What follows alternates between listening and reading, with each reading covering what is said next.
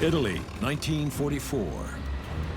The Allies fight to wrest control of Italy from the Germans, while the Germans turn every ridge and mountain into a fortress. The Germans always had a hill higher than us. They could see us coming.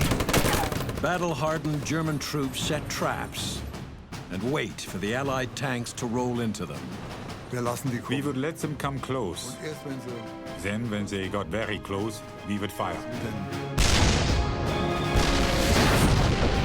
Canadian troops fight the Germans across rivers, through valleys, and up mountain ridges. They had Italy, and they were doing their best not to give it up, and we were doing our best to get them out of it. It would be tank versus tank. Canadian and German armor clash in the battle for Italy.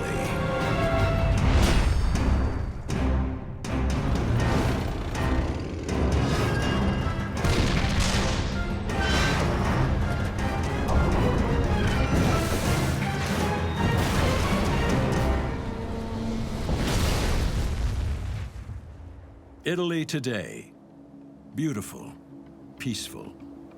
But for thousands of years, armies fought here. The Carthaginian general Hannibal, Attila the Hun, and Napoleon Bonaparte all struggled here to win supremacy over the Mediterranean Sea. Italy is that great land bridge that connects three continents together. So all of the great empires that exist around the rim of the Mediterranean Sea have sought to control the Italian peninsula. And never was the fighting more vicious or desperate than between the Allies and the Germans in the Second World War.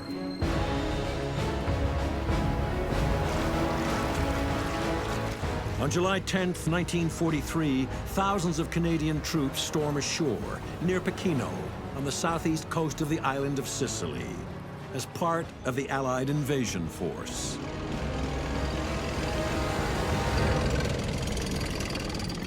In a mere 6 weeks, the Allies conquer Sicily.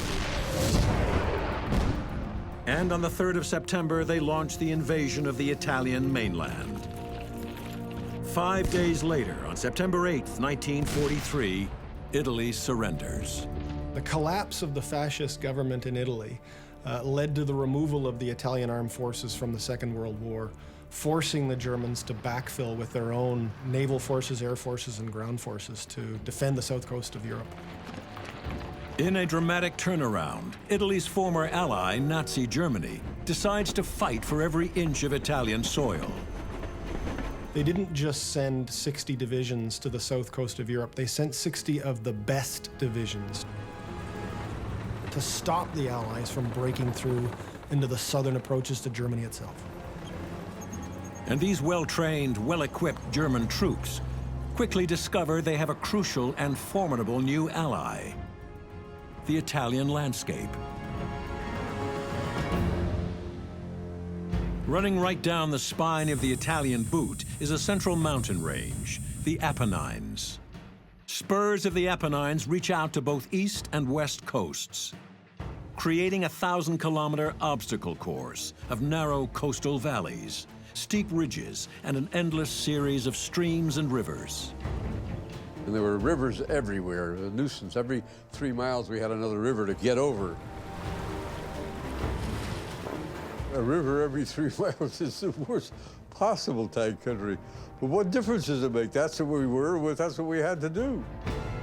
Exploiting every twist in the terrain, the Germans build one defensive line after another, turning over 1,000 kilometers of mountain, river, crag, and swamp into an unending battlefield. The Germans have every advantage of terrain. There are very few avenues to advance northward in Italy. It takes a relatively small number of Germans to block all of the paths successfully. They're in a stationary position, they're just waiting for you to come along. The Canadians fight desperately for almost a year, including the vicious street battles in Ortona. Combat in Italy has already cost the Canadians almost 10,000 casualties. In May 1944, the Canadians finally smashed through the Gustav and Adolf Hitler lines in the Liri Valley, just 130 kilometers south of the Italian capital, Rome. We were getting ready, quite literally, to take Rome. That was our end objective. One of the last obstacles in the advance to Rome is the Melfa River, which cuts across the Liri Valley, 15 kilometers beyond the smashed Adolf Hitler line. The Melfa River is a giant anti-tank ditch that bars the approaches to Rome by cutting across the Liri Valley at right angles. The Canadians are ordered to seize the river crossings and open the road to the Eternal City. For the assault on the Melfa, the Canadian 5th Armored Division mobilizes a striking force of over 4,000 combat troops, 24 light tanks, and more than 160 Sherman medium tanks. The Sherman is the backbone of the Canadian attack. The Sherman 5 is armed with a low-velocity 75mm gun and has 51mm of frontal armor that is dangerously vulnerable to the powerful cannons on most of the German tanks. And if the Sherman is hit, it has a deadly weakness. They called them the Bunsen burner, because when it went on fire, it really went on fire. Almost invariably, you'd lose all 5 men if the entire tank went on fire. At the Melfa River, the Shermans and their crews will be put to a severe test. The German High Command is desperate to defend the Melfa. Its crossings are virtually the only escape route for the German soldiers, retreating north from the smashed Adolf Hitler line. What we see in the Melfa River is a giant collision between the 26th Panzer Division that's rushing into the area to try to stabilize the German front and the Canadians that are trying to seize a crossing over the Melfa River before the Germans have a chance to turn it into a new defense line.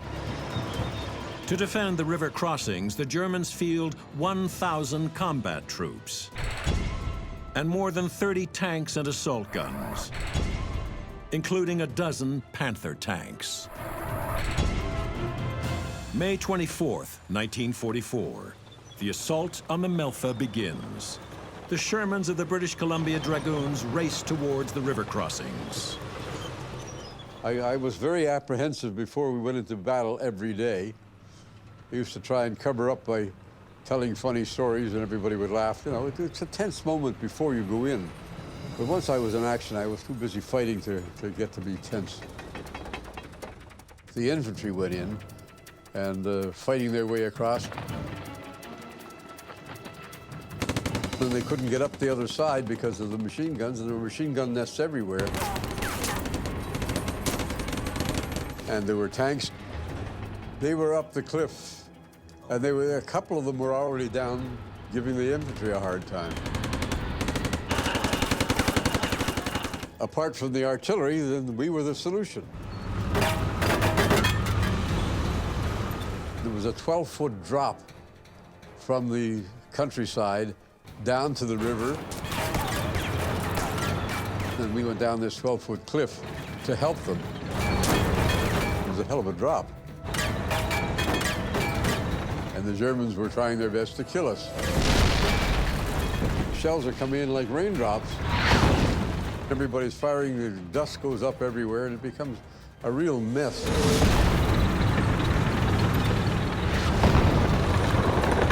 They came down their 12-foot cliffs and they met us on the beach.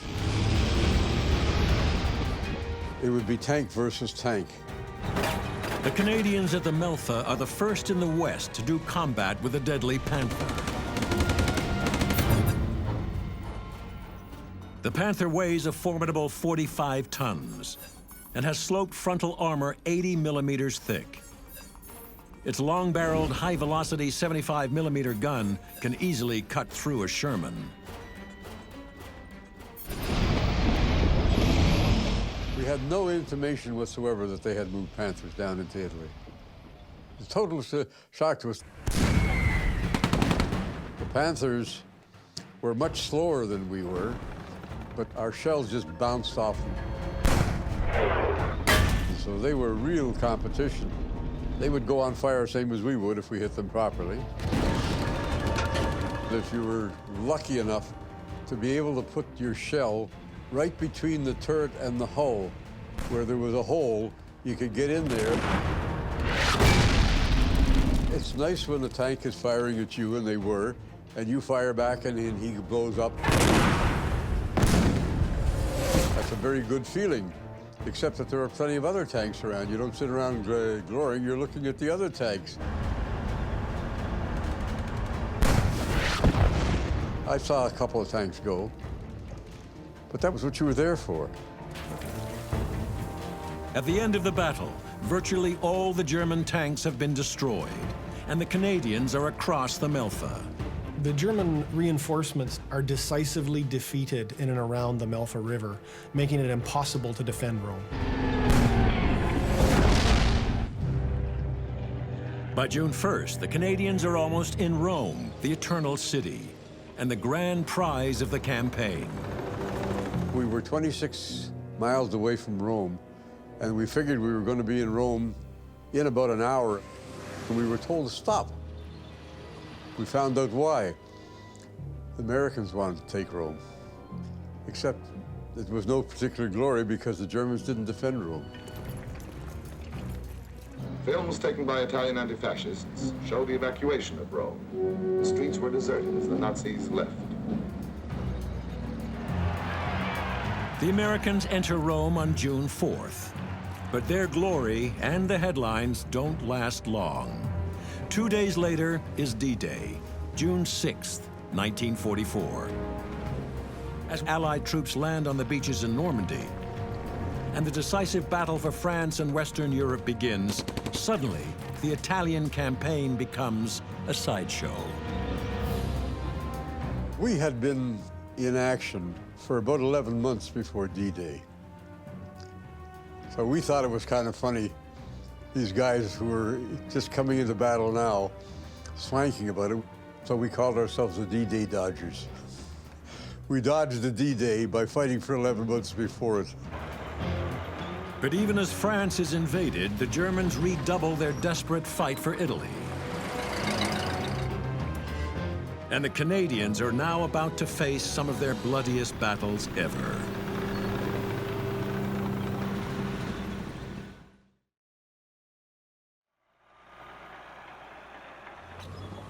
After crossing the Melfa River and with Rome in friendly hands, Canadian and Allied forces rush northward, up the Italian peninsula, heading towards the core of Italy's industrial and agricultural power. In the vanguard of the advance are Canadian tank crews and their Sherman tanks. It will not be a walkover. The German armies are determined to defend northern Italy to the last. North Italy is the breadbasket and industrial heartland of Italy as a whole. And that industrial heartland has been integrated fully into the German war economy.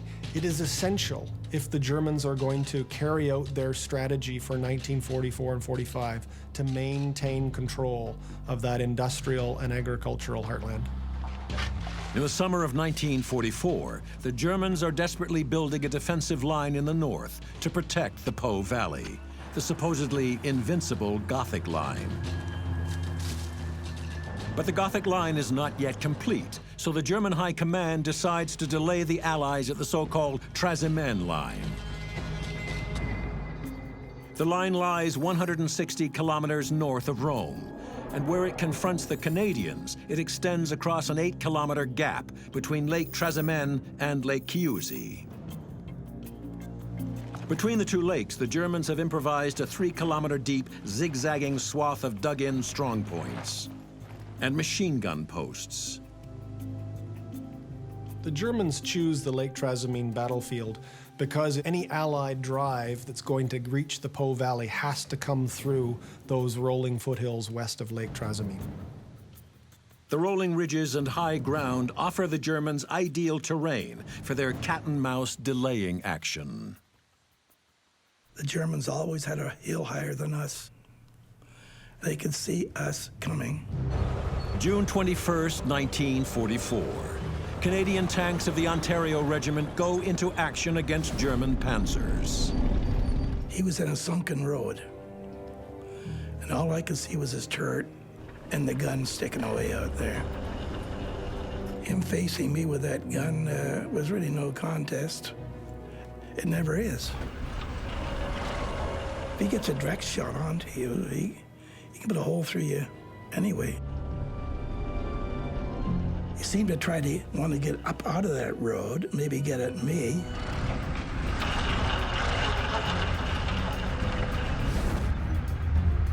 The gun was up here, like at quite an angle.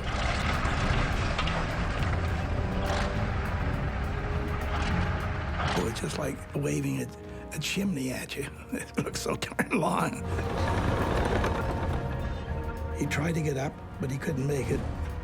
If he got out of there, I was facing that gun head on. I shot 2 or 3 shots at him.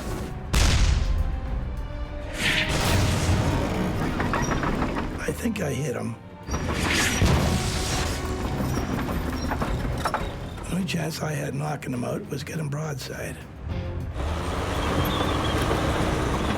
Their side armor wasn't as good as their front armor. Their front armor is very thick and well slanted. He just about disappeared about that time, and he went into some trees there. And I didn't see him from then on.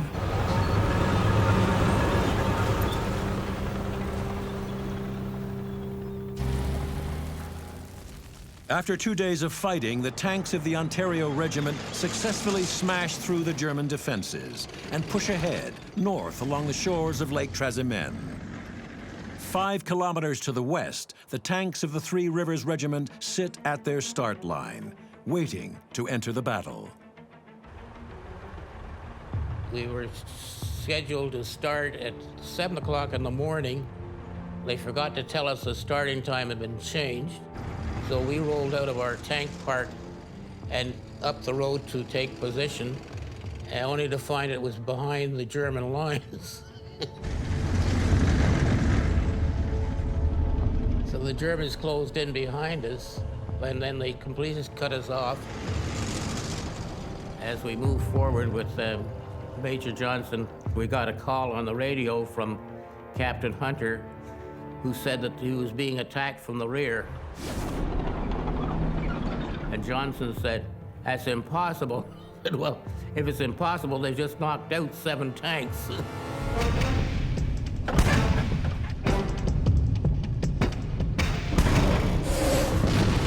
After Major Johnson told Hunter that he couldn't understand why he was getting hit from the rear, his tank got hit.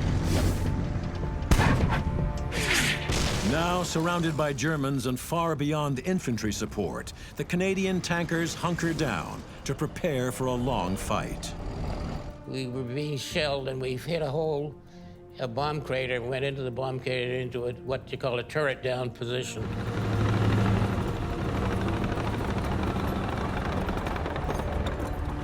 The land was fairly flat, and we were on a mold and could see what was going on.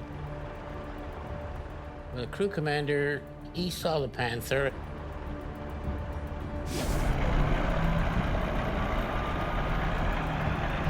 It was around 500 yards away from us. For a Panther or a Tiger tank, that was nothing.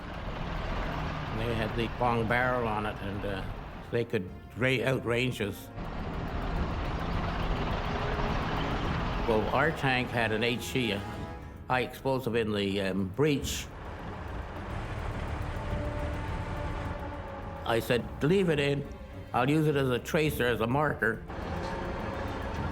My job was to make sure I picked up the target and fire at it. And I was lucky enough to hit the Panther tank.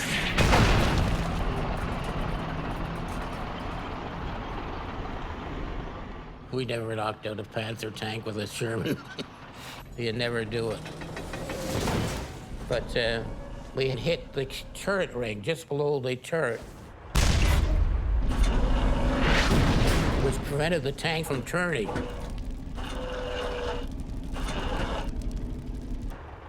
After immobilizing the Panther, the remaining tanks of the Three Rivers Regiment hold out against repeated counterattacks for more than 7 hours until they are relieved. You go into those things with the idea that you're invincible, that regardless of what happens, they're not going to get you. But the day has been a costly one. We lost 13 of the 15 tanks that went into action that day.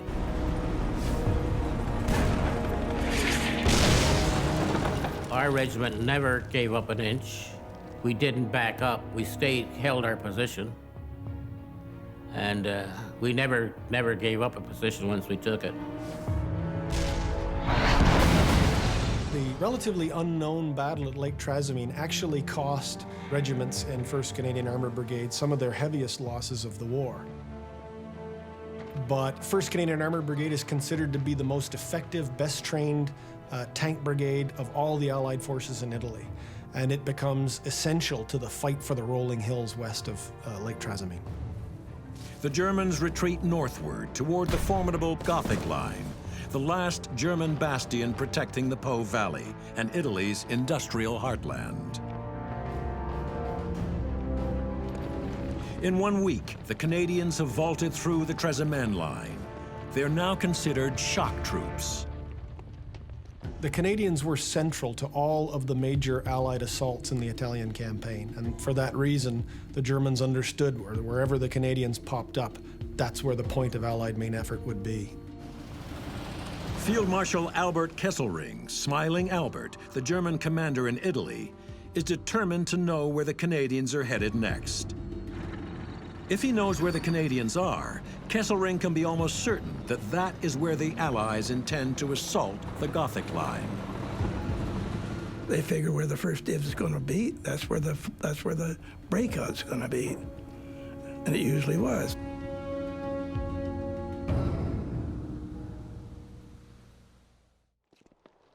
August 1944. The Canadians know that their actions are being anxiously watched by the Germans, and so it is in secret that they transfer to the Adriatic front and prepare to attack the Gothic line. Allied commanders wanted to concentrate their best troops, their most powerful armored and artillery formations, to the weakest part of the Gothic line, and so they transfer 1st Canadian Corps secretly across the Apennines to stage behind the Folia River to deliver the main assault on the Gothic line. The Canadians move from their position near Perugia, over 200 kilometers through the mountains, to their assembly point just inland on the Adriatic coast. The decision to move the Canadian Corps across the Apennines was a tremendous engineering and transport feat. The 5th Canadian Armoured Divisional Engineers actually had to build a road for their armoured vehicles that is still a well-used truck road to this day. Almost 11,000 vehicles, including 650 tanks, rumble through the mountains. For the assault on the Gothic line, the Canadians have 10,000 troops and over 260 Sherman tanks. And they aim to exploit to the fullest the Sherman's greatest strength. The biggest thing was our maneuverability. The Sherman tank was a great tank as far as that part is concerned. But we needed the mobility for obvious reasons. The Adriatic sector of the Gothic line consists of an anti-tank ditch, river barriers that run at right angles across the front, barbed wire entanglements, extensive minefields. But what this section of the line lacks is enough German troops to properly defend it. On the morning of August 31st, the German reinforcements are being rushed in from other parts of Italy now that the Germans know where the main Allied effort is coming. There's an awareness in Allied headquarters and Canadian headquarters that they've got to get high into the hills and take the German depth positions before the German reinforcements arrive. The Canadians will cross the Folia Valley, heading towards the heights of Point 204, near the town of Tomba di Pesaro. The Canadians understand that the key to their section of the Gothic line are the heights around Tomba di Pesaro. The British Columbia Dragoons are supposed to attack up on those heights with a supporting battalion of infantry. That battalion isn't ready, so they make the decision to go alone. It's a costly decision. It means that they have to drive through a German anti-tank gun screen and thick concentrations of German artillery fire. Even without reinforcements, the Germans are ready for the Canadians. The worst part was the fact that they were entrenched in there and were waiting for us.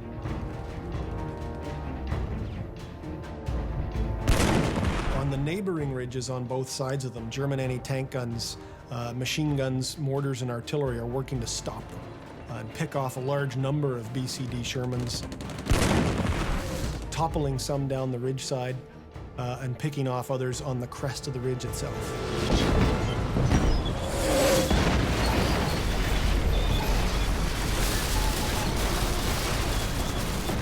Before reaching the German lines, the Shermans must cross a minefield.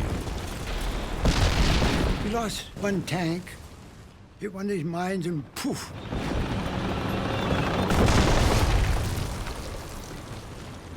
What they would do is knock off the track.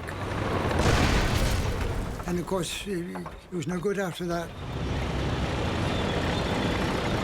The British Columbia Dragoons are attacking up a ridge towards Point 204. The Dragoons make rather skillful use of the crest of the ridge itself. To expose themselves on the crest itself means certain death. So when at all possible, they keep the vehicles on the right side of the crest and shield themselves from the German anti-tank guns to the west. Anti-tank guns, either side, they were firing at us. Some aren't able to do it. At some points on the top of that ridge, it's impossible to stay on the right-hand side. You have to expose yourself across the peak, and at those times, those tanks are picked off by 88s. That 88 millimeter, that was a powerful, deadly thing.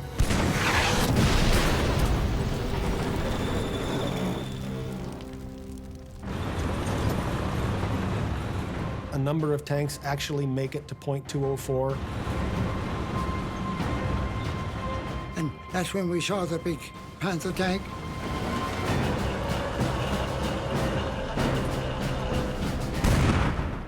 Only hit we got was just a glancing blow off the side of the tank. Wham! The noise inside was quite loud. It was facing us, and when I saw us, all three of us coming after them, he started to turn. But it didn't get very far. Crew commander said, fire at will. So I'm slamming the shells in, and the gun is firing away. In with another one. Hit a broadside, and in the turret. Once the Canadians carve out a toehold on Point 204, they've effectively cracked their finger into the door of the Gothic line. The Germans begin a massive withdrawal. The supposedly invincible Gothic line has been smashed. After their victory in the Gothic line, the Canadians thought the war with Germany just might be over. They assumed that the Germans were retreating from the Gothic line and were about to abandon all of Italy. In fact, at that moment, German reinforcements were rushing to restore the front and keep the Allies from breaking into the Po Valley and setting up a new line of defense around a place called Coriano.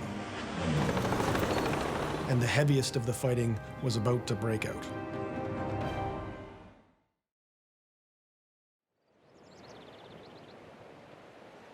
September 1944. The Allies are on the verge of breaking through into the Italian north.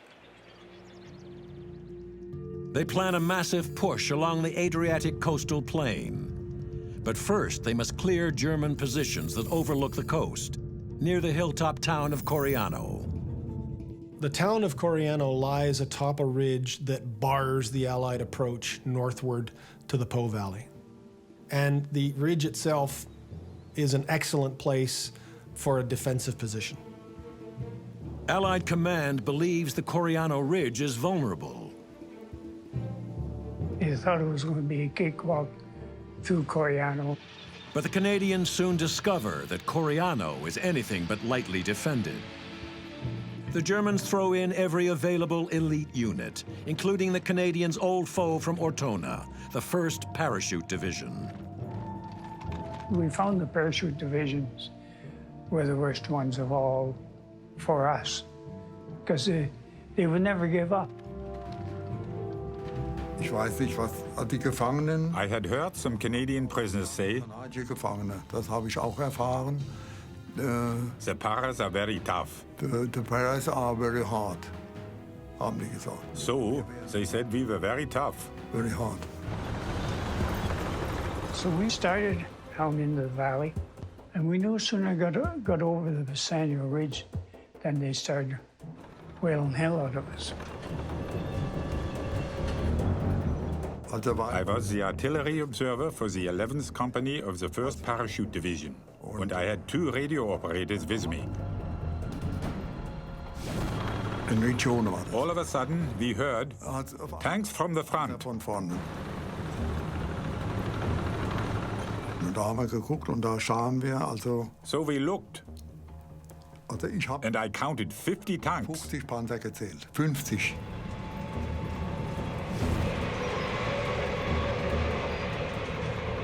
Wenn wir mit dem Funk After we had given an order by radio, kam innerhalb it took von about 10 minutes until some artillery arrived. Artillerie.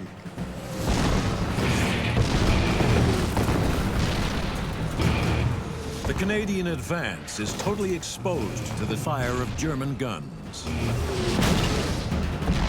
We were out there bare naked. Auf die Panzer und dann haben And when the first ones caught on fire, Feuer. Und the other ones turned around.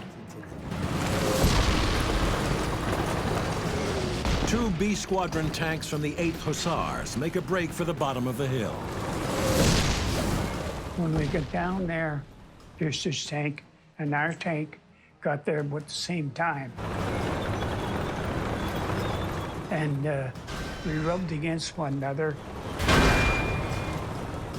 and we straddled this dry creek bed. Well, it was a natural tank trap, really. We couldn't get out of there.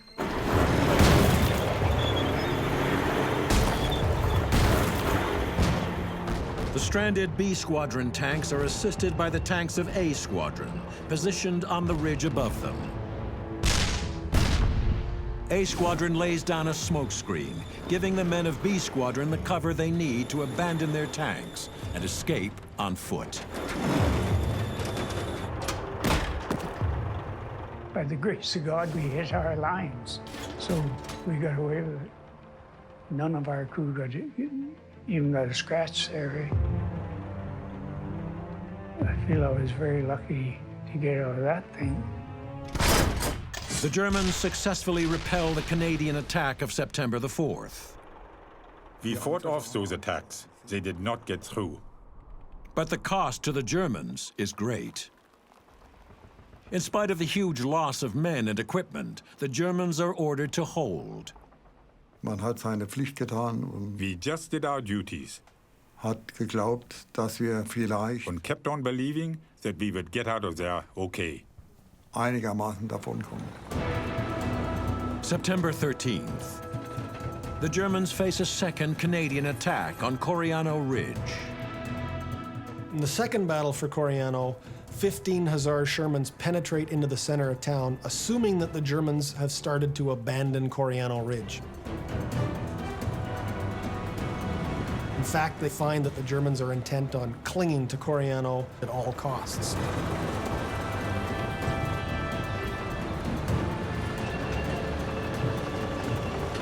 Those 15 Hussar Shermans reach the town square and meet an ambush force of German Tigers, Panzer IVs, and infantry.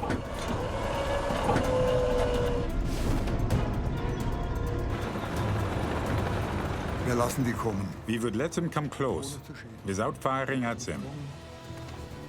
Und erst wenn sie Then, when they got very close, we would fire.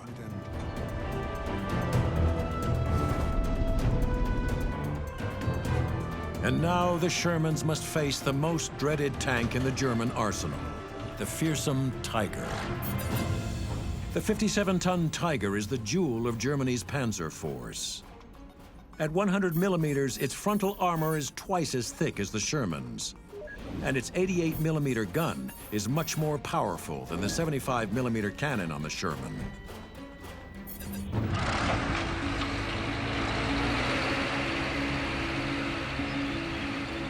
There was some kind of a weapon, Tiger tank.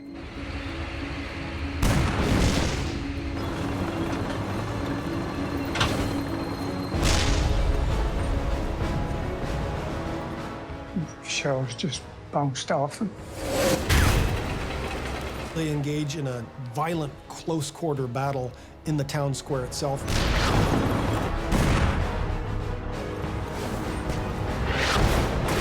A number of Canadian tanks are hit.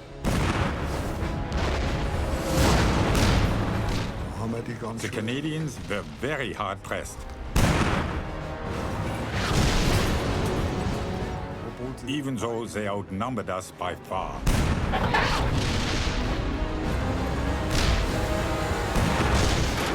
And in order to escape, the Hussars actually have to tow their wrecks out of the way.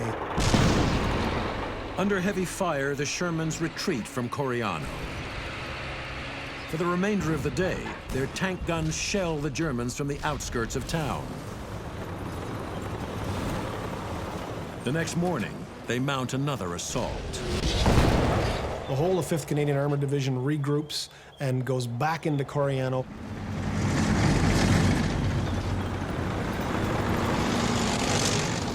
By this point, the German tanks inside Coriano have been wrecked by Canadian artillery.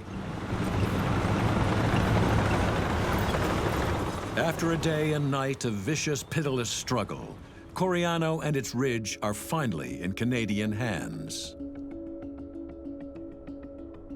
Just on the horizon, the Po Valley beckons. The men call it the Promised Land. After the battle for Coriano, the Allies are finally on the edge of the vast Po Valley. Being flat, the valley looks like ideal tank country. When the Canadians finally broke into the Po Valley, many of them thought that for the first time in this war, they were going to be able to fight a battle without the Germans looking down on them. Tankers had been dreaming of the day when they'd be able to use their tanks in a breakout role and chase the Germans back to the Alps. Unfortunately, that was not going to be the case. The desperate German fight at Coriano had a clear aim. The Germans were waiting for the season to change. Autumn weather and rain will be the Germans' greatest ally in defending the Po Valley. Po Valley is a tanker's paradise in the summer dry weather. But because of all the rivers and irrigation canals that cut across it, once the fall rains arrive, it's a tanker's nightmare. Once it starts to rain heavily in September and October of 1944, the Po Valley filled with water. Any attempt to move off-road means that a 33-ton Sherman tank is going to bog down to its axles almost immediately. Tanks become irrelevant.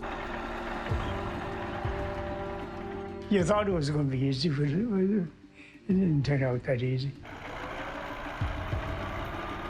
Mud makes coordinated cross-country tank attacks almost impossible. The Germans dig in, and the Allied advance slows to a crawl. Both sides hunker down in the rain and the mud.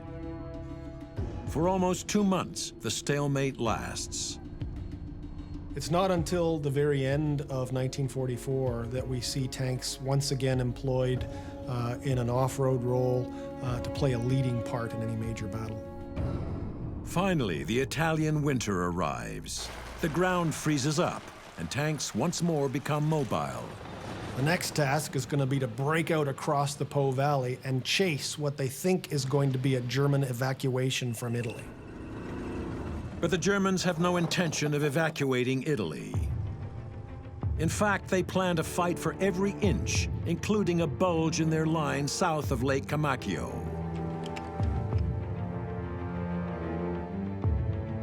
The German position near the town of Sant Alberto on the south shore of Lake Comacchio is a mortal danger to the Allies' right flank. The Canadians prepare to eliminate that threat. The Canadian mission at the Battle of Lake Comacchio is to destroy the German forces south of the lake and set the conditions for the final liberation drive in the spring of 1945. January 2nd, 1945. Canadian tanks go into action. 5th Canadian Armoured Division uses 2 of its armoured regiments. They wait until there's been several successive nights of frost to freeze the ground firm. Because they know that German anti-tank defenses are only set up to cover the roads, because for the last 3 months, no Allied tank has been able to drive off-road. After a couple of days of frost, when the ground's firm enough to carry the weight of a Sherman, these Canadian Shermans break out across the frozen ground. Frost-hardened ground is not their only ally. The Shermans have been fitted with track grousers to aid the advance. The track grouser extends the width of the Sherman track and enables it to travel on softer ground. Additional pieces attached to the sides of the track links. Grousers add more than 10 centimeters to the width of the tank track, thus spreading the weight of the tank and making it less likely it will sink into soft ground or break through the frost layer. As the Canadians advance across the frozen ground, they come under fire from a German ambush. A group of anti-tank guns and Panthers begin to knock out the tanks of the 8th Hussars.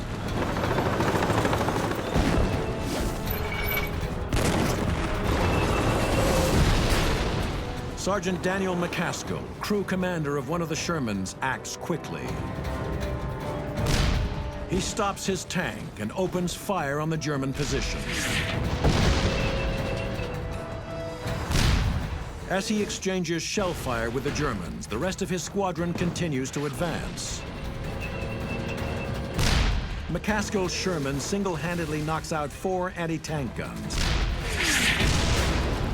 and a Panther, while sustaining no damage himself. With the Shermans safely through the ambush zone, they continue their advance towards Lake Comacchio, leaving the German defenses in flames.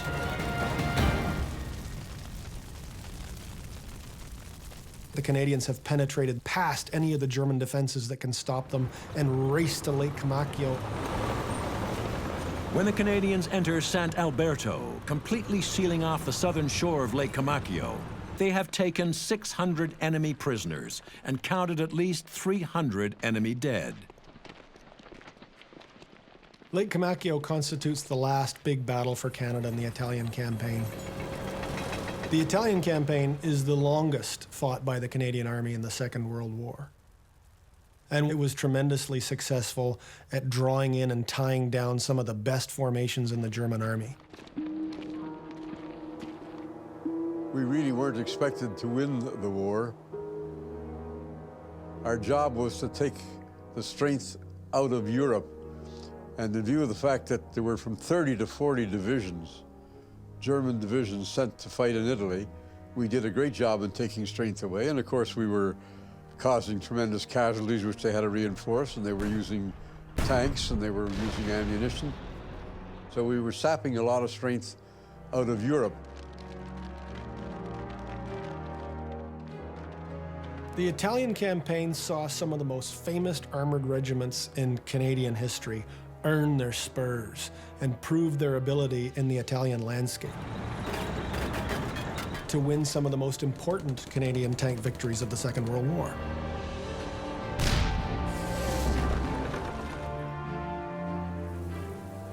Each Canadian victory was a step in the liberation of Italy. And many Italians, like those who live near what was once the Gothic line, still remember, even today. The Italians in that area remember the Canadian victory at Point 204 as a key point in the story of their liberation from German occupation. The Italians built the monument at Point 204 in tribute to their Canadian liberators, with their own money and their own labor. It's a unique monument in Europe in that sense. The memorial's inscription reads, "Here the heroic deeds of the 1st Canadian Corps breached the imposing German defenses, with the loss of over 1,000 lives, for the freedom of Italy and peace in Europe. In witness to, and as a warning for future generations." The Gothic line was just one battle in the 20 long months the Canadians fought to liberate Italy. That success came at a heavy price in Canadian lives. 93,000 Canadians served in Italy. More than 20,000 were wounded. Nearly 6,000 died. Those are brave men. We didn't think we were heroes. I was a lucky guy to survive. Each year I go to the memorial service for the 23 of my synagogue that got killed in action.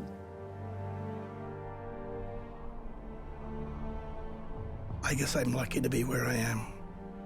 All my buddies in the regiment are all dead. And that's not a very nice thing to even think about. They were excellent people, excellent soldiers. We did what we had to do, and what we were trying to do was prevent the Germans from taking over the whole world, and we succeeded. It was really our baptismal fire.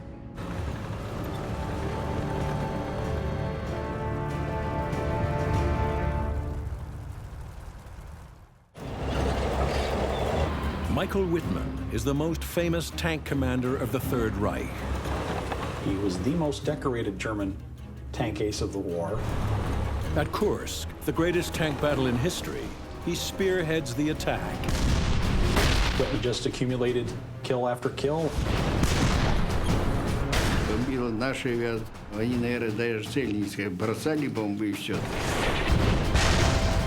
In Normandy, Whitman single-handedly halts an Allied advance. One German tank was able to knock out so many British tanks in a matter of a few minutes. Whitman's final battle turns him into a Nazi legend. It was almost suicidal for the Germans to mount that attack. Even though it's been 60 years after Whitman's death, his legacy, his mystique, maintains today.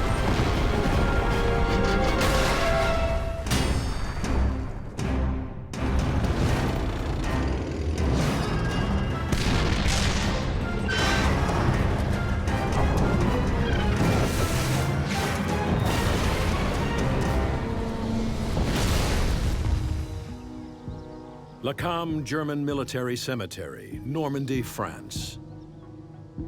21,000 graves, a monument to the death of the German army in Normandy and to the downfall of Adolf Hitler's reviled Third Reich. And yet amongst the rows of unadorned gravestones, there is one man's grave that is always honored with fresh flowers. His name, Michael Whitman. Whitman is considered the greatest tank ace of all time. He was the ace of aces. Many people say that he was a very quiet, likable man. He wasn't your typical Nazi. Most tank commanders weren't personally decorated by Hitler, but most didn't quite stand out with the number of kills that Whitman did. Whitman's mentality was aggressive, motivated, disciplined, kind of encapsulates the Panzer arm of World War II into a person. Whitman died here in the fields of Normandy. But his legend began in the fields of Bavaria. Born in 1914 on a farm south of Nuremberg, Whitman was a country boy living the healthy outdoor life. At 19, Whitman is drafted into the army for compulsory service, as all young men are in the Germany of Adolf Hitler. In 1937, after completing his service, Michael Whitman, aged 23, eagerly volunteers for Hitler's personal bodyguard, the Leibstandarte, SS Adolf Hitler. It's an elite unit. They were in parades, they were very regimented. It would have been handpicked personnel. They would have had certain height and physical fitness requirements, a certain look. He's not only a volunteer, but he's seemingly politically indoctrinated to want to be part of this unit. I swear to thee, Adolf Hitler, as Führer and Chancellor of the German Reich, loyalty and bravery.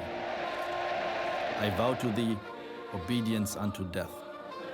Being the honor guard, I'm sure it was very appealing to somebody in their early 20s.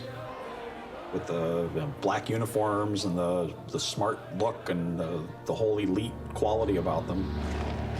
Michael Whitman embraces absolute loyalty to Adolf Hitler and his policy of persecution of the Jews, and to his program of conquest and expansion of the Third Reich. But in September 1939, Hitler invades Poland, triggering the Second World War. Now, for Whitman and his generation of young Nazis, the parades are over and the fighting begins. Because of his excellence as a driver, Whitman is given command of a reconnaissance vehicle. By early summer 1941, the Nazis are the masters of Europe.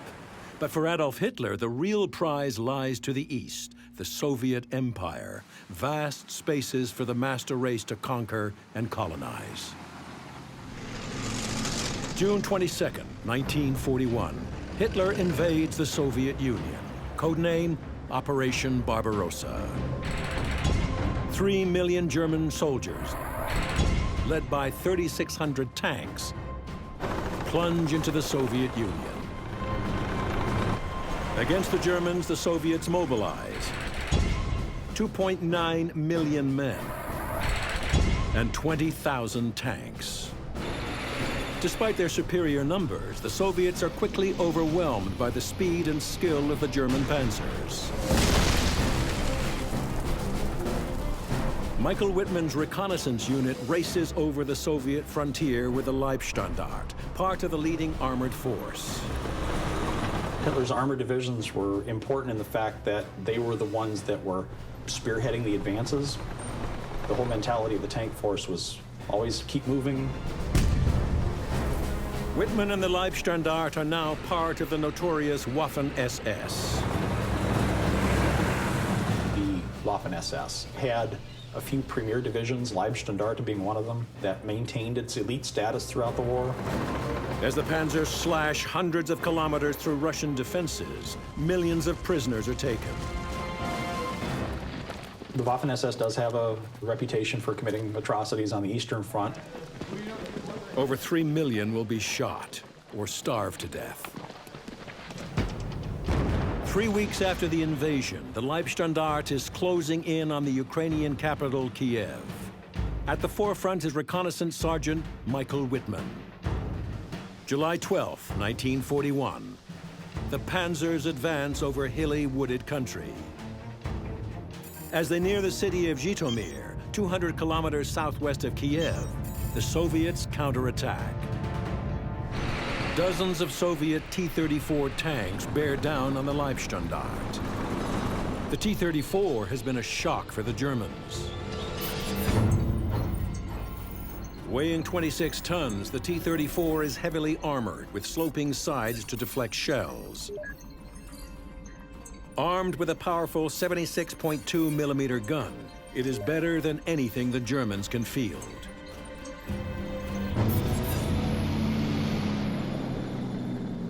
Whitman is ordered to reconnoiter the enemy forces in a Sturmgeschütz 3 or Stug.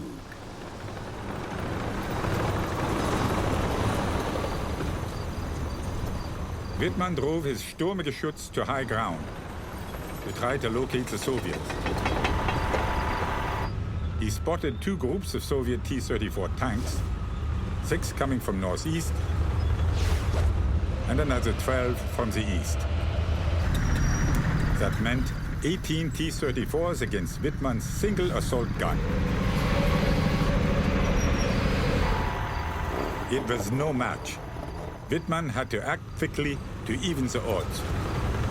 He ordered his driver to take the Sturmgeschütz off the high ground. Whitman has been ordered not to engage the enemy tanks, as the heavier T-34s outgun his Sturmgeschütz 3. Sturmgeschütz is designed initially to be infantry support. It's not designed to engage other tanks.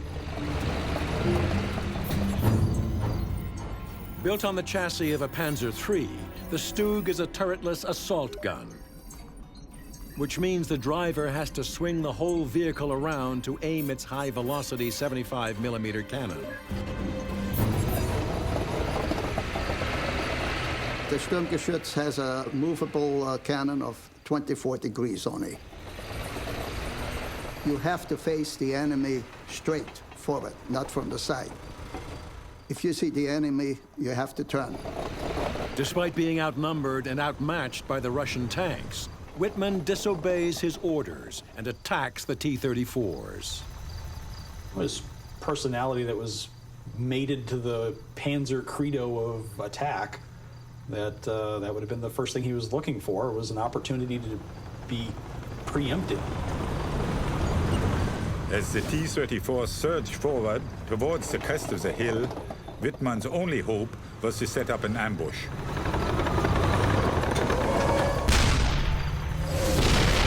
It was a direct hit. A second T-34 surged over the hill. It went up in flames. A third T-34 managed to get a shot at Whitman's Sturmgeschütz. The T-34s were not as accurate, we thought at least, than ours. More Russian tanks poured forward. There were just too many.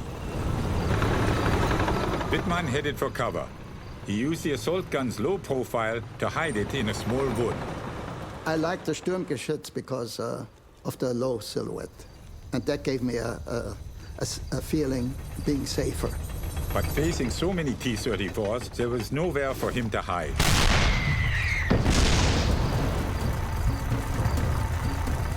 Whitman's driver swiveled the Stug to bring its gun to bear on the Russian.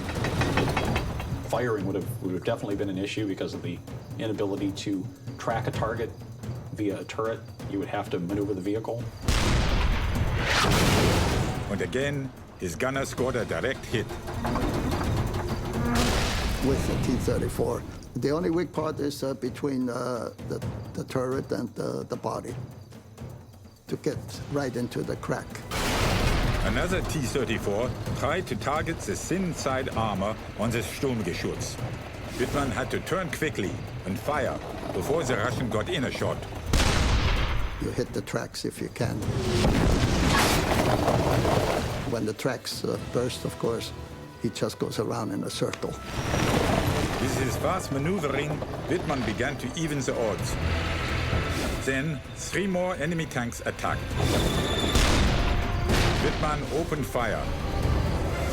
Only one of the Soviet tanks escaped. 6 of the formidable T-34s destroyed in just a few minutes. Whitman and his crew stopped the Soviet armored attack. For his actions, Whitman is awarded the Iron Cross Second Class. Impressed by his exploits, Whitman's commanders send him back to Germany to train to become an officer of the SS. Whitman's career is on the rise. Autumn 1942, Bad Talz, Germany. Michael Whitman begins his training in Heinrich Himmler's Waffen-SS school. Its aim is to form a new SS military elite, the future leaders of Hitler's Nazi empire. Whitman graduates as an SS second lieutenant and is soon training on Germany's newest tank, the Tiger. Hitler's answer to the Soviet T-34, it is the most formidable tank in the world. At 100 millimeters, the Tiger's frontal armor is virtually impregnable. Its 88 millimeter gun can cut through a T-34 at over 2 kilometers. Wir waren und Tigerleute, waren stolz, hatten das beste Gerät, was wir hatten. Es war auch ein guter Panzer und wir waren zum ersten Mal den russischen Panzern haushoch überlegen. In February 1943, Whitman is called back to the Russian front as part of the Leibstandart's new Tiger Company. But by the summer, the tide of battle is turning against Germany. Soviet forces surge west, creating a huge bulge protruding into the German lines near the Russian city of Kursk. Desperate to regain the initiative, Adolf Hitler plans a counteroffensive, Operation Citadel. It will be a two-pronged attack from north and south to chop off the bulge, leaving 500,000 Soviet soldiers cut off and trapped. For the Citadel offensive, the Germans have amassed 780,000 men and 2,500 tanks. To meet the Germans, the Soviets field almost 2 million men and more than 5,000 tanks. The Leibstandarte will be at the front of the southern attack. With them at the spearhead will be Michael Whitman, now commanding a platoon of 5 Tiger tanks. On the eve of battle, Whitman's commander reads out Adolf Hitler's message to the crews. Soldiers, today you set out on a great offensive whose result can decisively affect the outcome of the war. My soldiers, now, finally, you have better tanks than the enemy. The German homeland looks to you with ardent confidence. We just thought we were superior to the Russian tanks. At least we were brainwashed to believe that, which helps to make you feel superior, you know. You know what propaganda does. July 5th, 1943. At dawn, the Tiger crews wait for their attack to begin. The order came over the tank radios. Panthers, forward! As we advanced, we were met by a relentless storm of fire. The Russians had prepared line after line of defenses, with dug-in T-34s. Because the T-34 was inferior to the Tiger I, it needed to compensate for its deficiencies. One of the ways was to have pre-dug positions for the vehicles. The incoming round would have to penetrate several feet of dirt to be able to actually get to the vehicle itself. The Tiger's powerful 88mm gun is able to break through the Russian defenses.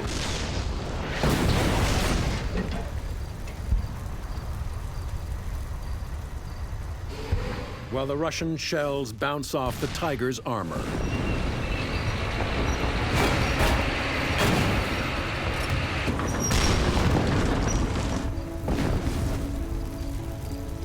Overcoming line after line of Russian defense, Whitman and the Tigers pushed towards their objective.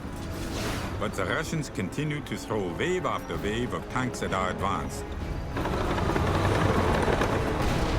These were all fresh targets for Wittmann's gunner.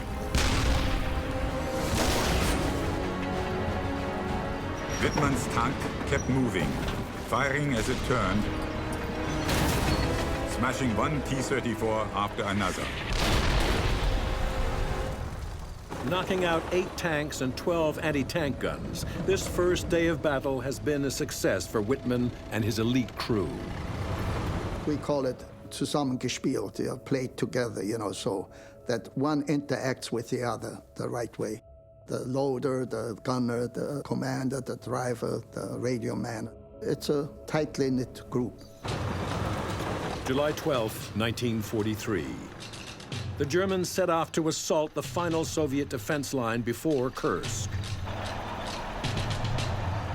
Wittmann's commander is wounded, and Wittmann must take over command of the Leibstandart's Tiger Company, just as the Battle of Kursk is about to reach its climax. Unknown to the Germans, the Russians are preparing a desperate last-ditch counterattack. The Germans were on the verge of breaking through into open country, and the Soviets were starting to panic. They were going to throw whatever they had available into the mix. The Russians send 500 tanks west to attack the German right flank, but the Waffen-SS tanks turn east. These huge tank forces are about to collide near the little town of Prokhorovka. Second Lieutenant Wittmann and his crew are ordered to high ground.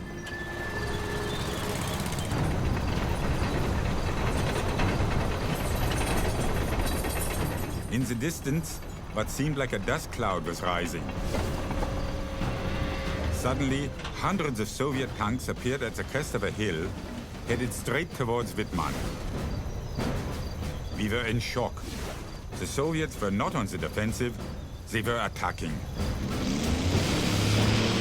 Just 1,600 meters from Wittmann, more than 100 Soviet tanks are charging towards him over the gently rolling land of the steppe. We had a number of hills, but it was predominantly open terrain, so the Tiger tank could engage at long distance. With a well-aimed shot, a Tiger can knock out a T-34 at a distance of 2 kilometers. But the Russian tanks have to get much closer before their guns can have any effect on the Tigers. Wir kamen im Angriff, man muss sich das so vorstellen, Panzer an Panzer, die große Kette, und auf der anderen Seite kam die T-34 an. The T-34s raced towards us, trying to close the deadly gap. They came back into view, now only 800 meters away. The Tigers opened fire.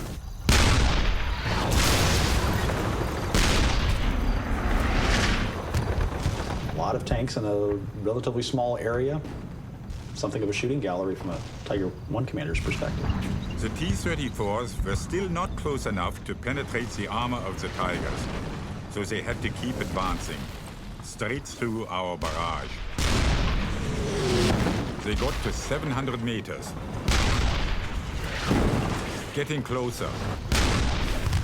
And closer. The Tiger guns were belching fire, but there were too many. They couldn't all be stopped. В это время немцы уже наступали, немецкие войска. Они были на ходу. The Russians slam into the SS formation.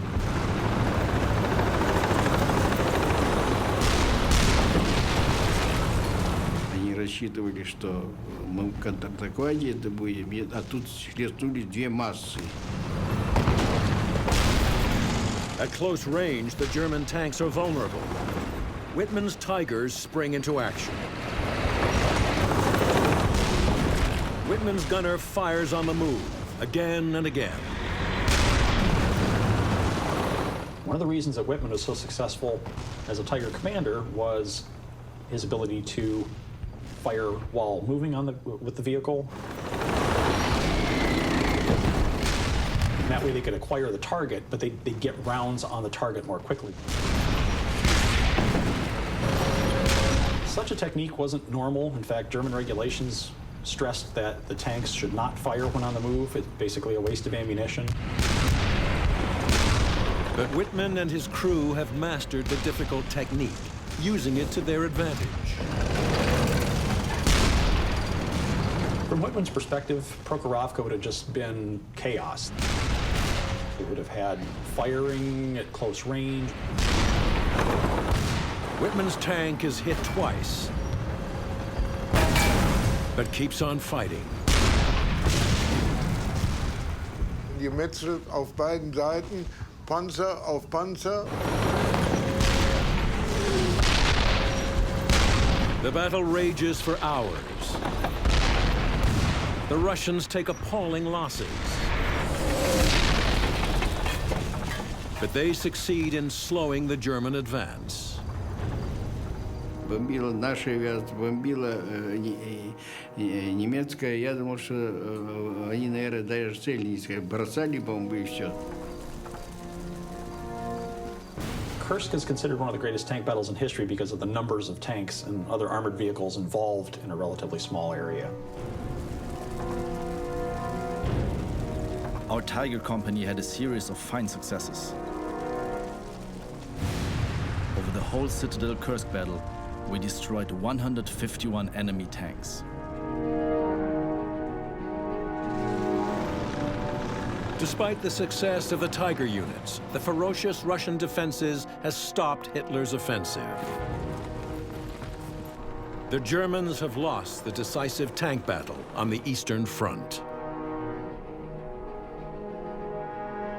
From now on, Michael Wittmann will be fighting for his and for Nazi Germany's survival.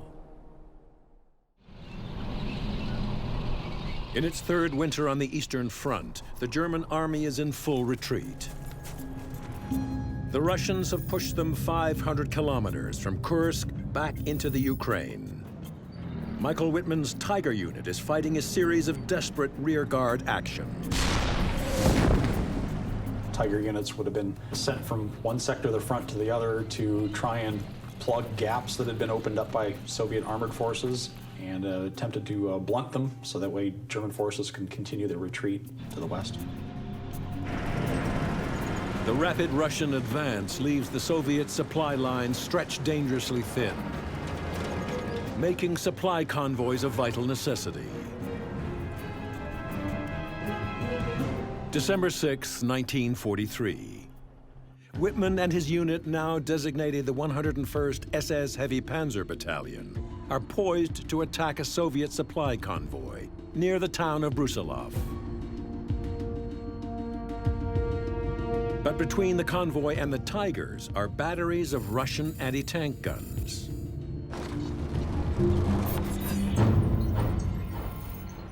The Soviet 76.2 millimeter divisional gun is a tank killer.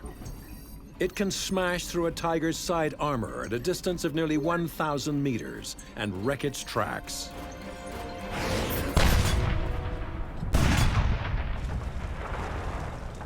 To kill these anti-tank batteries, Wittmann's tactic is to play a dangerous game, using himself and his tank as bait.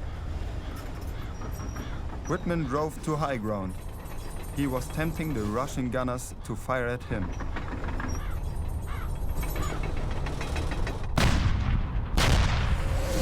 They took the bait, but now the gunners had revealed their positions.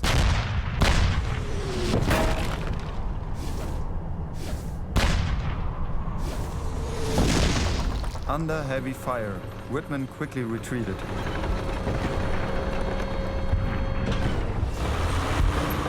Then our Tigers raced at the anti-tank guns from their blind spots, charging straight at them before the Russians could turn the guns around.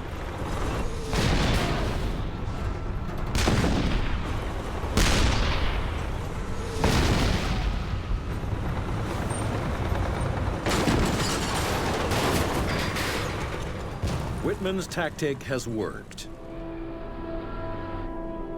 The anti-tank batteries are now a smoking wreck. But his Tiger reveals just how dangerous Wittmann's game can be.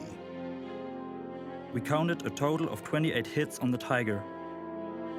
Some of them were smaller, of course, but there were also some big enough to easily put one's fist into. With the anti-tank batteries eliminated, Whitman races towards the supply road. He drives into cover to observe the road, and he spots a convoy. Though he's heavily outnumbered, Whitman decides to attack on his own. Whitman would have been trying to make the best of a bad situation. He would have been increasingly reckless due to necessity in engaging enemy targets. Like a wolf attacking its prey, he quickly knocks out the lead tank and the rear tank, leaving the convoy trapped on the road at his mercy. Whitman blasted the enemy with furious barrages of gunfire. He placed his fiery mark on the road, smashing long lines of Soviet vehicles into junk. This caused mass confusion among the Soviets. Whitman's daring lone wolf attack has worked brilliantly. The Russian convoy has been destroyed. Over the next few weeks, he goes on a rampage, knocking out 61 enemy tanks. His total kills soon reach 117. He paints the number of kills on his tank barrel. On January 16, 1944, Whitman is awarded the Knight's Cross, Nazi Germany's second highest military honor. Then, just a few weeks later, his Knight's Cross is upgraded with oak leaves, and he is promoted to first lieutenant. On February 2, 1944, Whitman is called to the Führer's Eastern Front headquarters to receive his new commendation from Adolf Hitler himself. I think one of the reasons that Whitman was decorated to the degree that he was that he was part of the Leibstandarte SS Adolf Hitler Division, and that's Hitler's name in the unit. Whitman is now ordered back to Germany, where his exploits have already made him famous. But the country he finds upon his return is in ruins, a result of Allied bombing. The sight of such senseless destruction of our cities is enough to make one's heart bleed. The Anglo-Americans have taught us to hate. They will see this hate transformed into energy. We desire one thing: to get them in front of our guns. We have only one watchword, and that is revenge. The war effort was definitely going against Germany, and they were looking for ways to keep up the public morale. He visited the Henschel factory where the Tiger One was made and made a speech to the workers there. I think Whitman was used as propaganda for the Nazi Party, but I don't think it was totally unwilling on his part. I think it was just another way of contributing to the war effort. The Reich made him a celebrity intentionally. During his triumphal tour of Germany, Whitman marries 19-year-old Hildegard Burmester. The couple is offered a special wedding gift: Adolf Hitler's Mein Kampf. Hitler went to Whitman's wedding. A tank ace in Germany was so important. Before he can arrange a honeymoon for his young bride, Whitman receives a new posting. So his wife accompanies him with his Tiger Battalion to the Chateau Elbeuf in Normandy, France. Michael Whitman will soon have his chance at revenge on Germany's enemies.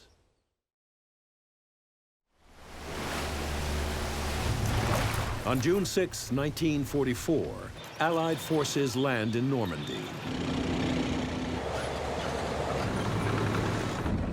Hitler orders his panzer forces to drive the Allies back into the sea.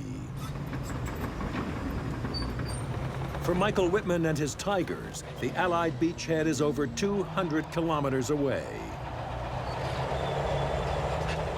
Whitman started off on June 6th with 45 Tiger tanks, which is a full complement for that 101st Heavy SS Tank Battalion. But it takes Whitman 5 harrowing days to get his second company to the Normandy battlefield. under unrelenting attacks by Allied fighter bombers that decimate his forces. And a week later, it was down to about 6 vehicles that were serviceable. Whitman and the 101st SS Heavy Panzer Battalion are positioned on the left and most crucial sector of the front, facing the British and the Canadians.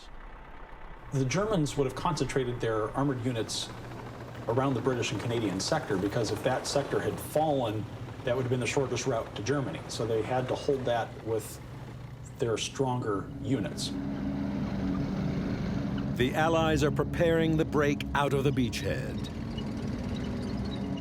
Their plan is to send the British 7th Armored Division towards the key city of Caen, through the town of Villers-Bocage. June 13th, 1944. Sheltering from Allied bombers, Whitman positions his surviving Tigers under the cover of trees, near Villers-Bocage. The British 22nd Armored Brigade was moving through the town. The column of British tanks is just 200 meters from Whitman's position. The British do not know Whitman is there, but they are about to find out. Then a man came into the command post and said, "Obersturmführer, tanks are driving past. I don't think they're German." I had no idea that the enemy might suddenly appear. Whitman saw that there was an opportunity and that the British armored vehicles were in a nice, neat line approaching his position. I went outside and saw English and American tanks rolling past, about 150 to 200 meters distance. Never had I been so impressed by the strength of the enemy as I was by those tanks rolling by. Whitman is facing 138 tanks and armored vehicles, while he has only 6 tanks. The decision to attack was a very difficult one. But I knew it absolutely had to be, and I decided to strike out at the enemy. Whitman's split-second decision will become legendary. I had no time to assemble my company. I set off with 1 tank. I drove up to the column, surprised the English as much as they had surprised me. I first knocked out 2 tanks from the right of the column, then 1 from the left. With them being in such close proximity to each other, there was no room to maneuver. I then turned about to the left and attacked the armored troop carriers in the middle of the armored regiment. They never left the road. They were so surprised that they took to flight, but not with their vehicles. Instead, they jumped out, and I shot up the battalion's vehicles as I drove by. I drove towards the rear of the column on the same road, knocking out every tank that came toward me. The enemy was thrown into total confusion. I was able to take out tanks as well as armored troop carriers. Then I drove straight into the town of Villers-Bocage. The town has already been occupied by British armor.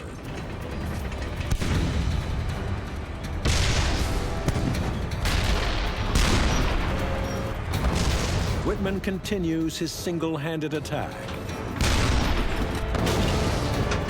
claiming a total of 21 Allied tanks destroyed.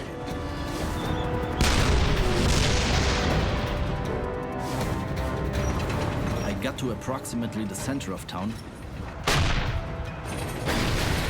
where I was hit by an anti-tank gun. My tank was disabled. I fired at and destroyed everything around me that I could reach.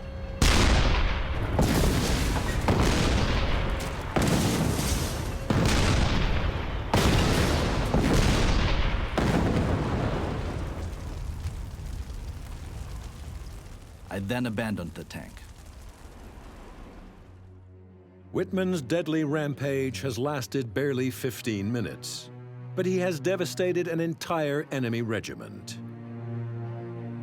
By single-handedly knocking out the British column, it kept the Allies from taking the area around Caen for 2 months, and it added to the mystique of Whitman's abilities as a panzer commander. German newsreels make the most of the Allied setback at Villers-Bocage. In den engen Straßen wurde eine stärkere amerikanische Panzereinheit gestellt und zusammengeschossen. Whitman is the most famous tank officer in the German army. Rund 1000 But the following day, the stress of battle shows on his face. Whitman is celebrated for his astounding feat by 1st SS Panzer Corps commander Sepp Dietrich, who recommends him for yet another commendation. In July, Whitman is once again personally decorated by Hitler, this time adding 2 swords to his Knight's Cross with oak leaves.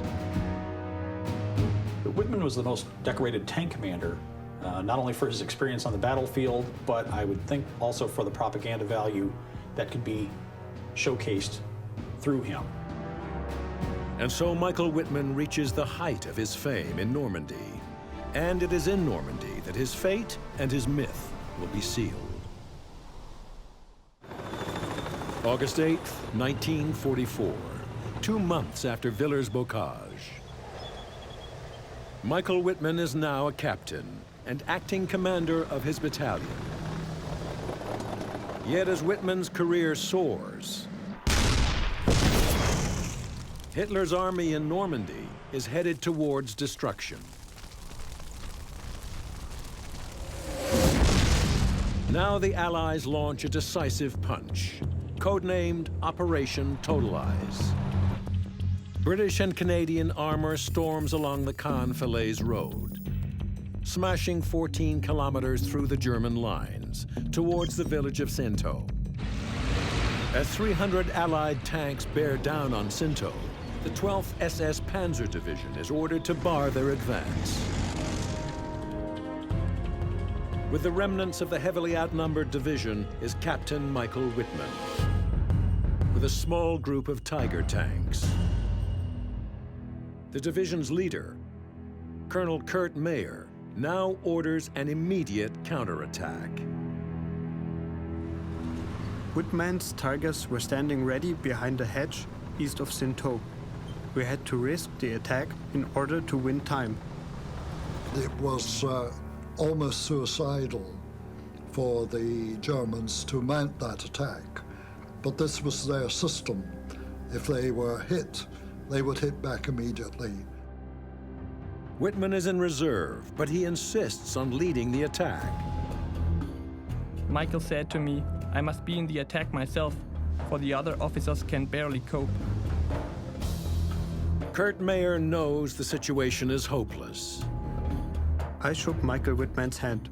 Michael laughed his youthful laugh and climbed into his Tiger. And so Michael Whitman sets off on the attack. Just 8 German tanks advancing against 300 Allied tanks. I don't think Whitman is exactly a fatalist. I don't think that he just figured that he was going to die, maybe this was the best place to do it. Whitman and probably his crew didn't think so much about their own personal safety as the overall war effort. What Whitman doesn't know is there is a hidden danger waiting for him on either side of the Caen-Falaise road. British tanks of the Northamptonshire Yeomanry are lying in wait in the woods to his right. Canadian tanks of the Sherbrooke Fusiliers are hidden behind a wall to his left. We drove off, Michael right of the road and I left of the road. Approximately 800 meters to Michael's right, there was a small wood, which looked suspicious. British tanks hidden in the woods observe Whitman. There were certainly four Tigers, which came down on what would have been our side of the main road. The Canadians of the Sherbrooks were, as far as I can see, actually much nearer, but they were on the other side of the main road. The Canadian tanks are hidden from Whitman's view behind a long chateau wall. We sneaked up right beside a brick wall and got in reasonable cover. Just hit the wall just enough that you could get your gun, that you could move it sufficiently. I could see on the right the first German tanks came out from Sinzo. Right away, I can remember the wireless net becoming active. I can see them, I can see them. I saw these tigers come in, across in front of us, about 1,200 yards away. My tank commander, he said, well, wait till they get to about 800 yards. We drove about 1 to 1.5 kilometers. I was now starting to get a bit itchy. The Allies not only have the element of surprise, they have a new tank, the Sherman Firefly. The Firefly, upgunned with a powerful 17-pounder cannon, is able to penetrate 130 millimeters of steel. Enough for even the thickest armor on a Tiger. For the first time, we realized that we now had a tank which was equal to the Tiger. Whitman's Tigers are now in the kill zone. With my eyes, I could see the tank closest to the road, about 200 yards, I guess. The tank commander said, advance driver, and we pull out of cover. As we pull out of cover, he says, target the rear Tiger. I fired. We began taking heavy fire, and then I received a radio message from Michael. Achtung! Achtung! Von rechts! I'd look round at the second tank. I fired one shot at the second tank. The loader reloads. Again, fired when ready. 3 of the 4 Tigers are now knocked out. Whitman's tank moves on alone. From close range, the Canadians now open fire at Whitman's tank. The one that he was in, I think, went by me. Other people from my squadron were firing at it now. Whitman's Tiger is hit.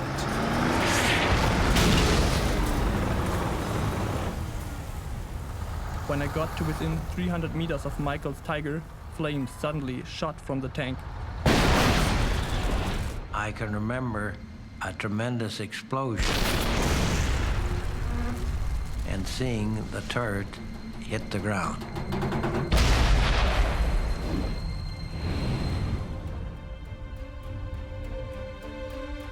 August 8th, 1944.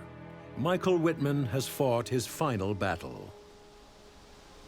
Whether his last thoughts as he went down the road were simply, Valhalla, here I come, a sort of a death wish. He must have known there was no way they were going to win. August 25th, just days after Whitman's death, the German army in Normandy is defeated.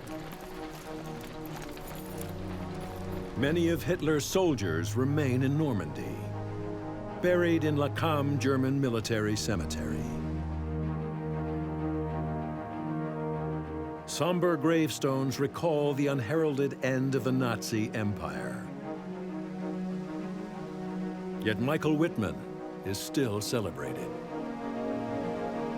I think there's a myth to Michael Whitman's combat experiences. People look at him as, yes, being a Nazi, but it's not the reason that they admire his abilities in combat. I think if you're on the receiving end of that, you're going to have a different perspective. He accepted the doctrines of Hitler, enough to get in his tank and invade other people's countries, country after country, to kill men, women, and children. He might have been a hero to the Germans, but not to me. Even though it's been 60 years after Whitman's death, his legacy, his mystique maintains to today. I swear to thee, Adolf Hitler, as Führer and Chancellor of the German Reich, obedience unto death. Vietnam, 1965. A brutal civil war is raging in Southeast Asia. Now American ground forces invade to stop communist guerrillas from overrunning the South. There's a common misconception that tanks, were not used very much in Vietnam. The Americans count on conventional firepower to stop the guerrillas. But they face a deadly, determined opponent. The North Vietnamese, they knew what they were doing. By itself, a tank is vulnerable in guerrilla and insurgent operations. All of a sudden, the RPGs start flying. And he screams, "We're hit!" The Vietnam War represents the first great tank versus guerrilla series of battles. And that's when all hell broke loose.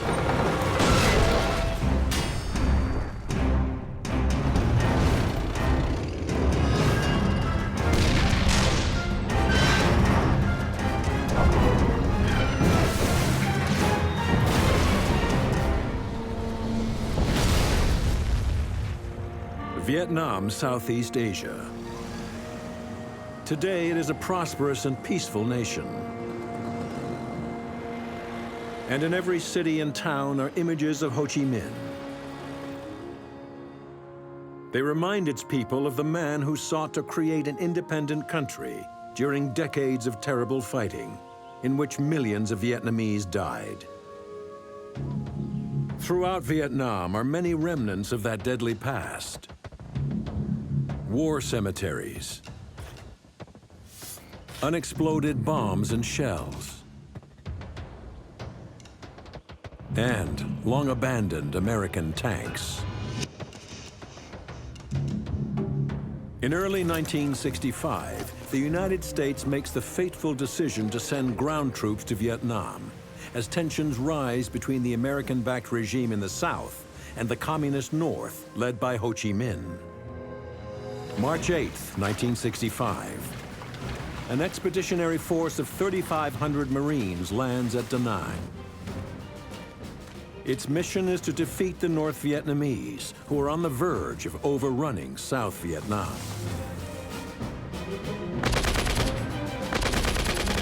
The U.S. saw that as part of this controversial domino effect in which if South Vietnam fell, next to fall would be Indonesia and the Philippines, and all of Asia would become communist. Whereas in reality, the Vietnamese simply saw this as a nationalistic war to reunite their country. Landing with the Marines are 2 platoons of 3rd Tank Battalion armor.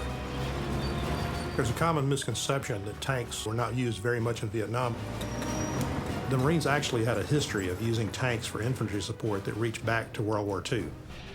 There's no real way to carry a large cannon around the battlefield, for direct fire infantry support, except a tank. Infantry support in Vietnam will be provided by the M48 tank. The M48A3 Patton tank boasts a high-velocity 90mm main gun, 110 millimeters of frontal armor, and a top speed of 45 kilometers per hour. The M48 was designed for tank-on-tank action. The goal of the American Tank Force in the 1960s was, in effect, to destroy Soviet tanks. The Americans are prepared for head-to-head combat with the Russians. But in Vietnam, their tanks face a different kind of enemy. The Viet Cong, or VC. The Viet Cong was a local guerrilla force, intimately familiar with the area. Their specialization was infiltration, ambushes. The initial role of tanks in Vietnam is to protect U.S. air bases. Because the original commitment of the U.S. in Vietnam was to base aircraft in South Vietnam for airstrikes across into North Vietnam. As the VCs step up their attacks against the air bases, U.S. Commander William Westmoreland adopts a new strategy. Westmoreland was a World War II general with a World War II mentality. And his goal, as he saw it, was to bring the Vietnamese to a conventional battle in which they could be destroyed by conventional firepower, in which the U.S. excelled, of course. He launches the first major American ground offensive of the war, Operation Starlight. Intelligence indicated formations massing for additional attacks against airfields. So the idea was to go in and break these up. Operation Starlight involves a preemptive strike against Viet Cong guerrillas who threaten the vital airbase at Chu Lai. The Viet Cong have 1,500 men, armed with hundreds of light anti-tank weapons. Against the VC, the Americans deploy an initial force of over 3,000 Marines, supported by a dozen tanks.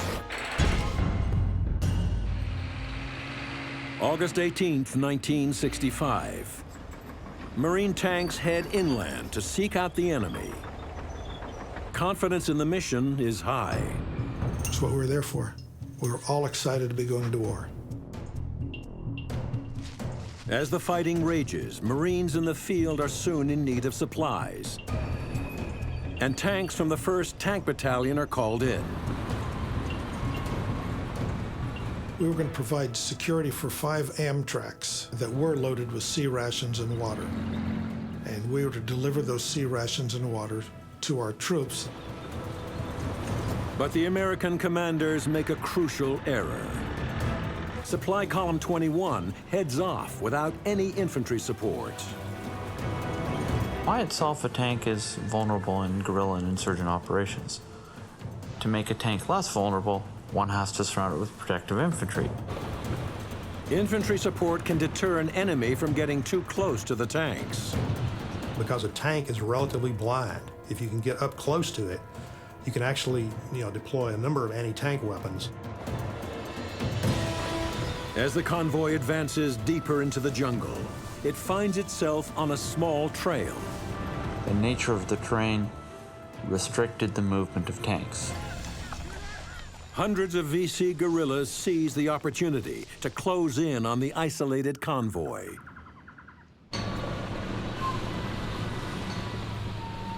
We're in a fairly dense, dark jungle.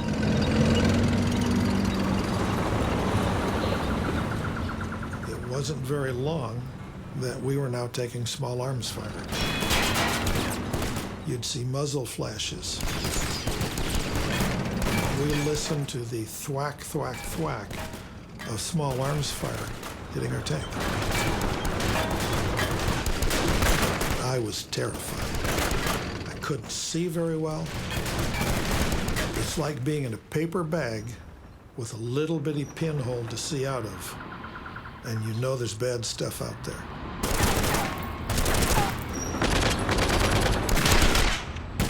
I'm using my .30 caliber machine gun. I know that I don't have a lot of ammunition, because I'm trying to literally pick a target and hit it. My tank commander said, "We're coming to a clearing."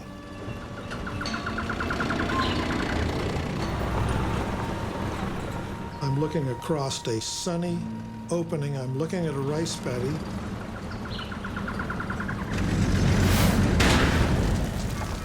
But I see the first tank take either an anti-tank rocket or an anti-tank gun. The Viet Cong have sprung a trap, a maneuver ambush. The maneuver ambush involves taking out the lead tank in a convoy, then the rear tank, then targeting the rest of the immobilized column. The first stage has worked. The lead tank has been halted. Military warfare training tells you where next.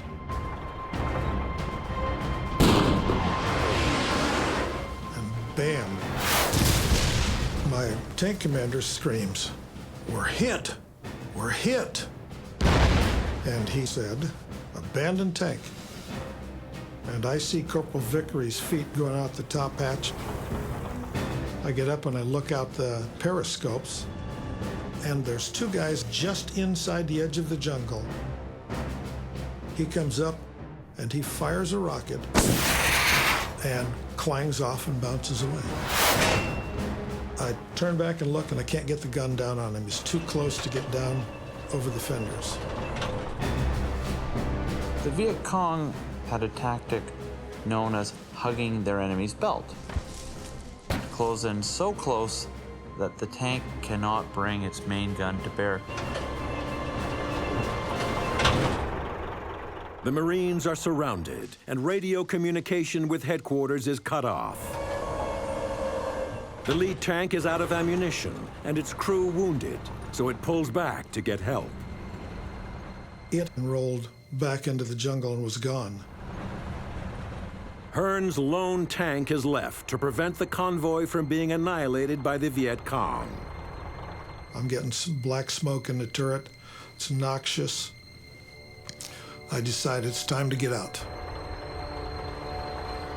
I stand up in there in a crouched position, and now I'm watching this 3.5 rocket launcher over here. He fires around. It hits just below the cupola, clangs off, climbed up and jumped out and jumped right over the back of the tank. There beside me is Corporal Vickery. He's on his hands and knees. He says, "Hearn, I'm hit. Hearn, I'm hit." It's obvious sooner or later they're just going to walk in and get us. Supply Column 21 is down to a handful of Marines, struggling to hold off the VC. The final stage of the ambush begins. The Viet Cong close in for the kill. And as I leaned up there, I take a bullet in the side of my neck. Much of the back of my head is blown out of my mouth. Private Hearn is left for dead when the VC withdraw into the jungle. The next day, Hearn and the other survivors of Supply Column 21 are finally rescued. By the time Operation Starlight ends, Viet Cong losses are estimated at over 600 dead. We underestimated them really, really badly. That was the case very early on in Vietnam.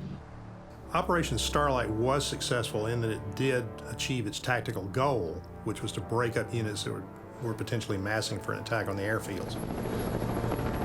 However, the U.S. Marines suffer 45 dead, and a quarter of their tankers are wounded or killed.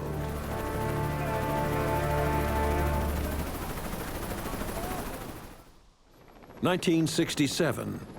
The United States has increased its military forces in Vietnam to 400,000 troops and hundreds of tanks. William Westmoreland was one of the main drivers in that he saw this as a conventional struggle and was constantly asking for more and more troops to expand these operational areas.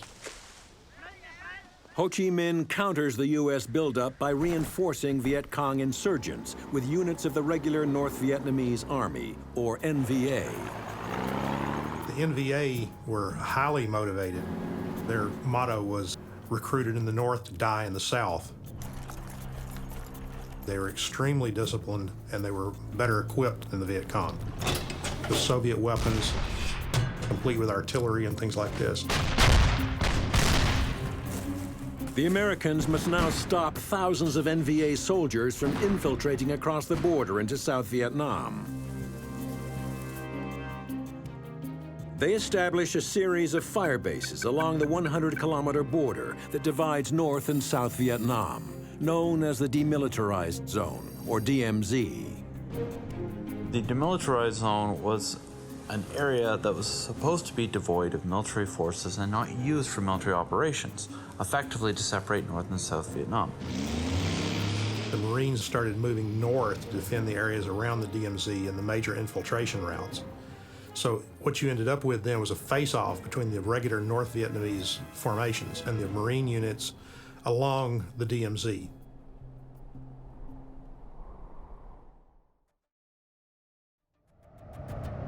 Near the eastern end of the border is the Giao Linh Fire Base. It is protected by 5 M48s from the Marines' 3rd Tank Battalion. As the U.S. began to establish a more far-flung network of bases, particularly along the DMZ, one of the things that would happen is they were subject to constant attacks by the NVA.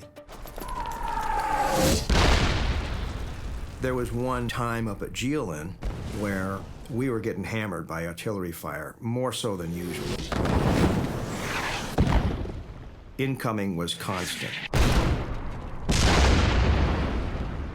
One of the chronic problems they faced was that the North Vietnamese artillery, the Soviet-made artillery, outranged even the larger American artillery.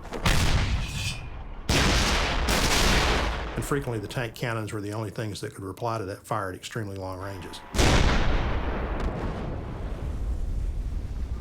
My tank commander came to us one morning and said, "Oh, we've got a crazy mission." And he said, "We're going to take our tank and one other tank, and we're going to run into North Vietnam. We're going to run through the DMZ." Both forces were to remain outside and not operate within. But they were somewhat selective in their adherence to the treaty. There were crack regiments of NVA in the area.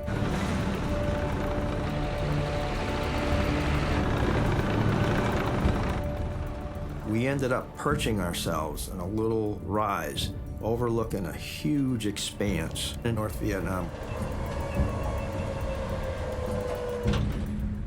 And our orders are to pick out any targets that seem suspicious and fire. Now, the 90mm cannon was frequently used for harassment and interdiction fire, where you would fire at long ranges against a fixed target that could not necessarily be hit by artillery or air power. The range finder went up to 4,400 yards. I saw something on the other side of this old dried-up rice field. And I put the crosshairs on as best I could.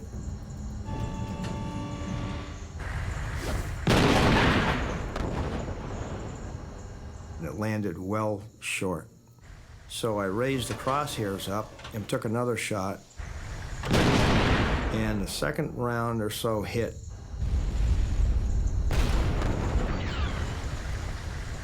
Even from 3 miles away or so. Secondary explosions were tremendous. We knew that we had hit something. We were there for maybe 3 minutes, turned around and hightailed it back to Giao Linh. We had knocked out the enemy artillery site that had been pounding the hill. We felt like the heroes of the hill, and it was something to be able to do that.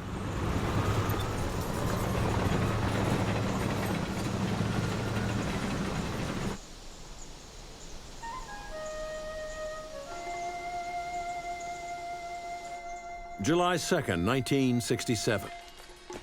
From their fire base at Con Thien, Alpha and Bravo companies, 1st Battalion, 9th Marines, set out towards the DMZ on an operation codenamed Buffalo. Their mission is to head northeast from Con Thien, cross the Trace, and then sweep the area south of the demilitarized zone. The role of the Marines changed from defense to aggressive patrolling and seeking out the enemy along what they called the Trace, which was a cleared belt of terrain that ran parallel to the border between North and South Vietnam, simply because they knew that they could not defend these base areas unless they went out into the countryside and sought out the enemy. As they advance, Bravo 19 has no idea they are walking towards a much larger force of battle-hardened troops of the North Vietnamese Army's 90th Regiment, waiting to ambush them. Operation Buffalo represented 9-to-1 odds in favor of the North Vietnamese, which meant they could literally overwhelm the American company. The NVA spring a trap on the American patrol. The Marines take heavy casualties and radio back for help from the tanks at Con Thien. Amongst them is the crew of Tank B-23. They called on our 4 tanks that were stationed at Con Thien. Bravo 19 was getting overrun. They got themselves into a situation where they walked into an ambush. What the tank force doesn't know is that NVA troops are now waiting to ambush them. The North Vietnamese knew very well their reaction force, usually built around tanks, would be sent out to help support and protect them. So they would lie in wait for that.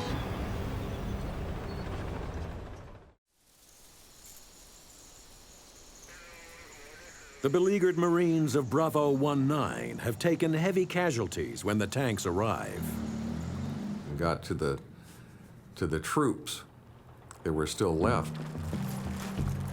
We were taking dead and severely wounded, throwing them on the tank. As Marines, we don't leave the bodies behind.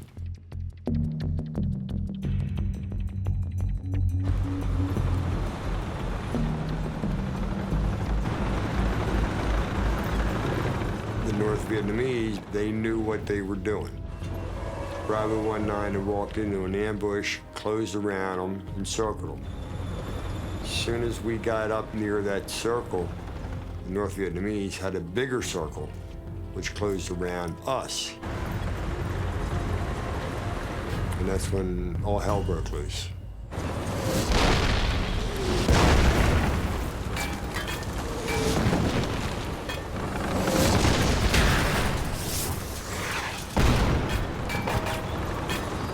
Operation Buffalo represents perhaps an inefficient number of tanks to truly make the difference against a much larger force.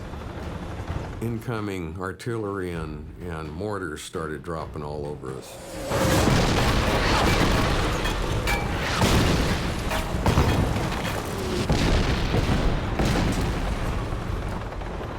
We got across a creek and a spotter airplane radioed down to us to turn around that we were in North Vietnam. I just went in, swung around, and came back. That's when my tank hit a mine. But when a mine goes off, you're jerked up and down. You're taking a 52-ton tank, which is a lot of weight, and blowing it up in the air probably 2-3 foot. And it blew off a couple road wheels and the track.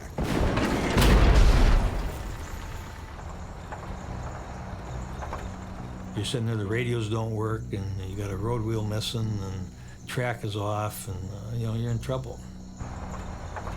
The crew of Tank B-23 now need rescuing themselves. Gunny Eckler, he's in the other tank, and he's not disabled, but he's going to try to get us out of there.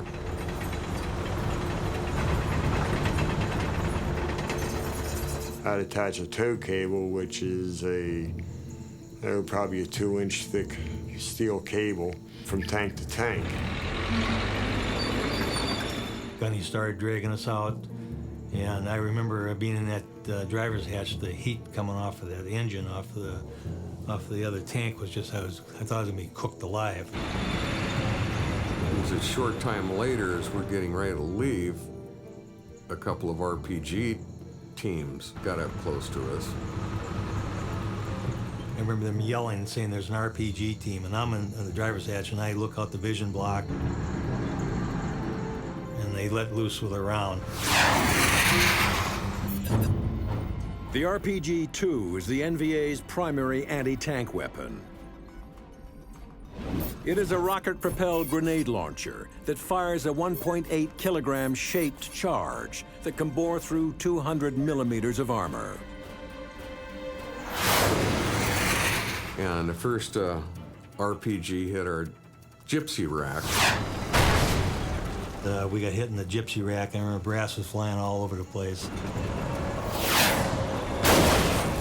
While we were being towed out, we started to go up a slight little dike. One of the guys saw an RPG team come out. When that RPG was aiming at us, the tank was actually being dragged like this and was up in the air. It was going up over that dike. They were aiming for the bottom of the tank. Just as he fired, we started to come down from that dike. And the RPG bounced off the slope plate.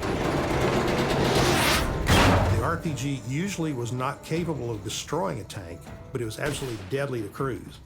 You could get what's called a spalling effect, where fragments of the tank's own armor break loose and ricochet around the interior. And that's what does most of the damage to personnel inside the tank, is bits and pieces of the tank's own armor. The loader's hatch was open. It was sitting up like this, and it hit the loader's hatch. And then shrapnel from that hit me in both legs and hit Terry Hunter in the back. I was literally blown halfway up out of the hatch. And the shrapnel came down inside, and it wounded Brightwell. I had shrapnel in my leg, my shoulder, my arm. He looked like a Martian. He had all these pieces of shrapnel sticking out of his helmet. We were smoking and on fire inside. And it was really funny. We were trying to put out what we thought was a fire with a fire extinguisher. Well, it was an empty fire extinguisher because we had used the CO inside of it to cool down some beer the night before. And all of a sudden, there's green tracer rounds are coming at us. Benny Eckler just put his foot to the floor. And we made it out.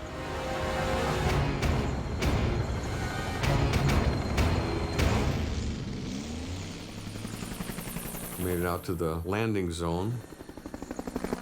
Later on, 3 of my crew members, including myself, were medevac to Cameron Bay Hospital. During the first day of Operation Buffalo, at least 55 North Vietnamese soldiers are killed.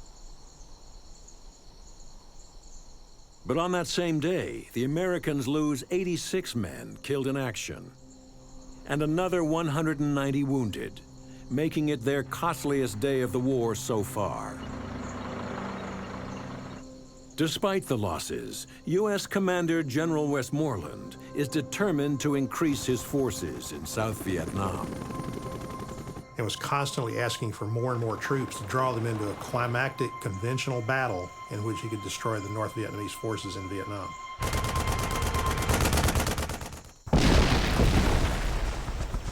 January 1968. The North Vietnamese have their own plan to escalate the war. The Communists launch a New Year or Tet offensive, simultaneously attacking over 100 cities, towns, and villages throughout South Vietnam. Major Tet offensive in early 1968 was that trigger for what they saw as the potential uprising in which they would finally throw out the invaders. Tet is a major setback for the U.S. war in South Vietnam. It did provide a political tipping point because it turned American public opinion against the war. The American public and increasingly the political leaders no longer saw it as a winnable war. After weeks of vicious fighting, the offensive is crushed. Tet was an absolute disaster for the Viet Cong because these units were exposed to American and South Vietnamese firepower. A lot of them were wiped out. There was no alternative for the communists but to send down increasing numbers of units that had been raised and equipped in the north, regular units of the North Vietnamese Army, equipped with more sophisticated anti-tank weapons. And it was just a fundamental change in the nature of the war to a more conventional war against the North Vietnamese Army. 1968 is turning out to be the bloodiest year of the war.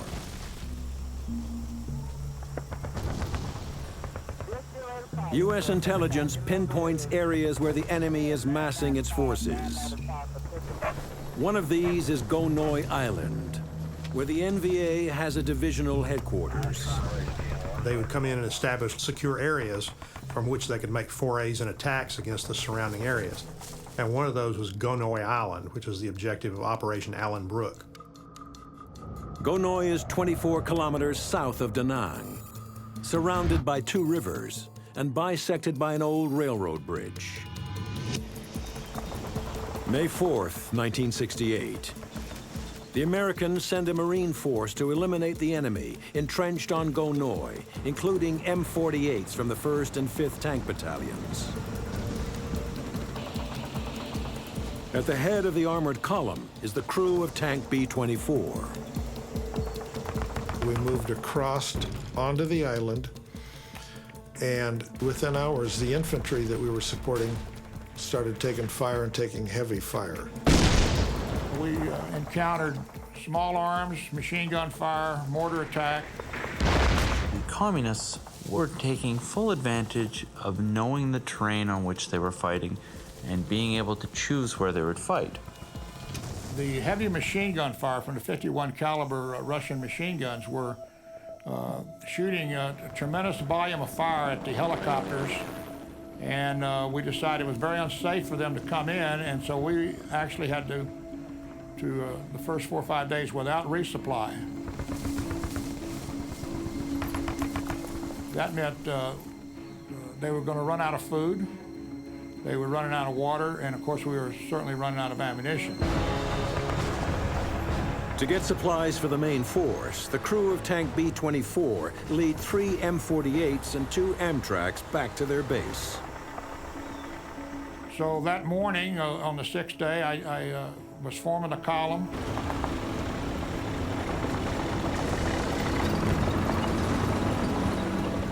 We crossed the tree line, didn't encounter anything. And about 400 yards later was another tree line. And you never knew when you approached the tree line, was it safe or not?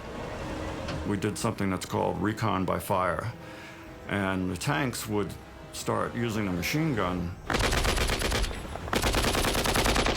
and taking that tree line under fire. The enemy doesn't know you don't know they're there. And so they would start firing.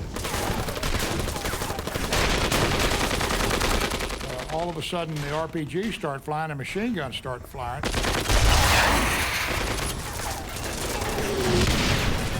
We were taking a lot of fire. We effectively had been ambushed. And we started to return fire immediately. We're firing the cannon, firing a lot of cannon rounds.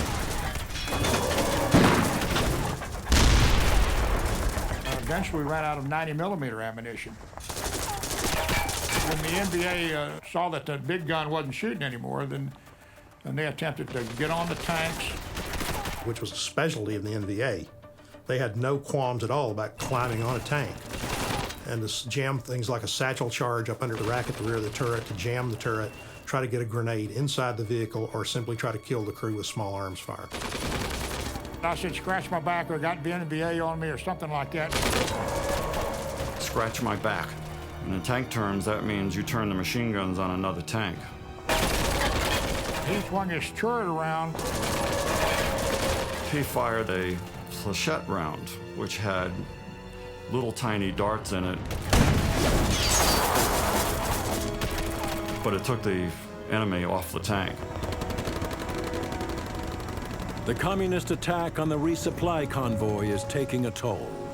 the Marines are desperately low on ammunition and in danger of being overrun.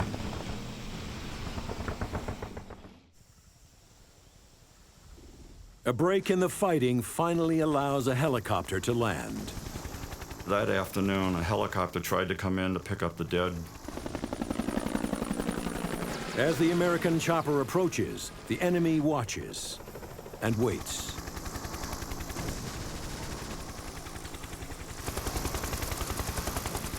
We didn't think we had anyone around us, any enemy around us at that point.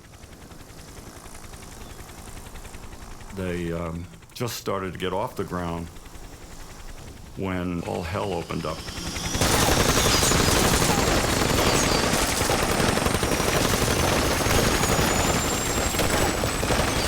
The helicopter took a hit and started auto-gyrate. And at that point you said, my God, we're surrounded.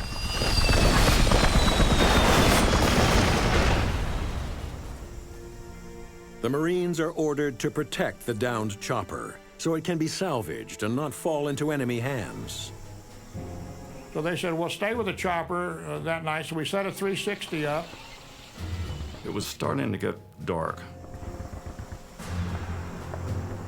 We knew we were going to get hit that night. There was no question in our minds. The NVA used a number of techniques that we might consider psychological warfare. The main one was to present the image that they owned the countryside and the night. This meant that any American force out in the countryside could reasonably expect to have a series of probes and attacks throughout the night, deny them rest, and to keep them on edge throughout the time. We're sitting there watching NVA that was probably 50 yards away from us. A young Marine came over and said, hey, Sarge, there's people in front of your tank with rockets. And I said, well, start shooting them.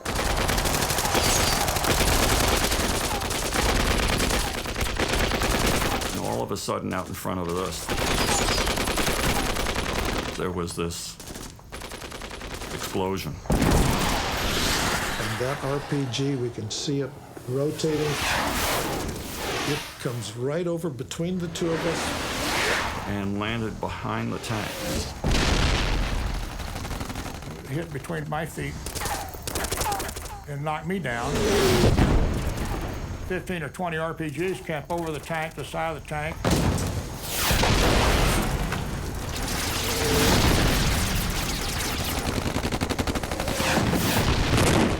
I'm now down inside the tank. And my driver, he was probably 18 or 19. He said, are we going to make it out of here?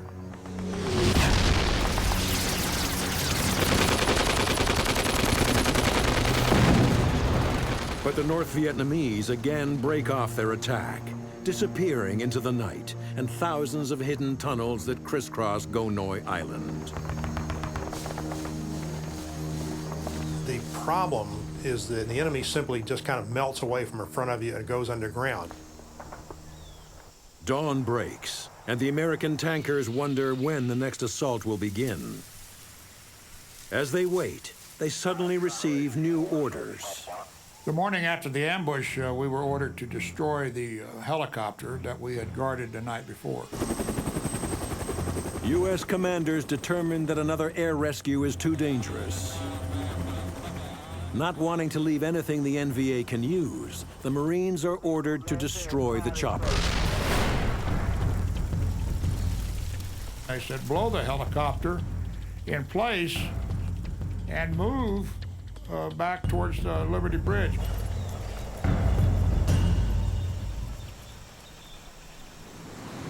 Two weeks into Operation Allen Brook, the U.S. Marines continue to search Go Noi Island for the enemy. And from their fortified bunkers, the NVA continue to find deadly new tactics to harass the Americans. We moved just off and out into this field.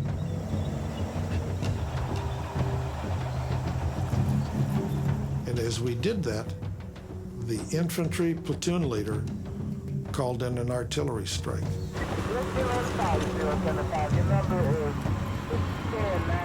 A voice on the radio is calling for American artillery to shell the exact location of the American tanks. Everybody's looking around in the tank saying, that's not right, that's not right. But it's an American voice, and it clearly was not our guys. The NVA is using the American infantry's radio frequency to call in an artillery strike. It was somebody who could speak perfect English, knew our frequencies, knew how to call in artillery. And in 15 seconds, we've got 105 millimeter cannon shells, artillery shells, dropping right amongst us. It's landing in our perimeter.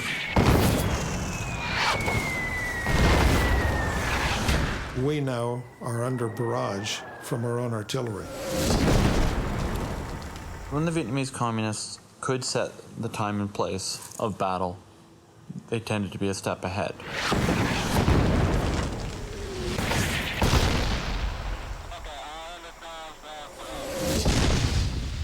Using another radio channel, the American tankers are finally able to stop the artillery barrage.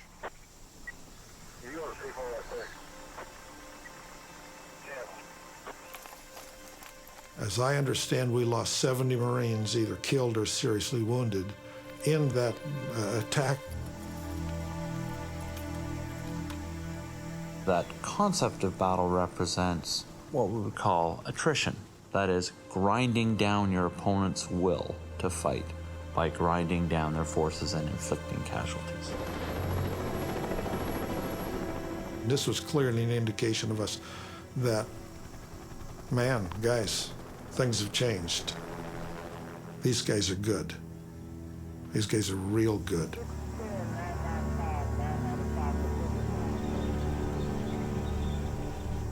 The Marines are ordered to pull back to the western end of Gonoy Island. The only route passes under a disused railroad bridge. And the North Vietnamese would certainly know there was only one way out of there.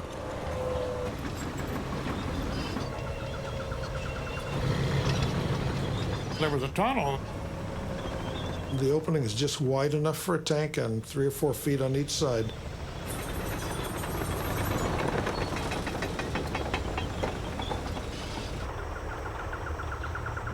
There was no question that that underpass would be mined.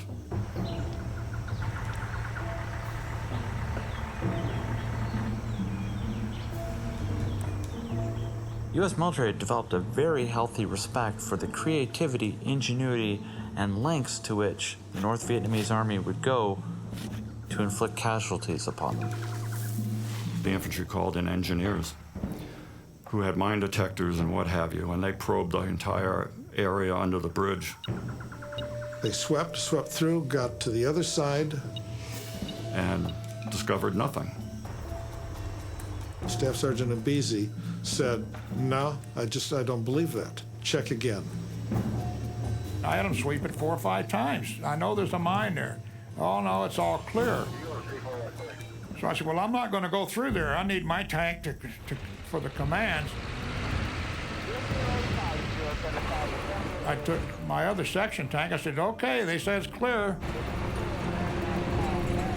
First tank starts to go through.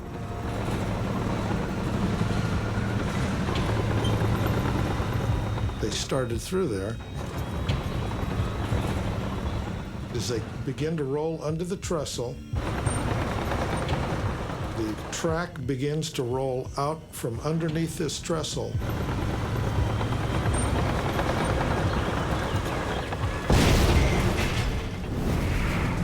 It wasn't a device that was an anti-tank mine that you would expect from the military. This was a homemade thing that was in a wooden box, so it was undetectable, if you will.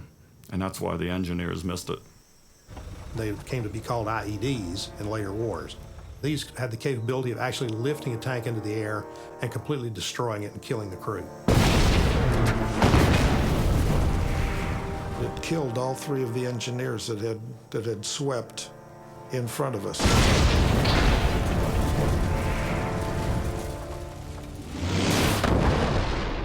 It's far more common now to counter tanks with IEDs. The idea any insurgent has is to transform their enemy's strengths into weaknesses. They teach their adversary to think of tanks not as a strength, but as a liability. In effect, the insurgent force is trying to teach the conventional force to stop using them.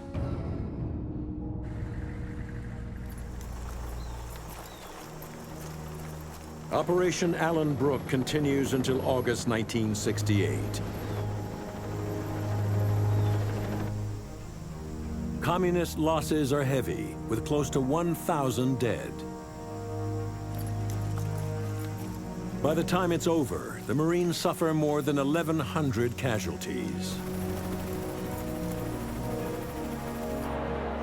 America's appetite for the war is waning. In 1969, they negotiate with the North for the withdrawal of U.S. forces from South Vietnam. Before the end of the year, the first American tanks are headed home. In the end, the mobile firepower of U.S. tanks proves no match for the unconventional tactics of the communists. The Vietnam War represents the first great tank versus guerrilla series of battles. What we can learn about tank warfare coming out of Vietnam was the exact lesson the communist insurgents wanted to teach. That tanks represented a weakness in an insurgency as opposed to a strength. Americans and other foreigners tend to forget that Vietnam has a very long history of resistance to foreign invaders. They were just one more colonial power that was trying to seize control of the country. By 1972, most American forces have withdrawn from South Vietnam.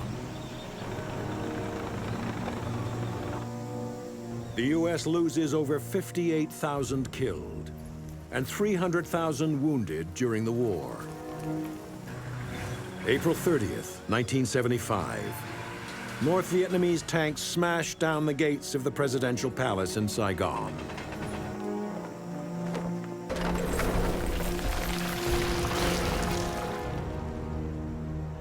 North and South Vietnam are finally united after fighting that costs millions of lives.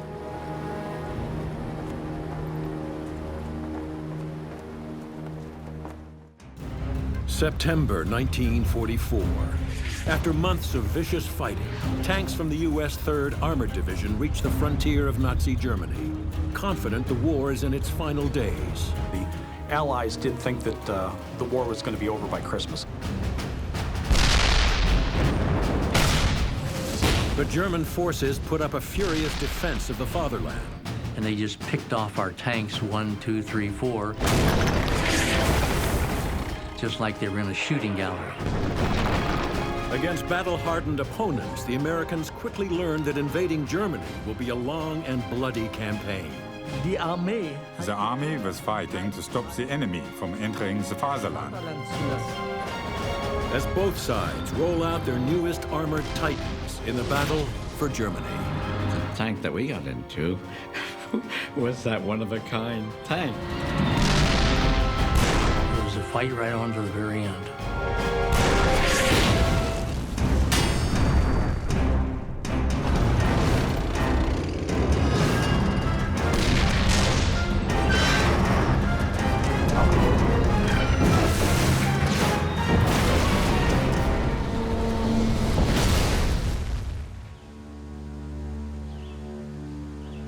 Western Germany, near the border with Belgium. In the closing months of World War II, this was a scene of intense fighting as Allied forces battled their way into the fatherland, mile by bloody mile.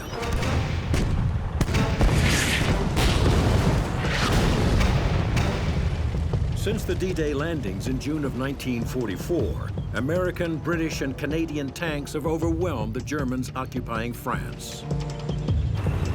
Throughout the summer months, fierce armored battles steadily pushed the enemy back.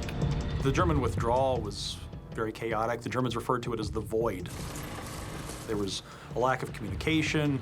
Units were fighting in isolation. It was very difficult. They all knew that they had to go towards Germany to find safety.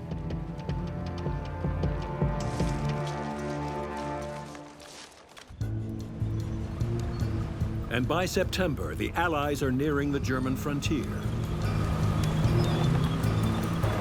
The attack into Germany will be spearheaded by the U.S. 3rd Armored Division. The first obstacle they face is a series of defensive fortifications known as the West Wall, or Siegfried Line, that the Germans have built along the border. Siegfried Line was similar to the Maginot Line that France had built. They would have had a number of bunkers, a lot of established fortifications that were there to turn certain areas into kill zones. Though it looks impressive, with hundreds of kilometers of anti-tank barriers known as Dragon's Teeth, advanced scouts from the 3rd Armored Division discover weak spots in the line. Then they come up with a simpler way to get through the German defenses. They brought up bulldozers and bulldozed dirt up over the Siegfried Line so the other tanks and trucks and everything else could run up over the top of it just to push more material and more people into Germany. My tank was back about 8 tanks. We weren't being shot at the moment, so I could take my periscope and look around and see what was going on. I could see the dragon's teeth and that sort of thing, so I knew we were going on by them. We thought once we got through the Siegfried Line, you know, they'd say, well, you know, they're inside, we might as well quit. The Allies did think that the war was going to be over by Christmas. A lot of them did, at least. They are the first invading army to cross the German frontier in force since the age of Napoleon. So the Americans are uncertain of how the enemy will fight. By late 1944, much of Germany lies in ruins. Its cities have been bombed relentlessly, its armed forces decimated. Now, to finish the war and put an end to Hitler's Third Reich, the Americans assemble a massive invasion force from the U.S. First Army. With 100,000 combat soldiers, hundreds of artillery guns, and more than 1,200 tanks, including 850 of their armored workhorse, the Sherman. The M4A1 has a short-barreled, low-velocity 75mm main gun with an effective range of just 800 meters. And with only 51mm of frontal armor, it's vulnerable to German high-velocity cannons. All the way through training, I was just impressed with this tank. You know, it was 32 tons of steel. It would go about 30 miles an hour. You could crank it up. You know, inside you felt like you were really secure.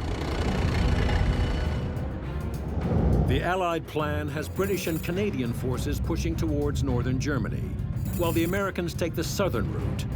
The 3rd Armored Division is ordered to advance along the open corridor south of Aachen, the first city over the border. That was a supposedly easy route to cross the Ruhr River, get to the Rhine, and then establish crossings, and then from there it was, you know, going to be the end. At a road junction, tanks from E Company halt as their commander decides which way to go.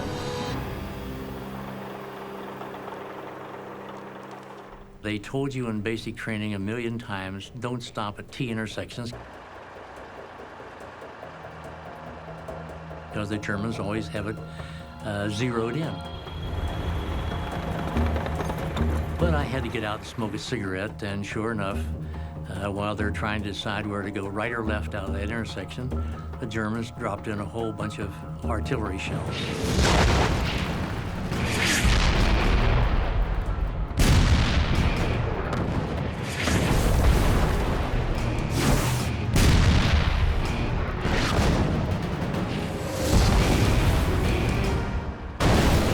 tank commander screamed at me to get back in the tank, which I did in a hurry, and then off we went.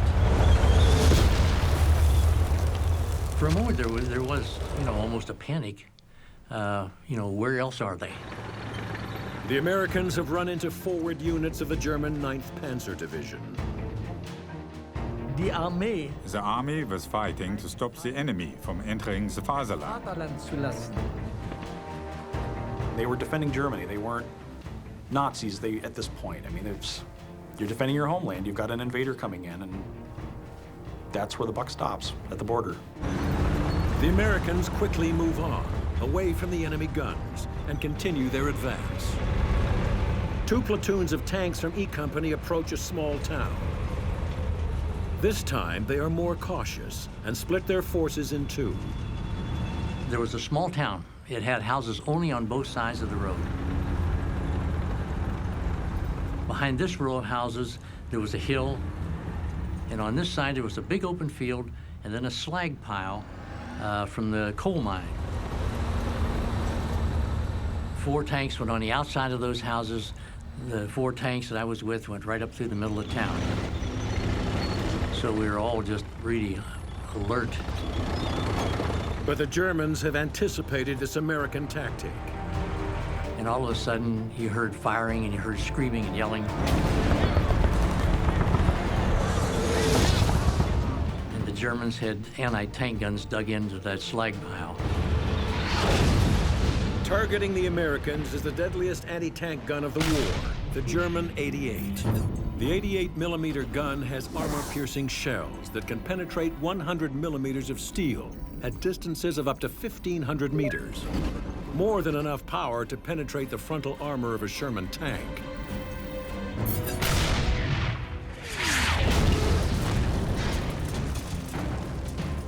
The one that everybody talked about was the German 88. It had a very high muzzle velocity, so their trajectory was almost flat. And they just picked off our tanks, 1, 2, 3, 4. Just like they were in a shooting gallery.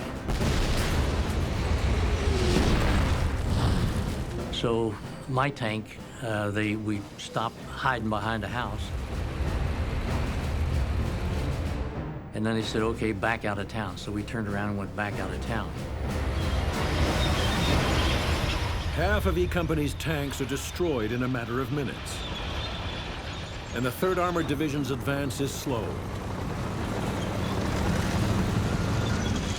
Fighting along Germany's western border is proving costly for the Americans.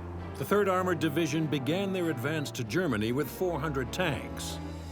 But enemy resistance has left them with less than 100 tanks that are operational. And they still have 650 kilometers between them and Berlin. October 1944. Fresh U.S. reinforcements arrive, and the American 3rd Armored Division prepares to resume its assault on Germany. But the fighting near the border has delayed their advance and allowed the Germans to bolster their defenses. The first city inside Germany that the Allies plan to seize is Aachen. The Allies went through the Aachen area because it was considered a route through the heavily forested, heavily mountainous area of Western Germany. That area, if it were under Allied control, would have allowed the funneling of resources relatively easily into the Rhineland and central Germany. Most of its civilian population has been evacuated, and the Germans have created fortified positions throughout the city, as well as on the approach routes. For the defense of Aachen, the Germans have 18,000 troops, 240 artillery guns, and nearly 60 tanks and assault guns. Hitler also calls up some 5,000 members of the local militia, the Volkssturm. Made up of boys and men aged from 16 to 60, they are poorly trained and only lightly armed. And Hitler gives the order that all of Aachen's defenders must stand firm against the Americans or die at their posts. We could not retreat, not even a meter. We had to hold our position, and if we did not, we knew we would be shot. Mussten wir mit rechnen, erschossen zu werden. That is why we endured all Haben wir this. ausgehalten.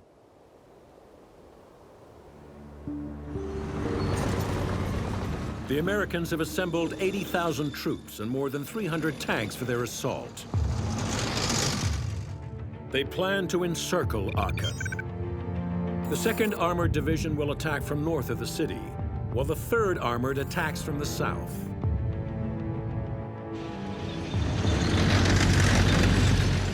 Shermans from the 3rd Armored Division's 33rd Armored Regiment are ordered to proceed towards Aachen. But first, they must face the battle-hardened veterans of the 116th Panzer Division.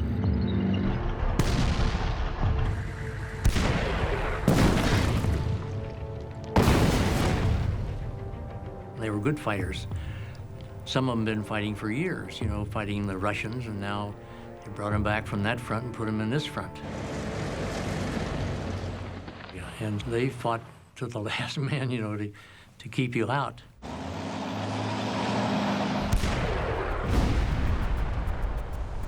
The terrain south of Aachen provides a defending army with many positions from which to ambush attackers.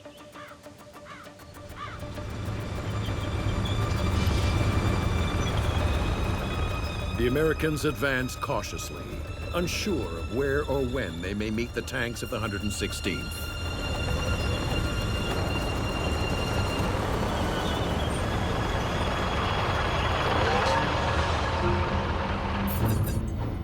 The Panzer IV is the most widely used tank in the German arsenal. It is armed with a high-velocity 75mm gun and boasts 80mm of frontal armor, more than the Sherman. But its sides are vulnerable to the American tank, having only 30mm of armor. You were hoping you didn't have to have a battle with them head-on. What we were trying to hit was the side of them. To hit them front-on was a waste of your ammunition. You had to get them from the side.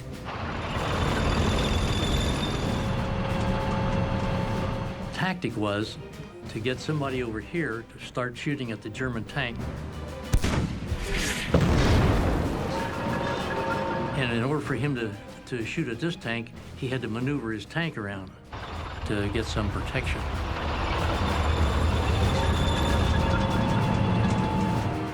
And when he maneuvered his tank around, then somebody else on this side had a better shot.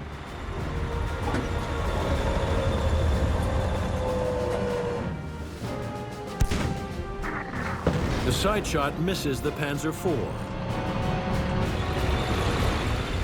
A Sherman approaches head-on, and the German crew capitalizes on this opportunity. All of a sudden, a lieutenant showed up, Lieutenant Baer, and told my tank commander to get out, that he was going to take over that tank.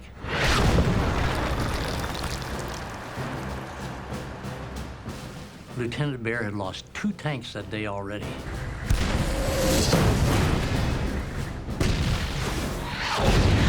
When he got into my tank, he just stood there for a minute. And we looked at him, and the man was just completely battle fatigued, really. But all of a sudden, one of the other sergeants called over the radio and said, "Lieutenant, back up. They're shooting at you."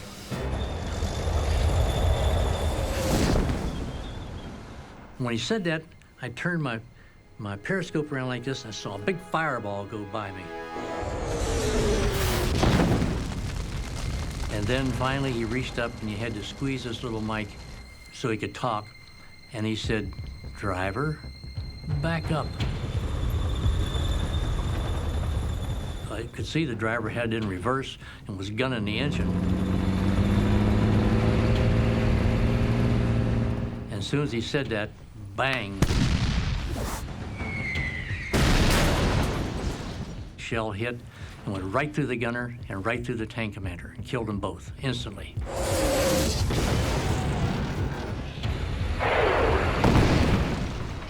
The tank driver had gotten out, and so I dove out of the turret, down into the tank driver's seat, out over the side. And just as I went out over the side, the tank got hit the second time, and this time it started to burn and explode.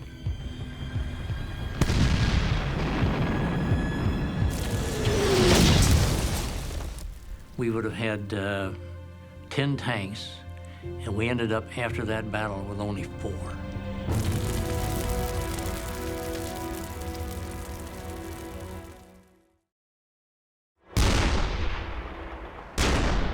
The Americans fight their way into Aachen on the 13th of October. The Germans suffer 5,000 casualties and more than 5,000 captured trying to hold the city. But on October 21st, Aachen surrenders to the Americans, the first city in the fatherland to fall to the Allies. Now central Germany lies before the 3rd Armored Division.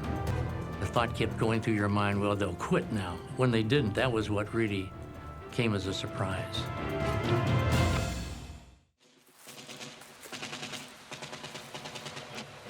In November, American troops encounter some of their worst combat of the war in the Hürtgen Forest southeast of Aachen. With their troops tired from months of fighting, their invasion of Germany stalls. A stalemate sets in on the front lines. The 3rd Armored Division works to repair damaged tanks and prepare for the next phase of the war. On December 16, 1944, it is the Germans who launch a massive armored offensive, taking the Allies by surprise. The Battle of the Bulge.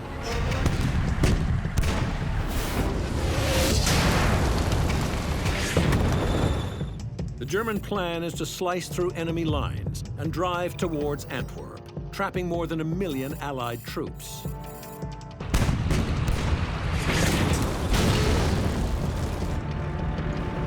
But after 6 weeks of bitter fighting, the German offensive grinds to a halt, blunted by Allied reinforcements. Hitler's gamble proves costly, losing hundreds of much-needed panzers in the fighting.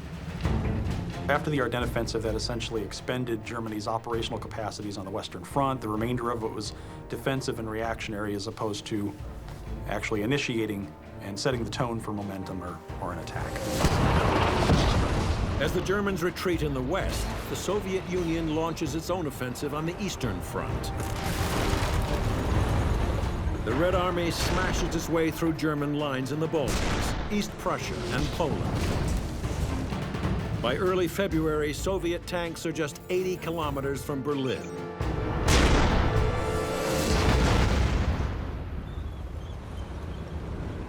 On the Western Front, the Allies now resume their invasion of Germany.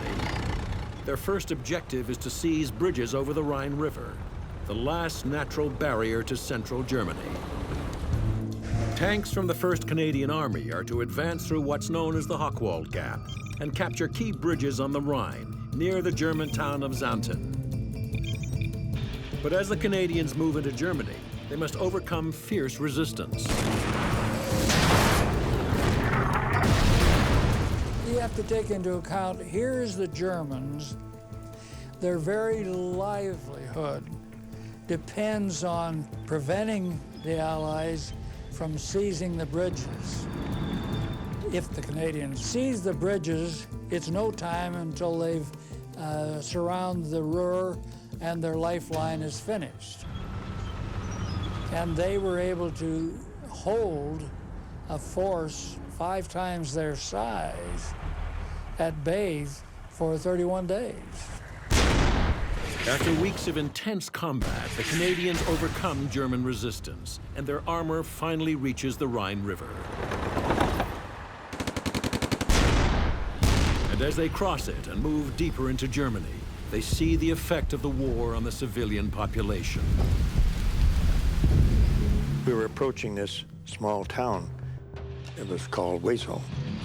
Prior to us arriving there, the British or Canadian Typhoon rocket plane came in with their rockets and strafed the town, and they just messed that town up terribly. we were walking through the town at the time, and man, we couldn't believe it. Rubble on either side piled up. The homes are totally gone. What people were around, they had carts, and they were picking the bodies up and putting them in carts. The bodies looked like mannequins, you know, like statue, like you see in the store. And they were all in the debris and everything else. In the first 2 months of 1945, the Germans lose close to 1,000 tanks.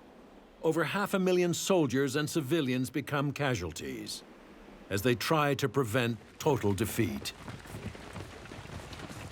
A lot of the Germans that were coming up to the front were passing through a lot of the urbanized areas that had been bombed by the U.S. and Britain, and that added to their resolve. They'd seen what they'd done to civilians, they wanted a little payback, so some of these groups were motivated.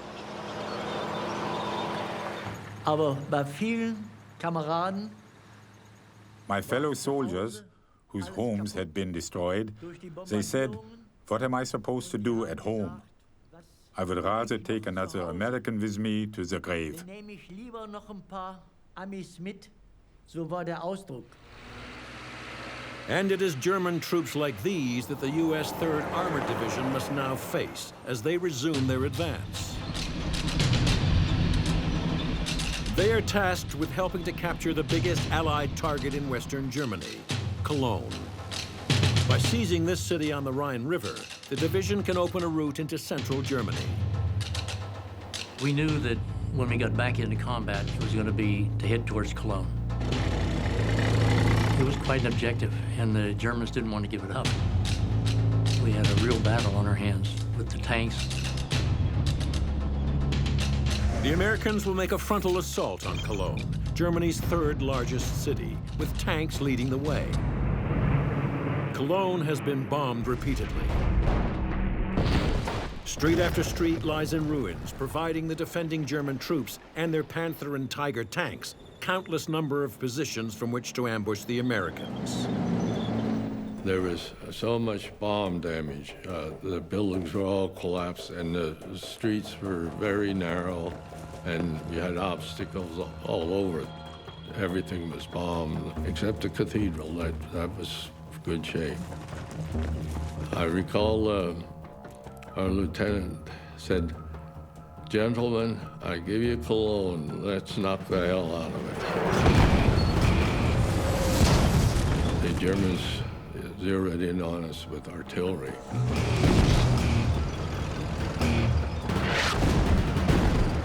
At first I thought they were bombing us. There's such big explosions all around.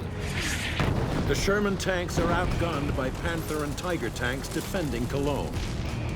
But the Germans don't realize the Americans of the 3rd Armored Division will be attacking with a new weapon, the Pershing tank. The T-26E3 Pershing tank is America's answer to Germany's fearsome Tiger. This heavy tank boasts an impressive 100 millimeters of frontal armor and a lethal 90 millimeter main gun with a killing range of 1,500 meters. But the Pershing has not yet been tested in urban combat. On March 6, 1945, it gets its baptism of fire in the streets of Cologne. We finally moved into this intersection.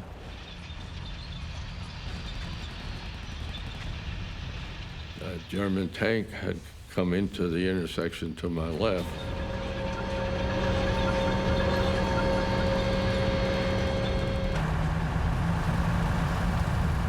And just far enough that he saw us and he backed away. I fired armor-piercing shells through the building. I figured maybe I will get a lucky hit. The top of the building collapsed and fell on top of the German tank.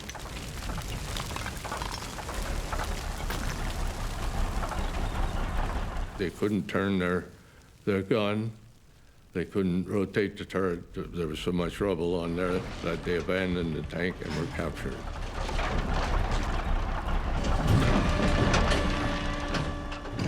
The Americans continue to advance towards the city center. They are guided by the towers of the medieval Cathedral of St. Peter that loom over Cologne. You could see that from a distance, you know. You see the spirals up from the top of the cathedral. As they near it, the Americans' progress is hindered by a deadly enemy tank. The Panther is armed with a high-velocity 75mm main gun, capable of hitting targets over 1,000 meters away. It has 80mm of frontal armor, but sloped, this becomes effectively 145mm of protection. We headed down toward the cathedral. As we got closer, found that the German tank had fired from the plaza in front of the cathedral and knocked out one of our tanks. Our Sherman tanks were not very good. They were no match for the Panthers anyway. The Americans bail out of their burning tank, but 3 of the 5 crew die. To defeat the enemy tank, the Pershing must outflank the Panther. D Company radioed over to us and asked us to go down and get the German.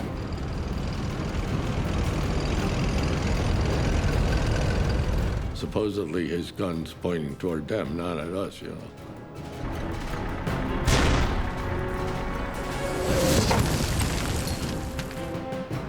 As we went into the intersection, the driver had his periscope turned, looking up toward the German tank. As he came into the intersection, he saw their gun coming around to meet us. And instead of stopping, he floored the throttle down and went roaring right out into the middle of the intersection. Unlike its opponent, the Pershing is equipped with a gyro stabilizer, a device that allows the main gun to be fired with accuracy, even while the tank is in motion. As soon as I could, I fired once, I hit him, and I fired again. And again, to make sure nobody was going to be firing back.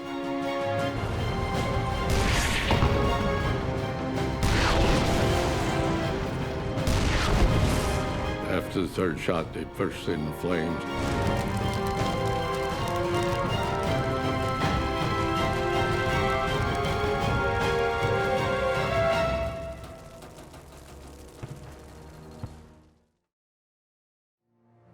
The Panther tank burns for 2 days.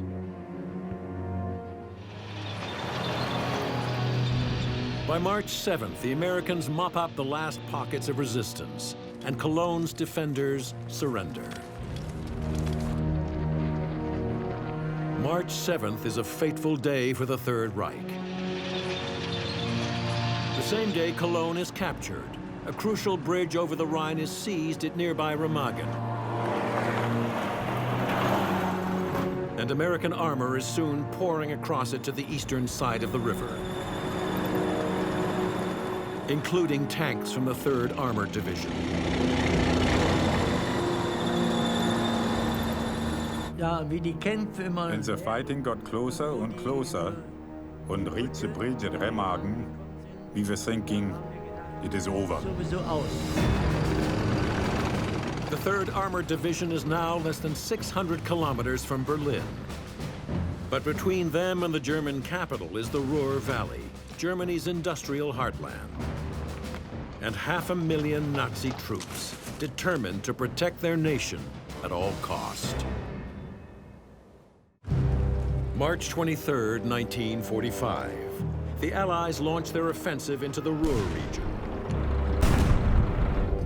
The attack will be a classic pincer movement, with the 9th U.S. Army attacking from the north. and the 1st U.S. Army attacking from the south. If they succeed, over 350,000 soldiers from Germany's Army Group B will be trapped. But the Germans are led by one of the finest defensive commanders of the war, Field Marshal Walter Model. To defeat him, the Americans must destroy his panzer forces. So the 3rd Armored Division is ordered to make a dash towards the city of Paderborn. Paderborn was a very important post for us. That's where the main Panzer schools were.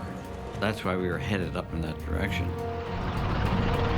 The Americans fear the German panzers based at the Paderborn Training Center will mount a counterattack. So the city must be captured, and quickly.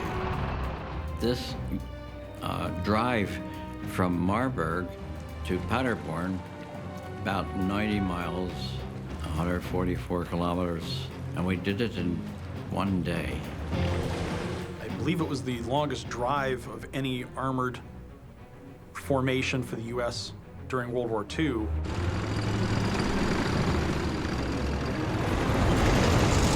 March 30th, 1945.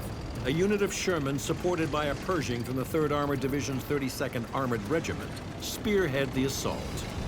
We attacked early in the morning. Took off and up the road as fast as we could go. The Germans were surprised. They weren't expecting it. Along the way, going up toward Paderborn, there was a large gun.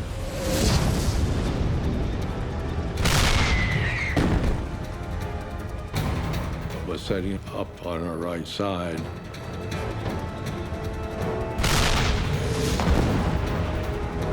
I fired and hit it.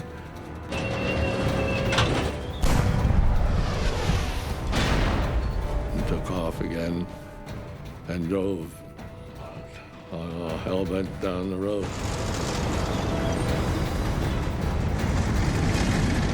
We kept moving, so we wouldn't be a sitting target.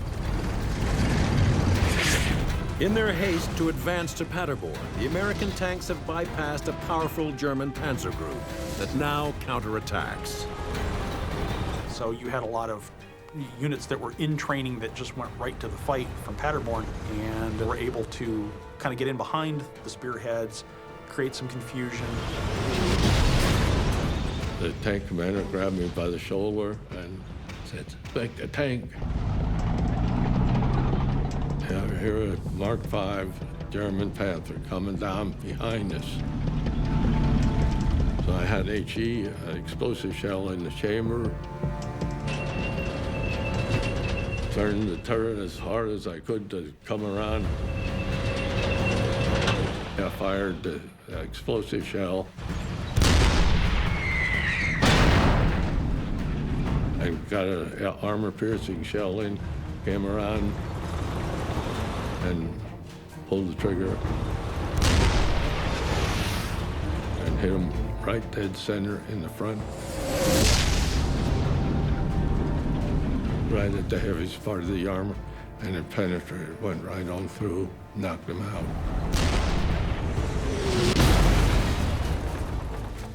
It was a tough fight all the way.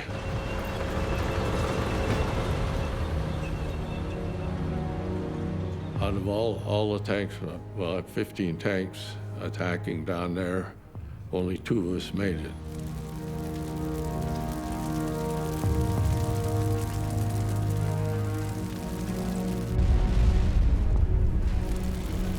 The battle for Paderborn is fierce and bloody. But after 3 days of fighting, the Americans overwhelm its defenders, who surrender on April 1st. That day, U.S. forces complete their encirclement of the Ruhr region, sealing the fate of Army Group B. The commander of the defeated German forces, Field Marshal Walter Model, commits suicide rather than surrender.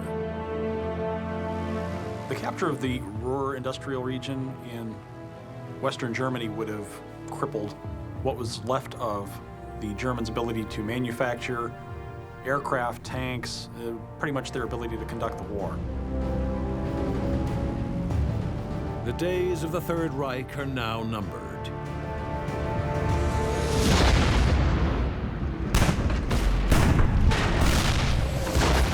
Soviet artillery begins to shell Berlin on April 20th, the birthday of Adolf Hitler.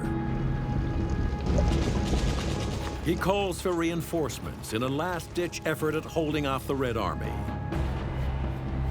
With the resources being diverted to the Eastern Front, it was very difficult for the Germans to compete on an equal footing with their American and British counterparts.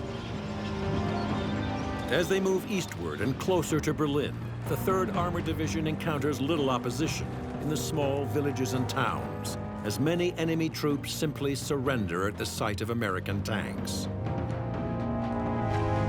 The Americans' next objective is Dessau, the last major city protecting the highway to Berlin. It is just 130 kilometers from the German capital, and defended by some of Hitler's most fanatical troops. April 21st, 1945. Troops and tanks of the 3rd Armored Division prepare for the assault on Dessau. When we were making our move, the whole task force was going. And I had never seen them all at one time. Our own 32nd Armored was in the northeast. And that's where the last remnants of the fighting was going on. Though Dessau is in ruins, the German garrison here has been reinforced with Hitler's most powerful tank. The King Tiger is the largest tank the Germans have built. Also called the Royal Tiger, it weighs 70 tons and has 150 millimeters of frontal armor, and is armed with a high-velocity 88 millimeter main gun that is more than 6 meters long. Hitler believes the King Tiger can outmatch any Allied tank and help turn the tide of war. Though immense, it is surprisingly agile. And in the ruins of Dessau, one waits to ambush the enemy. The 33rd Armored Regiment of the 3rd Armored Division slowly makes its way into Dessau. And with the Americans is their own Iron Giant, the Super Pershing, America's answer to the King Tiger. The Super Pershing was definitely the next stage of the evolution of American armor. Only one Super Pershing was used in combat in World War II. The Super Pershing is an upgraded version of the Pershing tank. It has 140 millimeters of frontal armor and a new long-barreled 90 millimeter main gun that can penetrate more than 200 millimeters of steel.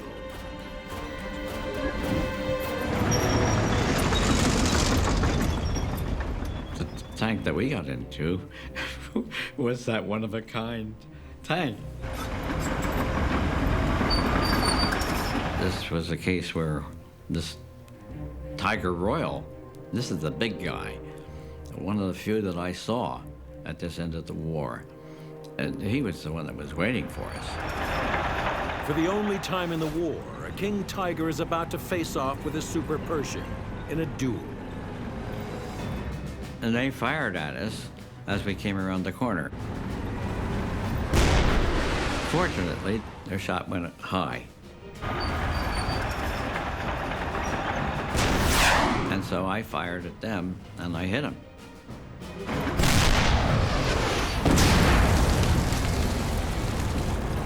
Glanced a pretty serious blow.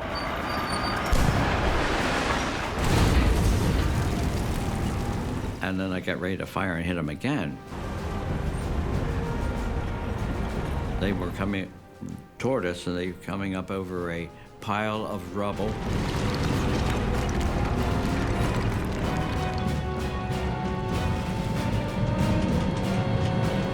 And the underside of their tank was completely exposed. And when I hit that thing, it exploded with all that ammo and everything. It destroyed that tank. Tank commander, he was surprised. He said, "Great shot, kids. You really did it."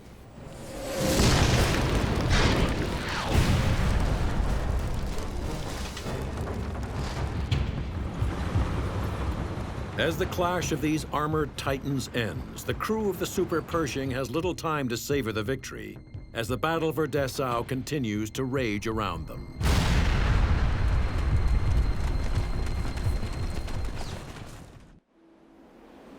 In the final days of World War II, the Americans control much of the city of Dessau. Yet the German defenders still hold out, knowing that if the city falls, the road to Berlin will be open. We're well into Germany. We're past the Rhine. You know, surely they'll quit. They didn't. You know, it was a fight right on to the very end. The battle becomes street to street. American 3rd Armored Division tanks support infantry, clearing out the last pockets of resistance. We continued, dude. I mean, that wasn't the end of the war for us. I mean, we were still in Dessau, and we were taking the city to the end.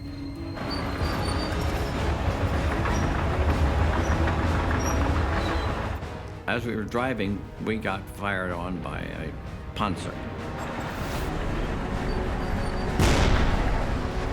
And it did glance a blow off us. Now, they have to turn their turrets around. They didn't have a power traverse like we had, and so it took time. And so while he was doing that, I told our driver,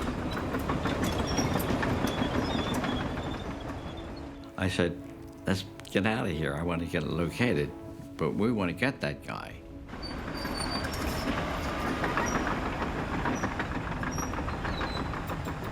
There was a big factory there.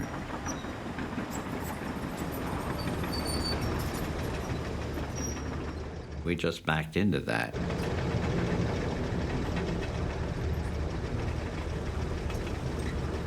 So we'd be out of the way. We were in the building itself.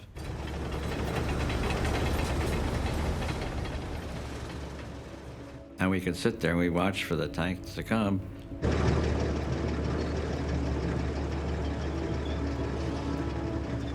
And that's when I fired.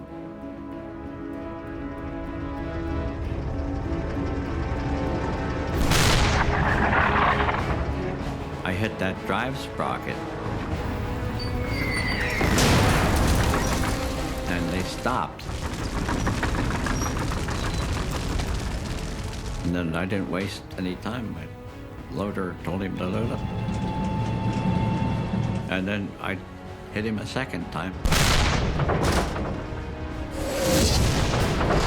And that destroyed that tank.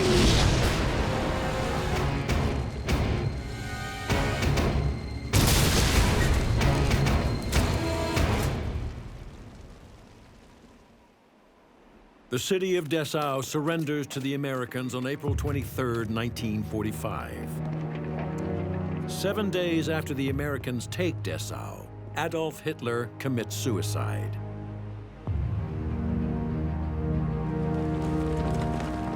And the next day, the Russians capture Berlin.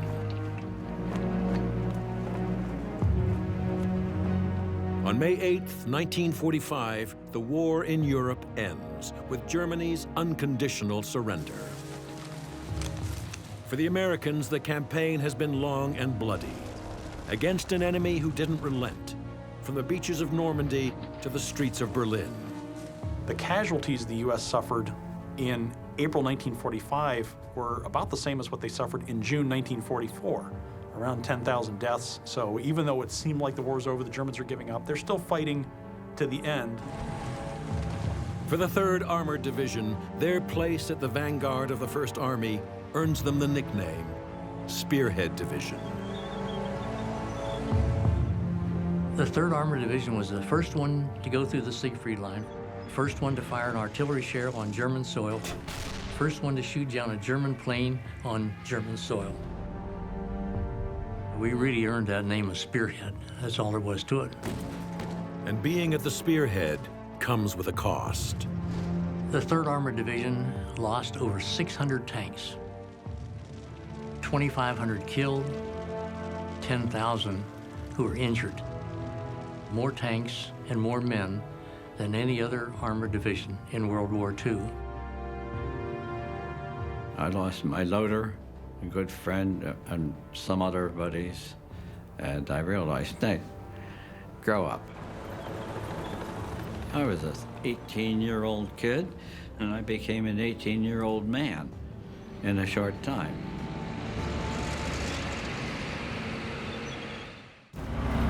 (1968).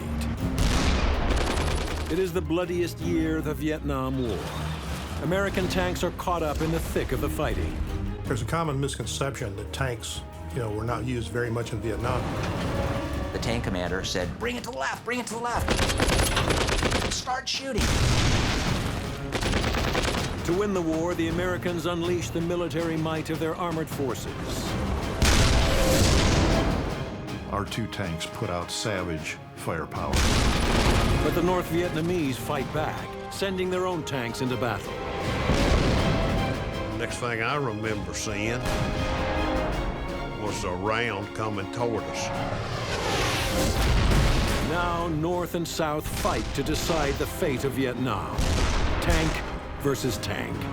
In the final phase of the war, the North Vietnamese armor really did prove decisive.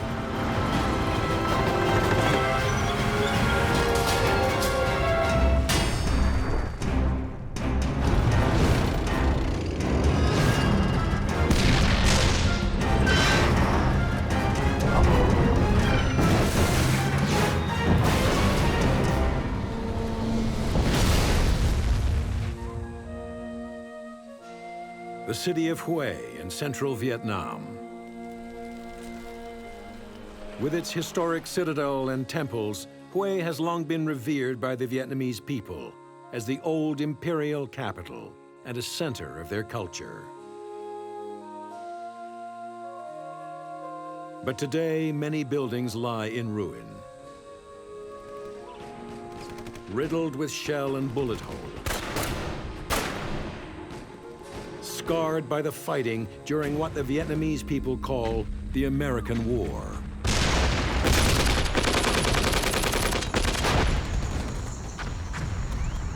(1968). War is raging in Vietnam as forces from North and South battle for control of the country. Since 1954, Vietnam has been divided into North and South along the 17th parallel. The North is led by Ho Chi Minh, who is fighting to unify all of Vietnam. The partition of the country into 2 parts, which the leaders in the North, primarily Ho Chi Minh, simply refused to accept. It was always their goal to reunite Vietnam as a single country. More than just a national conflict, the fighting in Vietnam is also a front line in the global Cold War between America and Russia. The American interest in the Vietnam War was directly related to the Cold War. It was to prevent Soviet influence in Asia. They thought if South Vietnam fell, next to fall would be Indonesia and the Philippines, and all of Asia would become communist. By 1965, American leaders believe the only way to stop Ho Chi Minh's fighters is by committing U.S. ground forces to Vietnam.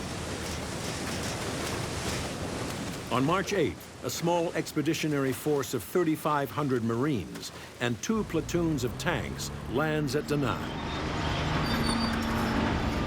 The Americans are caught up in wave after wave of guerrilla attacks by the communists. Ambushes, rocket-propelled grenades,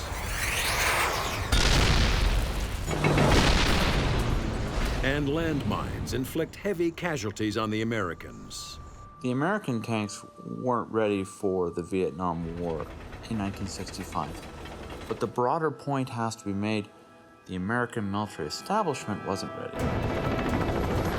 In an effort to crush the enemy, the U.S. increases its troop levels to 500,000, while its armored force grows to hundreds of tanks. From 1965 to 1968, the American numbers and tanks increased in South Vietnam. because they believed the communists were going to launch more conventional operations. Northern commanders are indeed preparing a large offensive. In 1968, they will attack all across South Vietnam during the Lunar New Year holiday known as Tet. And the Americans will now have the opportunity they want to destroy the enemy with their overwhelming firepower. They believed if they could bring the communists to a conventional battle, they could defeat them. January 1968. A fateful year in the Vietnam War begins. In Hue City, the streets are crowded with Vietnamese celebrating the New Year. And amongst them are thousands of communist fighters who have infiltrated the city disguised as civilians. January 31st. Explosions rock the city. The Tet Offensive begins. 75,000 communists attack villages and cities across South Vietnam. And nowhere is the fighting more fierce than the city of Hue. American and South Vietnamese defenders are overwhelmed as guerrilla fighters appear out of nowhere. Within a day, the communists control much of Hue. The city of Hue had particular symbolic importance to the South Vietnamese, as it was the ancient capital of the country. American and South Vietnamese reinforcements rushed to the scene, including M48 tanks from the Marine Corps' 3rd Tank Battalion.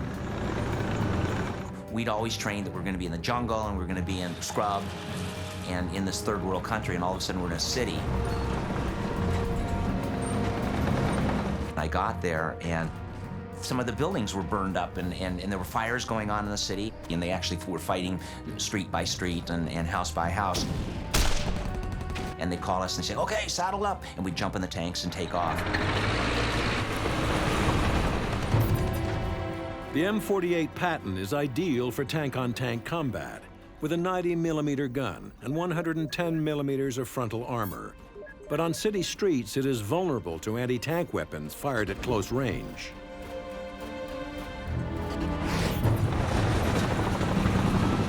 Urban combat is always nasty because you're fighting at extremely close ranges. It's like fighting in a three-dimensional maze.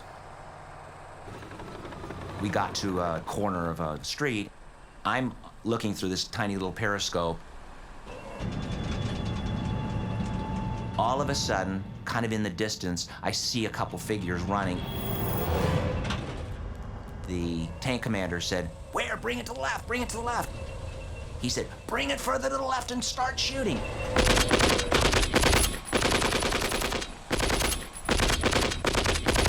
And 9 times out of 10, you didn't know what you're shooting at, you just shoot.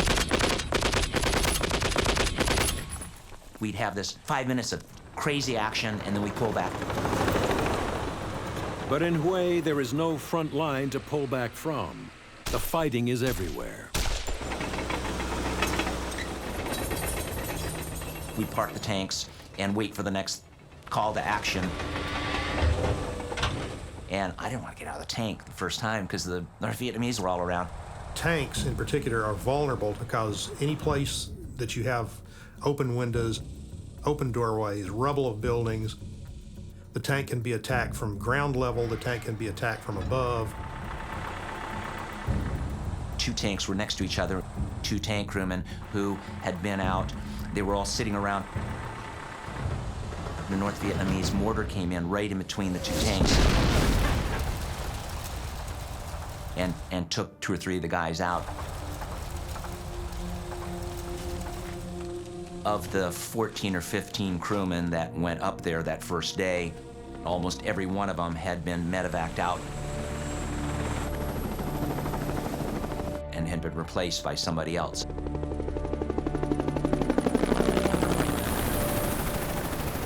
When you came in country in a combat zone like Vietnam, they give you a little time to kind of acclimate and you get some orientation as to what to expect, but there was no time for that with Tet. We found out that we were going to be going into Hue. And we walked in, and that's where we first found the vehicle. That's the tank that I wound up on We were basically replacing the crew that got hit. And I found myself as a replacement gunner. It was in pretty horrible shape. It was to be expected. You know, the tank commander had basically had his face taken off. So there was blood around the tank commander's cupola, and you could see it inside the turret. The interior of the tank might be covered with blood, body parts, things like this, but they just stuck you in that tank and you kept going. So I thought, oh my God, what's gonna happen now? All I remember is the platoon commander telling us what to expect.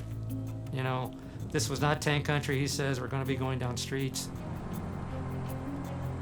In an urban environment, tanks suffer the disadvantage that they're constrained to the roads and areas they can move through.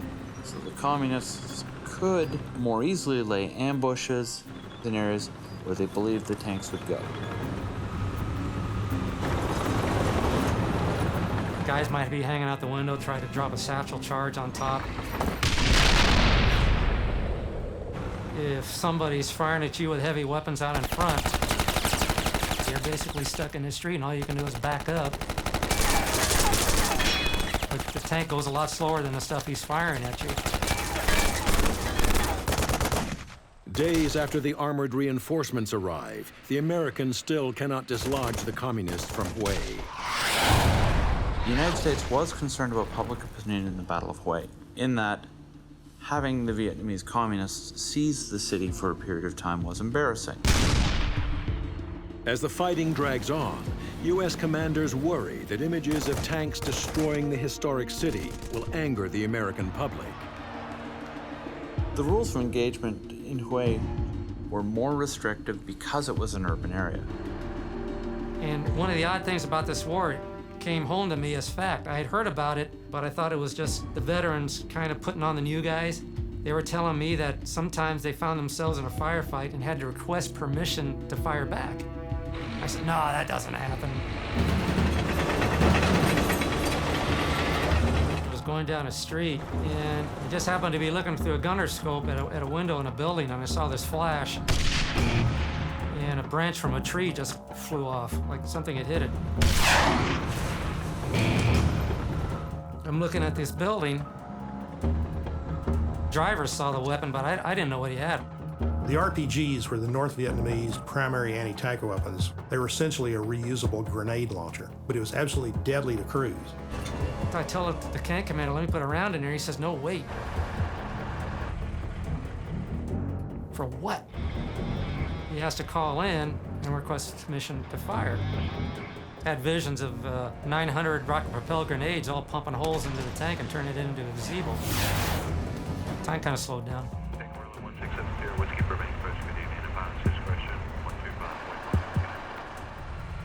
The tank commander got his permission, and before he had the word fire out of his mouth, I put a hole in the building.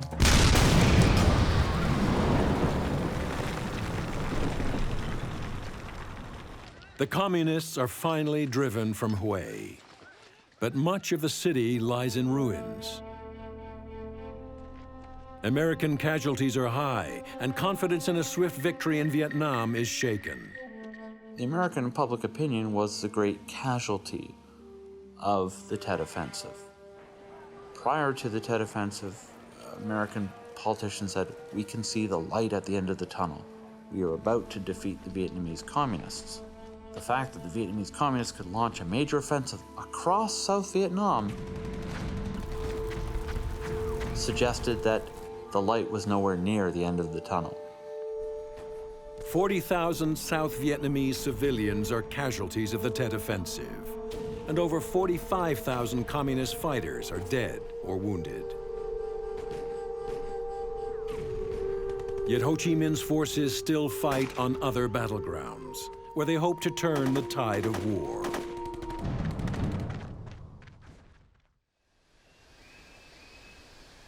The remote mountains of central Vietnam. A rusting American tank recalls fierce battles that raged here in 1968. A reminder that the North Vietnamese were entering a new phase of the war with a new weapon, their own tanks.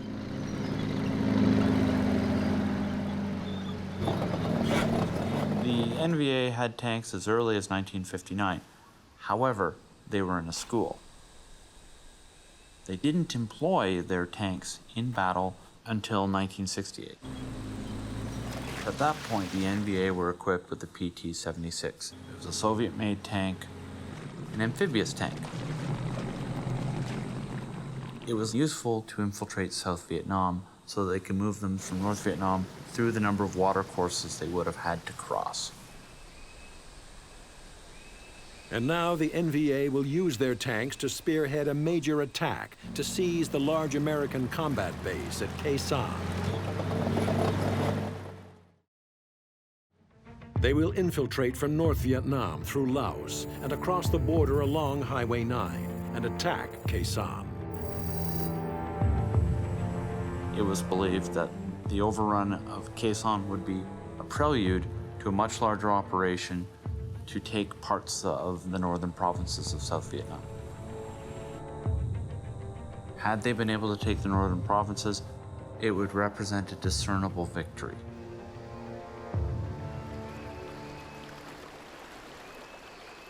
Highway 9, South Vietnam, January 1968. The NVA begin their advance along the highway. NVA infantry and tanks will attack their main objective, Khe Sanh. First, they must take a small U.S. Special Forces base, which guards the route, just 10 kilometers away at Lang Vây. The North Vietnamese mass nearly 2,000 troops and 16 tanks to attack Lang Vây. Defending the base are just 24 American Special Forces soldiers, supported by 450 local mercenaries. Well, we got a call from the captain at Lang Vây that said, okay, Long Greer, go ahead and bring your troops on in. We're going to disperse you around the perimeter so that we can defend this camp. He said the other night that there was some tanks over in Laos. He said he thought there was about 3 or 4 of them. And I said, okay, why are you telling us? Tanks had never been used in the South Vietnamese War before, and what was going over in Laos was their business. So when we moved in, we established our position, started digging bunkers and everything. The North Vietnamese artillery in the mountains begins firing on Lang Vây Special Forces base. They could look right down on top of us. So they were putting some pretty effective fire on us every night. February 6th, 1968. Night falls over Lang Vây. And so at this point, we feel like this may be it. The communists are about to unleash their attack. Leading the assault will be PT-76s from the NVA's 198th Tank Battalion. The PT-76 is a Soviet-designed light tank with a crew of 3. It's armed with a 76.2 millimeter main gun, but it has only 17 millimeters of frontal armor. When the North used tanks at Lang Vây for the first time, it represented the beginning of a shift in their strategy. They were prepared to blend conventional operations with guerrilla operations. As the PT-76s reach the perimeter wire of the base, the sudden appearance of so many NVA tanks catches the Americans by surprise. Sergeant in the bunker with me, he said, "Sir, I only got one thing to tell you. We got tanks in the wire." I said, "Are you serious? Tanks in the wire? Let's go, man." All of a sudden, I'm like, whoa, God, look at that. That's a Russian tank, man. It's a PT-76. The Americans scramble from their bunkers and ready their main anti-tank weapon, the 106 millimeter recoilless rifle. And then boom, the 106 goes off. They knocked out the first tank, opened the breach, put in the second round, knocked out the second tank, put in a round, knocked out the third tank.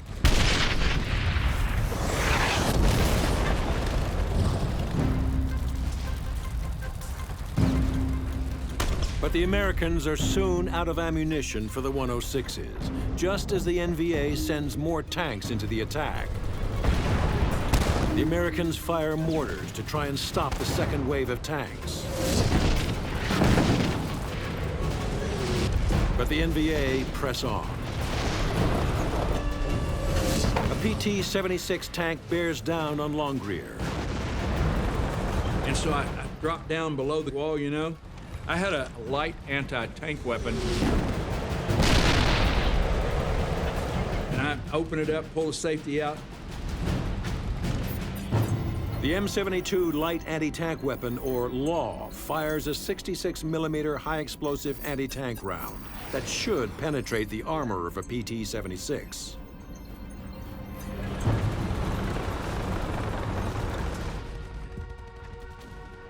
Click it, and I throw it down. Give me another one. The LAW is proving unreliable, and the PT-76 tank is closing. So I tried 3 of these things, and they wouldn't fire.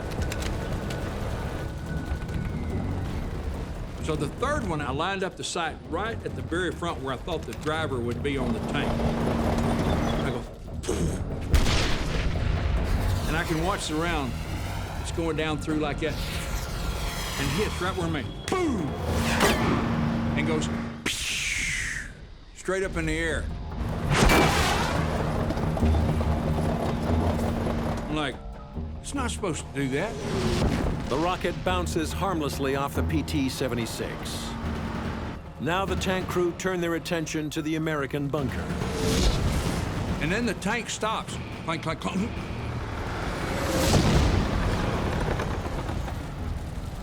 He goes, starts moving his big barrel toward us, you know. And I thought, yeah, it's time to get out of this bunker.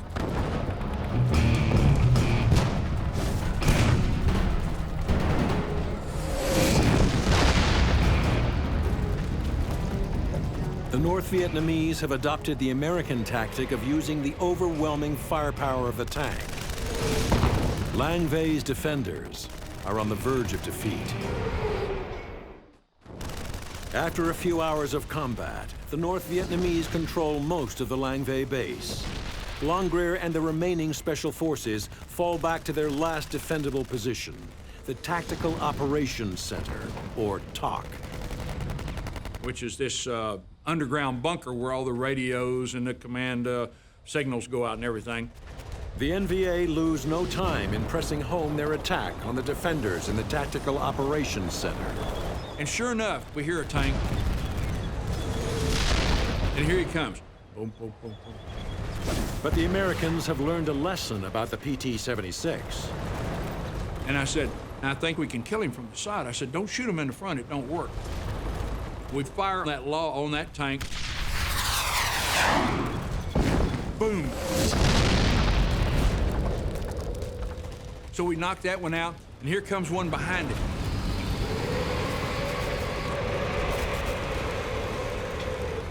And so I fired.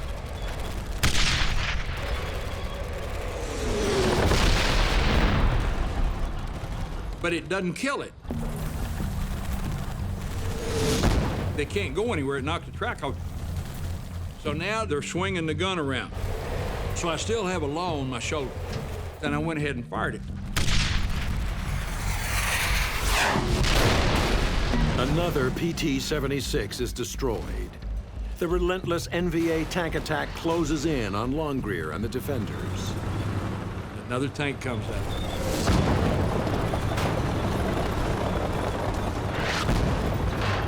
And here we go with the old... So I knew what was fixing to happen. Desperately short of anti-tank weapons, Longrear heads into the TOC to look for more. So I took off downstairs. Just as I get to the bottom, boom!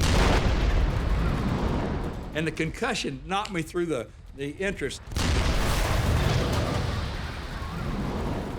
So that was pretty much the beginning of the end for us. The NVA tanks have overrun Lang Vei. Trapped in the TOC bunker, the Americans refuse to surrender. I mean, they were hanging through the holes, throwing hand grenades and shooting and stuff, and all of a sudden,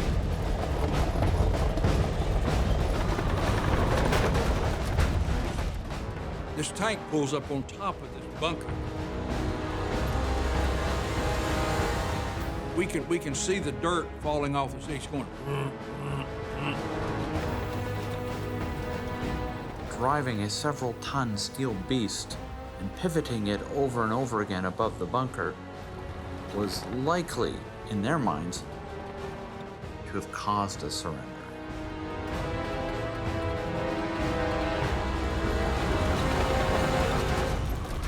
But Langvey's defenders hold out in the bunker.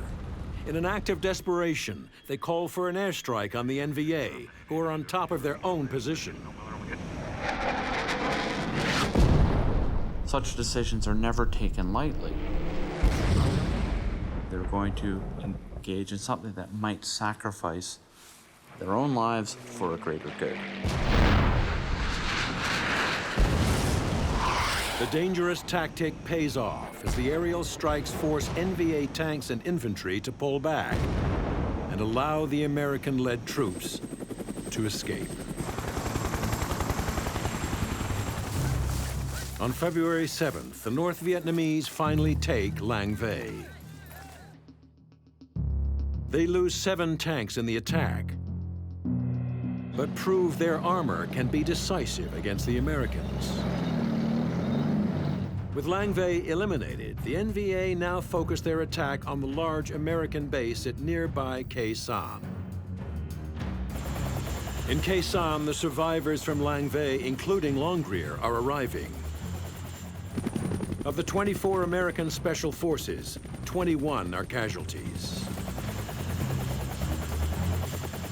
But they find they have traded one version of hell for another. Khe Sanh is under an intense artillery barrage, with shells landing every 10 seconds. In early 1968, Khe Sanh was surrounded. It had been isolated by North Vietnamese forces immediately prior to the Tet Offensive and subjected to prolonged bombardment.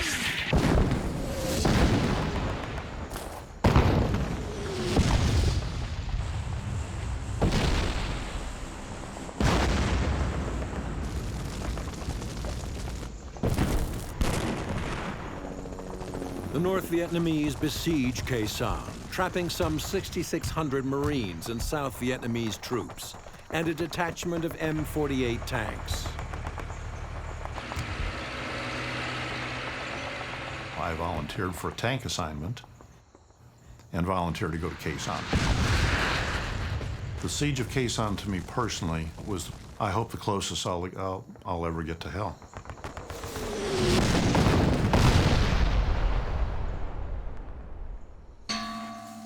Advancing on the American base is a battalion from the NVA's 325C Division, numbering some 600 troops.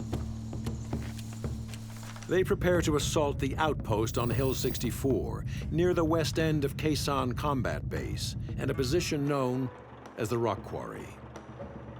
The Rock Quarry was a knoll where there were 2 tanks, one in front of and one in back of each other, kind of hidden from the enemy. February 8th, 1968. In the early hours of the morning, NVA soldiers close on the American perimeter. We would come out very voraciously at night, looking for enemy with our Xeon scope.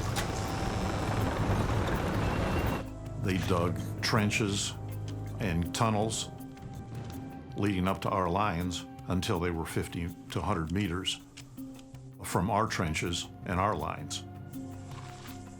NVA soldiers crawl silently forward to place explosives under the barbed wire. They could melt through our lines like a hot knife through butter.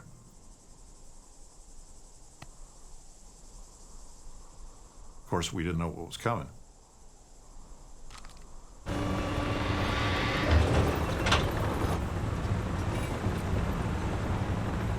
And now NVA commanders give the signal to attack. And I distinctly heard the bugle, and I knew what it meant. And saw the flares. It is the signal to detonate dynamite and blast holes in the perimeter wire.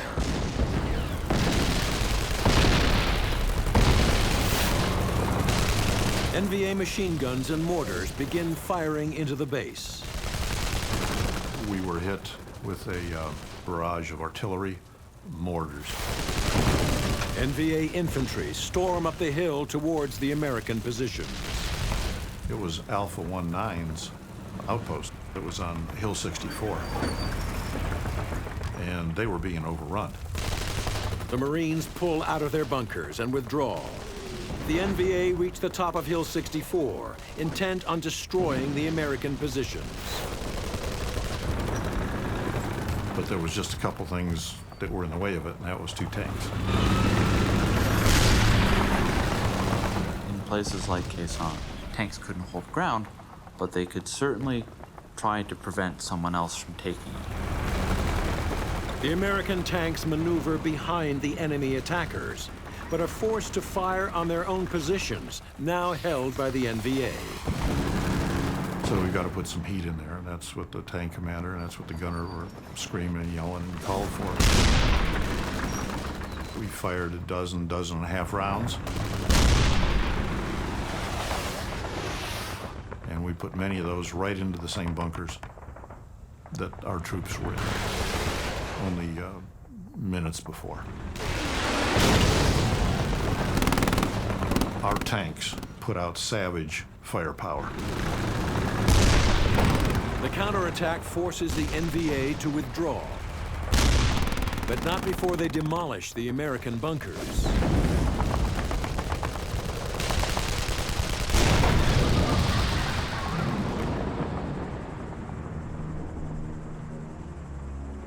In the battle for Hill 64, the North Vietnamese lose 150 dead. Tanks played a critical role. In the siege of Quezon, we displayed to the enemy that we could be at any point that they would choose, and that we could be there in a matter of moments.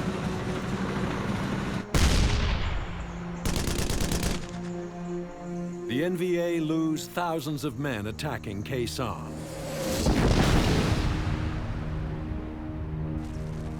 The siege is finally lifted in April. But soon after, the Americans withdraw altogether from the base that they had fought so hard to keep.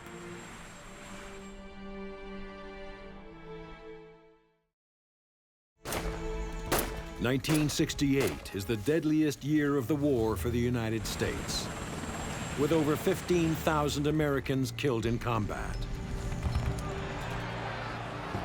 The death toll fuels the anti-war movement, with protests erupting throughout the U.S. and around the world.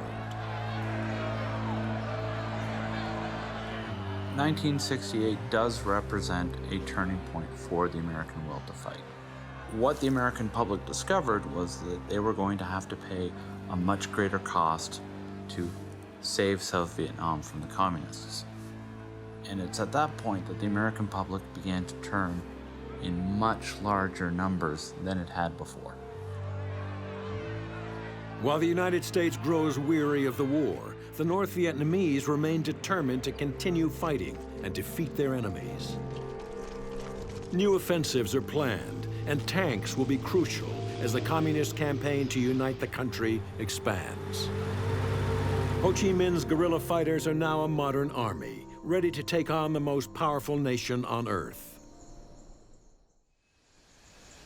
1969. To replenish their forces in South Vietnam, the NVA moved troops, supplies, and tanks to the south via the Ho Chi Minh Trail, a series of routes running thousands of kilometers through the jungles. The Ho Chi Minh Trail was a nickname of the communist route for communications, logistics, and infiltration into South Vietnam. To disrupt the enemy's supply chain, the Americans have a line of fire bases along the Ho Chi Minh Trail from which to attack the communists. One of the most isolated is Ben Het's Special Forces Camp, Located in South Vietnam's central highlands, near where the Ho Chi Minh Trail runs through neighboring Laos and Cambodia.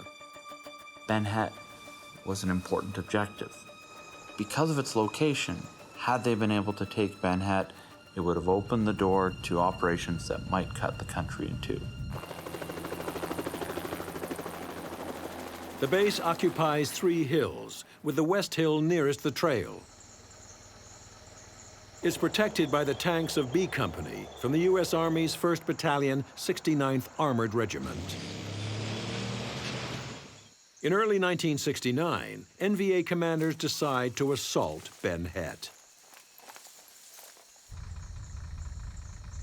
Spearheading the attack on the base are up to 10 PT-76 tanks. The NVA believed that tanks would play a decisive role at Ben Het. March 3rd, 1969. 3 M48 tanks are dug in on the West Hill, protecting Ben Het Fire Base. We had them dug in. They were in trenches, you know. All that was sticking out was a gun tube and what have you. As night falls over the base, all is quiet. Until the Americans hear engine noises coming from across the nearby border. Special Forces unit had a team out with one of their lieutenants, and they reported that there was tanks moving down around the area between us and the borders. And we got our night vision scopes out and devices and started looking. We saw the PT-76s out there. The first tank-on-tank battle of the Vietnam War is about to begin. To be honest, we're surprised overall that it was coming our way. Ben Het does represent a tank-on-tank action by accident. I have difficulty believing the North Vietnamese would employ a PT-76 against an M48. 2 PT-76s are quickly knocked out. But the third closes on the American tanks and opens fire.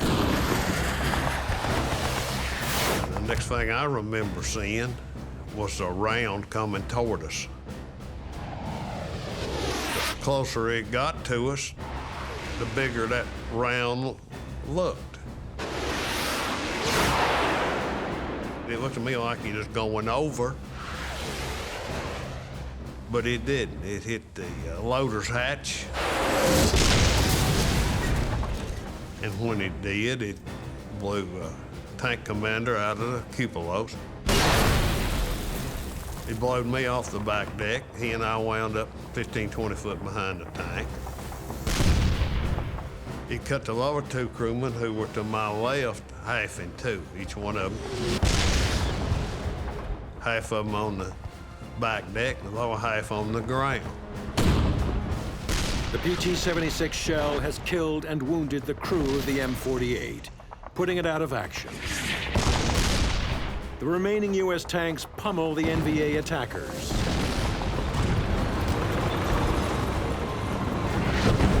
Finally, the communists withdraw. At the first break of dawn the next morning is when they saw at least 2 tanks had been destroyed.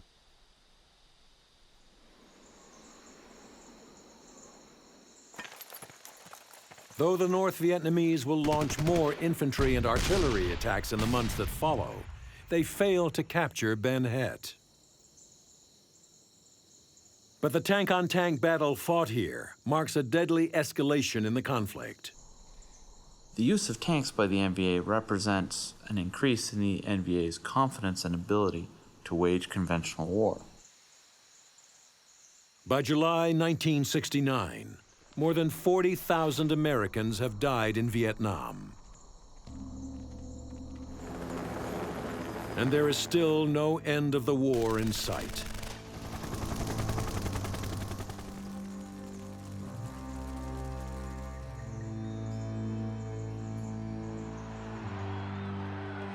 On September 2nd, North Vietnamese leader Ho Chi Minh dies. But his dream of a united, independent Vietnam lives on. You can kill 10 of our men for everyone we kill of yours. But even at those odds, you will lose and we will win. The Americans start peace talks with the North Vietnamese and announce they will begin pulling out their troops. We have adopted a plan, which we have worked out in cooperation with the South Vietnamese, for the complete withdrawal of all U.S. combat ground forces. The American tankers had been among the first to arrive in South Vietnam, when the U.S. believed they could win a swift victory with their overwhelming firepower. Now they are amongst the first to head home. As North Vietnam moves from guerrilla to conventional warfare, their tankers prepare to play a greater role in their fight to unite the country. And as the American war is ending, the fighting in Vietnam enters its decisive phase. 1972. Most American forces have withdrawn from Vietnam, leaving the South alone to defend itself. Because of the American withdrawal, the South Vietnamese economy was weaker. They didn't have as much money to spend on their own defense. The North, however, strengthens its forces, with help from the Soviet Union and Communist China, who supply them with powerful new tanks. Soviet aid allowed them to rebuild their forces for future operations. The North Vietnamese did believe that they could defeat the South in a conventional war in 1972. Spring 1972. The Communists launch a new offensive. The attack will be their largest of the war, and it will be spearheaded by hundreds of tanks. When people think of Vietnam and tanks, most people make the assumption it's jungle. But there were areas that were very, very good for the employment of tanks, particularly the northern provinces. The main tank assault falls on the border provinces, where the Communists believe the enemy is weakest. This was the first time the North Vietnamese used tanks en masse during the war in Vietnam. For the attack, the North Vietnamese field 30,000 troops and more than 150 tanks. Defending the northern provinces are nearly 30,000 South Vietnamese troops and dozens of M48 tanks. March 30th, 1972. The attack begins as NVA troops swarm across the border into South Vietnam. With them come 2 regiments of armor, which includes the most modern tank they have, the T-54. The T-54 is a Soviet-designed main battle tank. Intended for tank-on-tank warfare, it's armed with a 100mm main gun and has nearly 10 centimeters of frontal armor. The NVA plan to use their tanks to capture the provincial capitals of Quang Tri and Hue, giving them control of the northern provinces. In order to do so, they must cross a vital bridge over the Cua Viet River at the town of Dong Ha. The Dong Ha Bridge was important because it could handle armor traffic. Had it fallen into communist hands, they would have been able to continue further south and get to Saigon. As the NVA tanks close in on Dong Ha, the South Vietnamese Army rushes its newly formed 20th Tank Battalion to defend the bridge.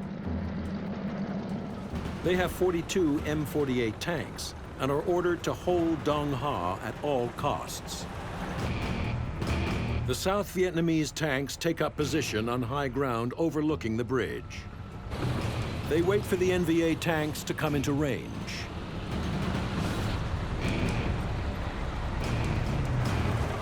As the NVA tanks approach the bridge, they enter a killing zone.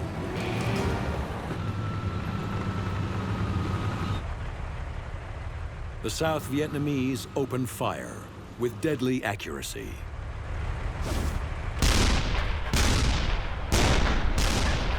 "11 enemy tanks are hit.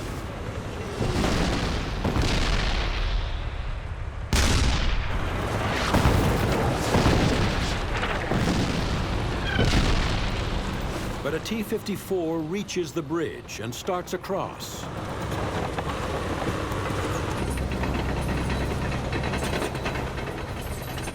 A lone South Vietnamese Marine aims to stop it with an anti-tank weapon. If the bridge is captured intact, the NVA can advance to Quang Tri City. His first shot misses.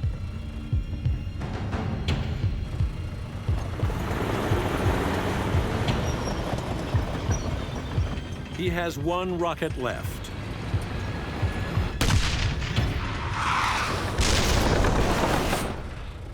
His second shot jams the enemy's turret.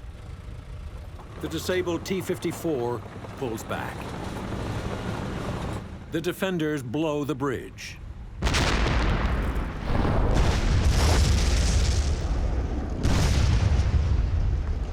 Stopping the NVA tanks from crossing.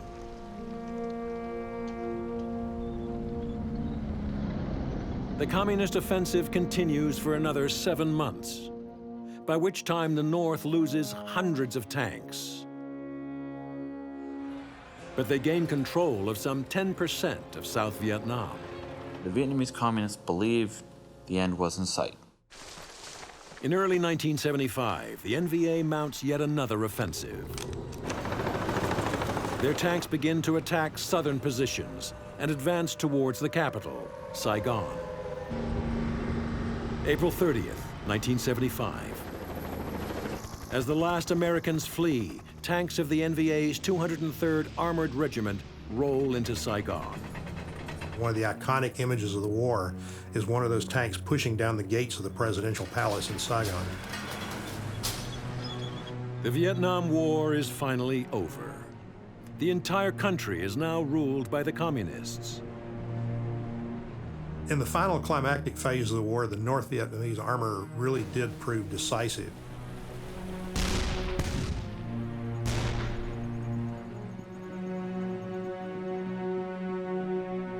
Over 5 million Vietnamese people die in the battles that raged in the war for Vietnam. The war cemeteries and memorials bear witness to the terrible price they paid to be unified and independent. The South Pacific, 1942. The U.S. Marine Corps leads the attack on the Pacific Islands of the Japanese Empire. And for the first time in their history, they launch an amphibious assault with tanks. They knew they would have to have that type of support to knock out defensive positions in amphibious assaults. All of a sudden, our tank hit a hole. They were throwing everything but the kitchen sink at that thing. People say, well, I didn't realize there were tanks in the Pacific. They seize one island fortress after another. There's no real way to carry a large cannon around the battlefield for direct fire infantry support except a tank. But they face an enemy ready to meet them tank versus tank. Man, we were firing and firing and firing. Fighting across a battlefield as wide as the ocean itself. If you hit them, they're gone. Tanks go head to head in the Pacific War.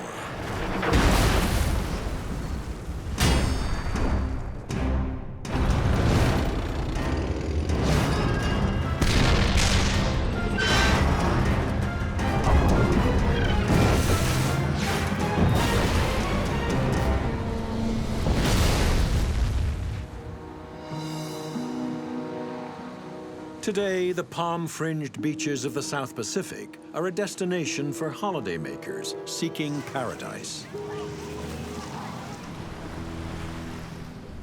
But in World War II, they would become a blood-soaked graveyard for the U.S. Marine Corps. In December 1941, the Japanese launch a surprise attack against the United States naval base at Pearl Harbor, Hawaii. Striking at the heart of American power in the Pacific and dragging the U.S. into the Second World War. For more than 50 years, the Japanese have been pursuing a policy of aggressive military expansion. Their empire now stretches halfway across the Pacific Ocean from mainland Asia. The Japanese military machine has been unstoppable, swallowing one island chain after another. From the Marianas to the Gilberts and to the Solomons. Japan's strategy was pretty effective at this particular point because basically they had managed to run riot all through the southern Pacific. They had things pretty much their own way. Each island in its possession is now a fortress, bristling with manpower and heavy armor. The goal was to make it so expensive for the Americans to come back and to counterattack them that the Americans would lose hope and simply give up on recovering or counterattacking the Japanese and seizing back this empire. But give up, they did not. And in June 1942, with a decisive naval victory at the Battle of Midway, the Americans turned the tide of war. A common saying is that before Midway, the Japanese never stopped advancing. After Midway, the Japanese never stopped retreating.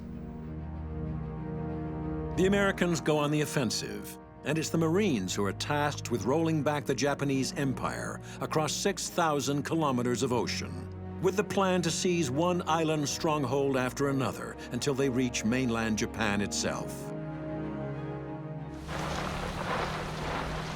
Overshadowed by the achievements of the infantry, the role of the tank in the Pacific War has been untold. People say, well, I didn't realize there were tanks in the Pacific. There's very little written about the tanks in the case of the Marine Corps. The infantry always has this strange love-hate relationship with tanks. They don't like to be around the tank because it takes fire, but when you're taking fire from an enemy position, there's nothing quite like that direct fire cannon and those heavy machine guns and that armored protection to help eliminate enemy positions. There's no real way to carry a large cannon around the battlefield for direct fire infantry support except a tank. The Marines' first hurdle is Guadalcanal, which they seek to take with overwhelming force,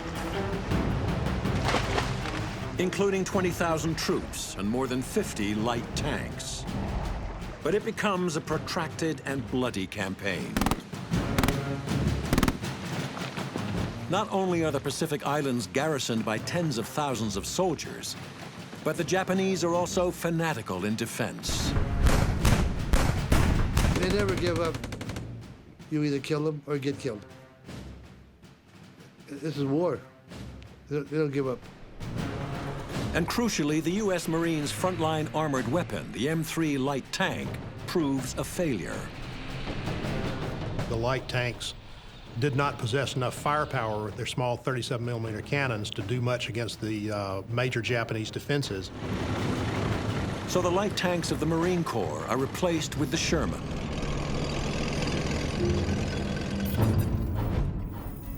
The medium M4A2 Sherman tank, with a 75mm main cannon, its firepower is a significant upgrade in the Marines' armored capability.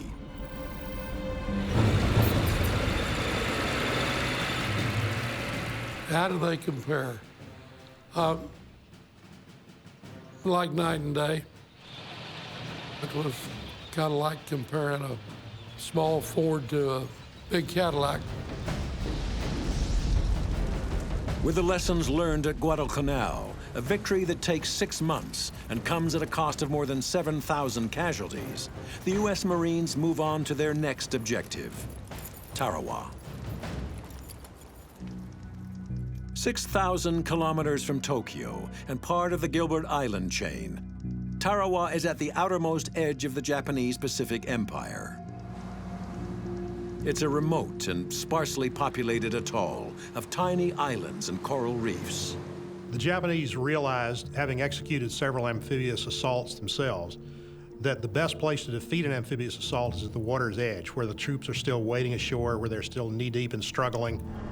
So most of their defenses were sited around the perimeter of the island. So confident is Japanese Rear Admiral Keiji Shibasaki, he boasts that 1 million men could not take the island in 1,000 years. Dug in behind the defensive seawall at Tarawa are 5,000 soldiers, 65 heavy guns,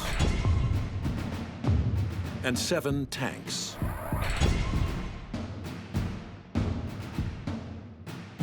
These islands were so small that the entire perimeter of the island could be fortified.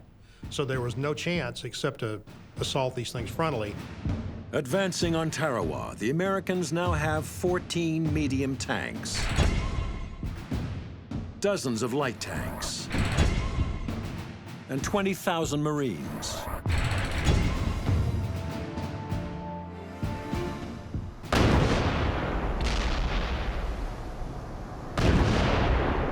November 20th, 1943. At 0500 hours, the American attack begins with a massive naval bombardment. Its aim, to destroy the Japanese defenses and breach the seawall. We could see the planes dive bombing the island.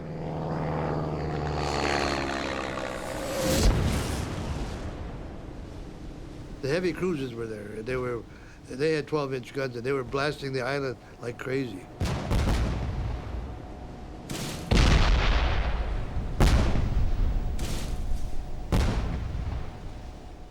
What I was worried about is I was worried about one of them things might hit me.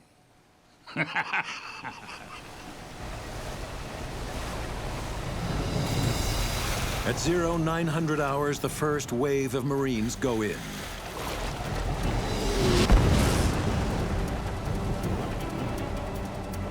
On a small island like Tarawa, the only thing you can do is attack right into the teeth of the defenses, just kind of slog ashore and try to do the best you can in this frontal assault.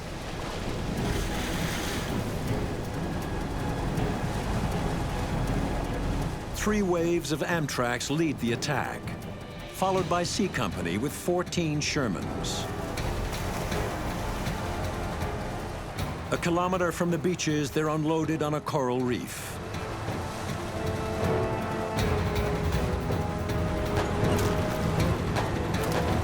Then you go into the lagoon, then you go in. And that's when things got rough. Because it's now that the U.S. tankers come within range of the Japanese heavy guns. All our positions on all beaches opened on the enemy landing craft. The Americans appeared to be surprised and confused.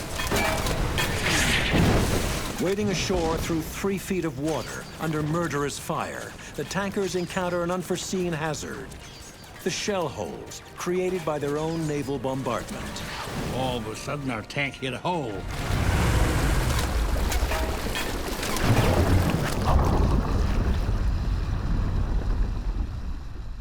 They was under fire. I mean, they were throwing everything but the kitchen sink at that thing.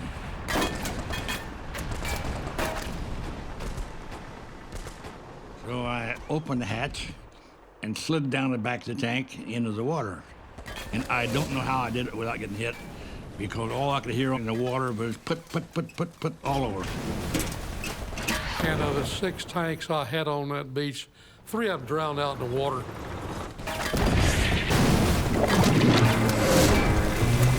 But we did get ashore. I got ashore with 3 vehicles.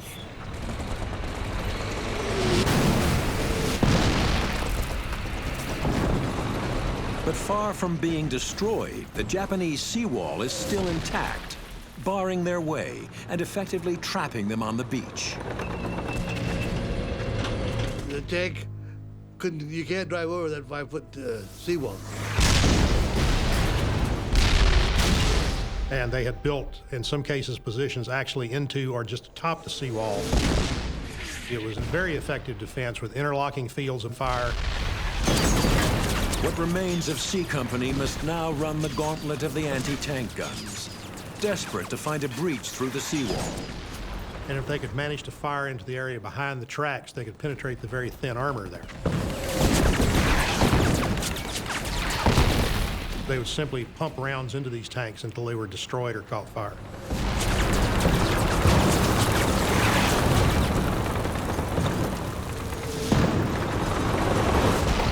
Two tanks from Bale's company find a gap in the seawall and make it off the beach.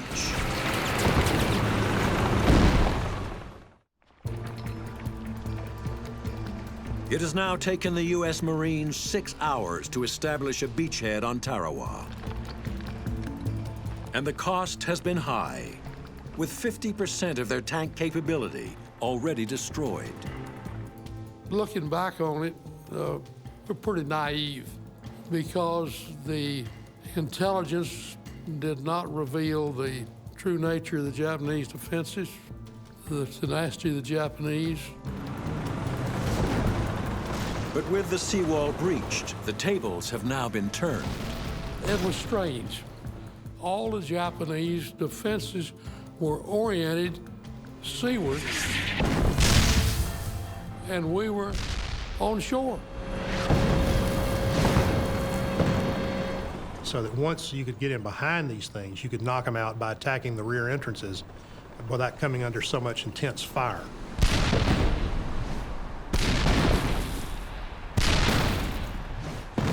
You had to find the opening because these things were dug into the ground and they were covered with mounds and mounds of sand. We realized you had to start firing into the openings.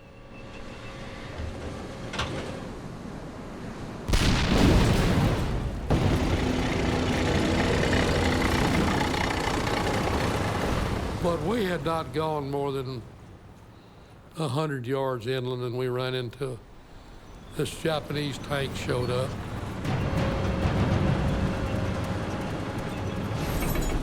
When I saw him, and I caught him out of the corner of my eye, this movement, and I realized what it was. The Japanese tank stuck its turret up over a revetment. I told the gunner, and he started to traverse over there. He probably had to traverse that gun 30, 40 degrees to get on that target. And he fired before I told him to. And he missed.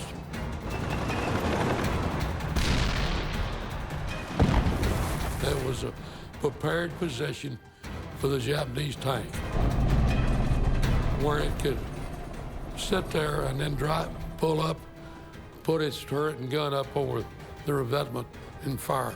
And that's what it did.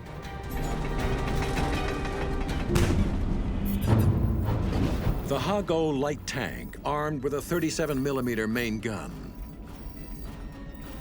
In a straight fight, it should prove no match for the medium Sherman M4. That projectile hit right on the end of our gun tube.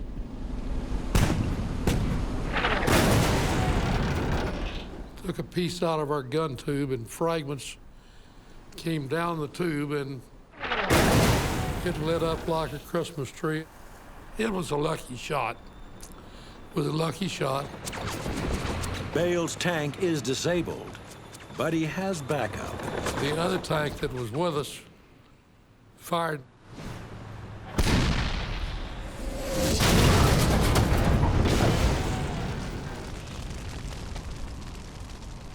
And that other tank fired, and all I know is he blew the turret off.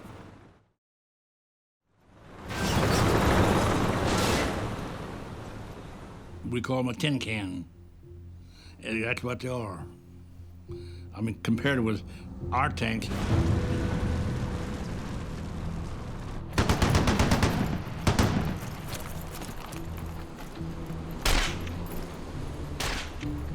It takes 3 days for the Marines to clear the atoll. 4,700 Japanese are killed, including Rear Admiral Shibasaki, with only 17 choosing to surrender. And in the space of just 76 hours, the Marines themselves lose nearly 1,000. Tarawa caused a major change in the way the United States viewed the war and the attitudes particularly. Because up to that point, on the home front, movies had always, depicted people with relatively bloodless shoulder wounds or people dying with a noble, quip on their lips. But for the first time, the Commandant of the Marine Corps authorized the release of photographs of American casualties, including dead Marines on the beach, dead Marines floating in the lagoon, and he made the comment, "There is no royal road to Tokyo." Having punctured the Japanese Empire's first line of defense in the Pacific at Tarawa in the Gilbert Islands, the Americans now advance on the Marianas and the island of Saipan. The Japanese considered the Marianas actually the last defensive line before the home islands. Much bigger than Tarawa and halfway to Japan itself, the Marianas hold the strategic key to the war in the Pacific. The Japanese know that if their airstrips on the Marianas are captured, American superfortress bombers will for the first time be within range of Tokyo itself. So they were prepared to defend these things with a major effort.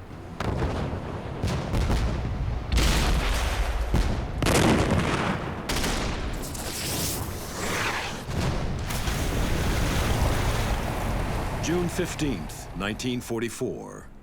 The U.S. Marines launched their amphibious assault.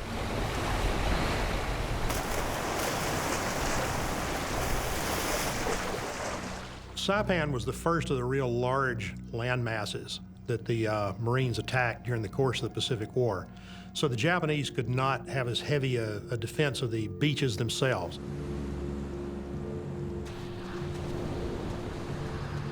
We did not encounter the bomb craters and all off the beach. We didn't encounter the heavy Japanese gunfire from emplacements. And as far as I was concerned, I got my company ashore pretty easily. Unlike on Tarawa, the main Japanese defenses are situated behind the shoreline. And as the U.S. Marines advance off the beaches, they discover the Japanese are waiting for them, dug into a network of almost impregnable bunkers. Oh, they had pillboxes all over, and they were connected underground.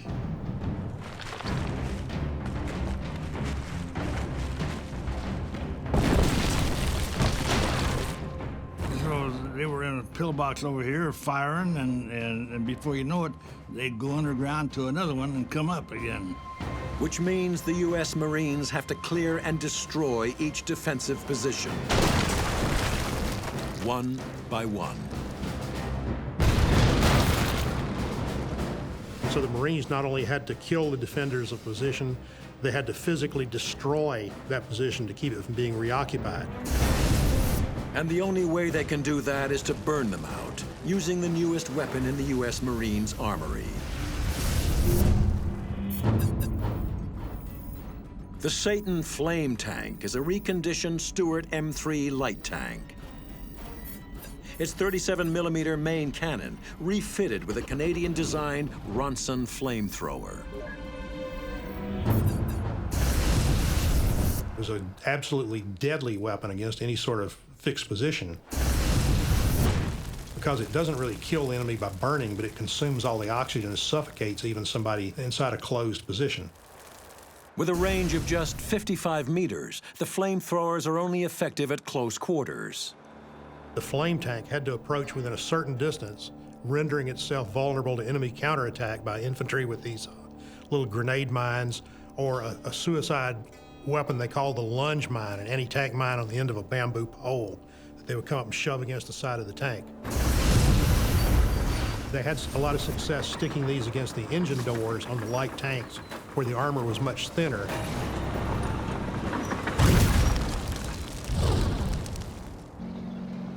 The Marines' advance now becomes a game of cat and mouse with the Japanese suicide bombers, with the Sherman supporting both infantry and flame tanks.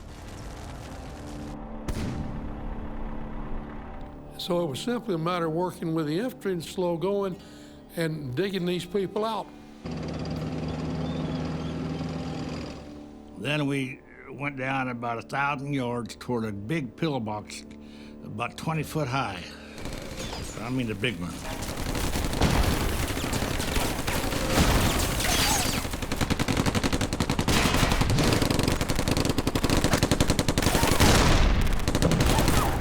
I started throwing shells in there. We fired about, I'll get 8 or 10 shells at that thing. And nothing would happen. They just fell off. Just like me shooting my BB gun at my barn out here. They just hit it and roll off.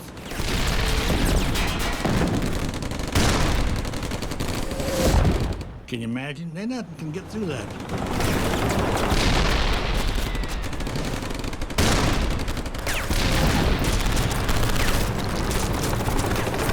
We pulled back and the light tanks had flamethrowers on them.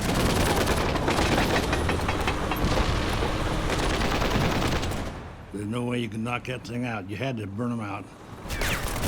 That's the only way you could do it. But with its limited range, the Satan tank needs protection. I was more concerned about being swarmed by the Japanese than I was about Japanese gunfire. So the idea was, of course, that these escort tanks could stand off in some position, off to the side, to the rear, wherever required to protect the flame tanks from this type of counterattack.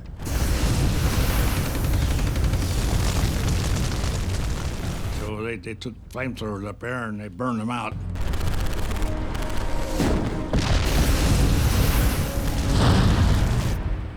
So as they burned them out, we picked them off.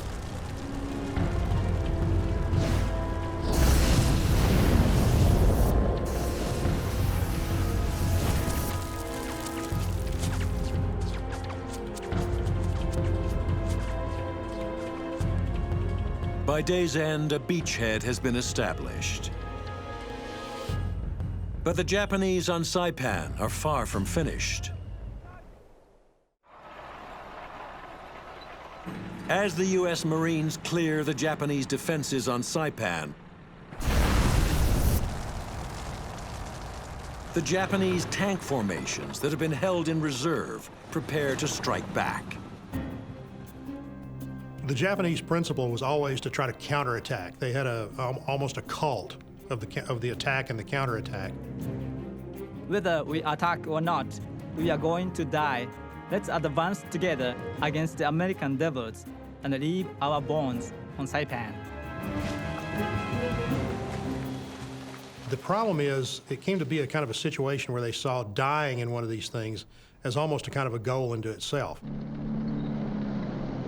As night falls at the end of day 2, the U.S. Marines reach one of the island's airstrips. At 0330 hours, the heavy rumble of Japanese tanks can be heard approaching. The Japanese came over this ridgeline. Must have had every tank they had on Saipan. Because I don't know if anybody ever saw any more Japanese tanks. It was a big attack for an island like that and a force like that.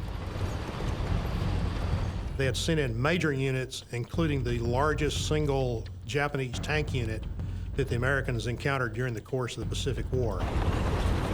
37 tanks lead the Japanese charge.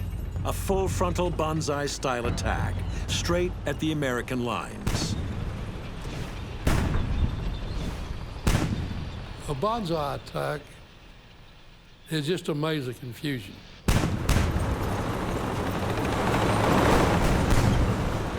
It's just simply a horrible maze of confusion.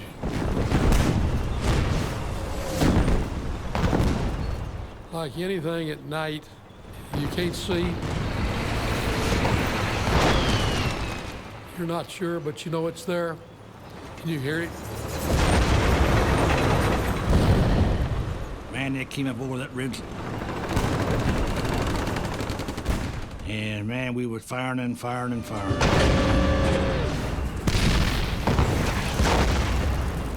They just came at you and kept coming. Taking the Marines by surprise, the Japanese smash through the American front line, and the battle becomes a mass brawl of tank versus tank.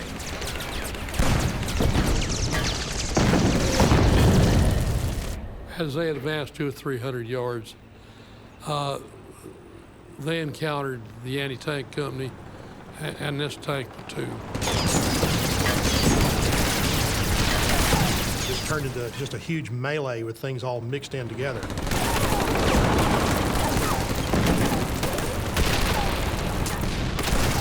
Tracer bullets light up the night sky.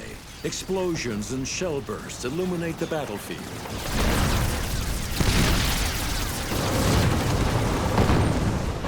With tanks firing at point-blank range, the Japanese Hago now finds itself hopelessly outgunned by the U.S. Sherman.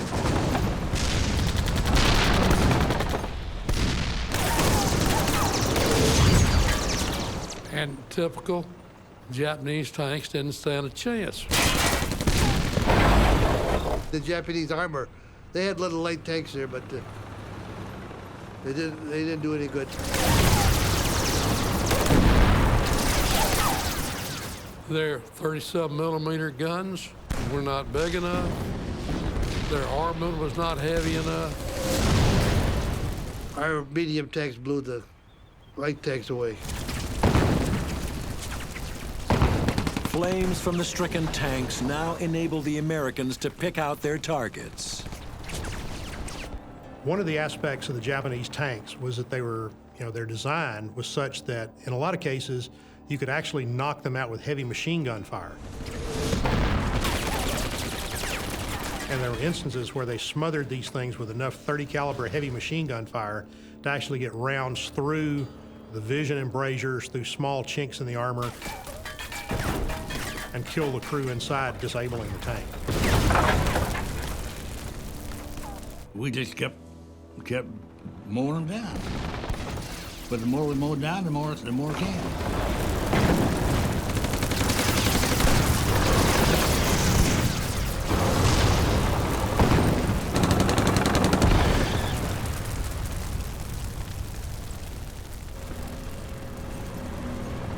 This thing went on all night long. By dawn, the Americans were able to come out over the battlefield, and there were about 33 Japanese tanks, in various stages of disrepair, shall we say, strewn about the battlefield. Well, walking around there looking at that after it was over, it looked great. Looked great. It kind of looked like going out on a baseball field after your team wins a baseball game. The action on that night succeeded in destroying about 3/4 of the major Japanese armored force on the island. After that night attack, the Japanese had no more tanks left. Although outnumbered and overwhelmed by superior American armor, the Japanese defenders on Saipan refused to surrender. It will take the U.S. Marines another 3 weeks to clear the island, at the end of which they will be confronted with the final horror: the mass suicide of Japanese civilians. They were scared of the Americans. They thought they were going to get killed, murdered, and raped. They were up on the end of the island there, and the whole family would just jump off the cliff at one time. Women throwing their children off the cliffs. I don't know of how anybody could have stopped it.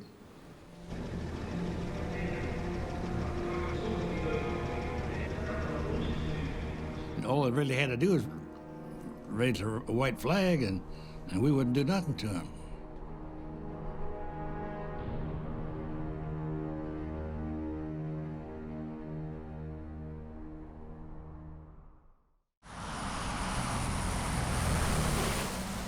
With the capture of Saipan and the Marianas, the Americans are now within range to launch daily bombing raids against Japan itself, in preparation for a full-scale invasion. But Iwo Jima, a tiny volcanic island situated halfway between Saipan and the Japanese mainland, remains a thorn in the American side. It was a Japanese radar base that gave them hours of warning of the approach of the American raids. And Japanese fighter planes flying out of there were picking off crippled American bombers trying to make it back to the Marianas. Measuring just 21 square kilometers, Iwo Jima is an unremarkable dot in the ocean. But the battle that raged here would make it infamous in the annals of the U.S. Marine Corps. February 19th, 1945. To their surprise, the Marines' amphibious landing is unopposed by the Japanese. Contrary to the defense at the water's edge, at Iwo Jima, what they had planned to do was to actually let the Americans come ashore.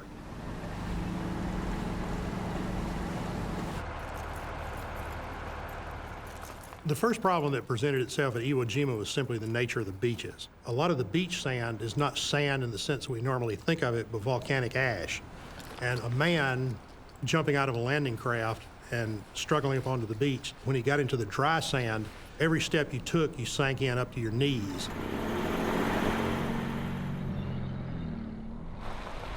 Vehicles just floundered in it, tanks trying to advance through it. The tracks would begin to churn this material, but the tank would be sitting on its belly with its tracks churning and just throwing up ash and sinking in deeper and deeper and deeper. When we hit the beach, that loose volcanic ash had built up into the tracks to where one of the tracks exploded.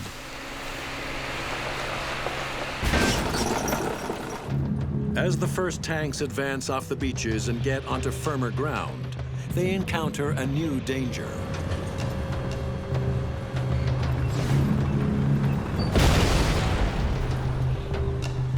What they were doing was burying a 500-pound bomb about that far underground and then setting a 10-pound anti-tank mine on it. In some cases, these were command detonated. They could be detonated electronically by somebody waiting in a nearby cave. The American tanks push on, not knowing when or where another mine will strike.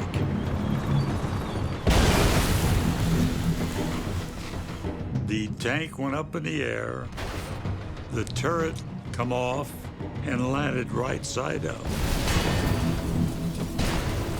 And the tank went over. The driver and the assistant driver, they're dead before the dirt clears.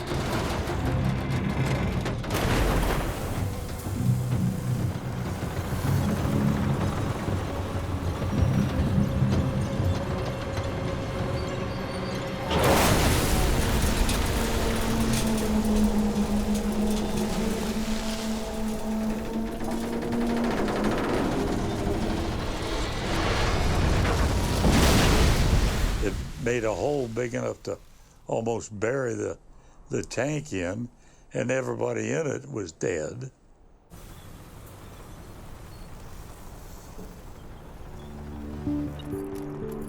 Each step taken by the U.S. Marines on Iwo Jima will be fraught with unforeseen dangers. One military engineer who looked at the island of Iwo Jima after the battle said that it was probably the most heavily fortified place on the planet. To protect themselves against magnetic mines, the tankers have bolted wooden planks to the sides of the Shermans. But as the Marines are about to discover, the Japanese no longer have to rely on suicide attacks. Because for the first time in the war in the Pacific, Japanese gun capability is now a match for the Sherman.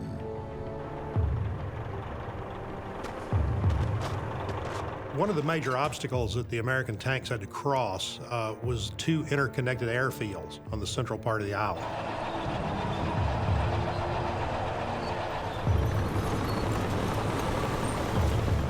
And the real problem was that a lot of the Japanese anti-tank guns had been positioned to defend this open ground because they knew that this central plateau was going to be a major axis of advance for any sort of tanks. The idea was just smother them with artillery fire, and that's what they did.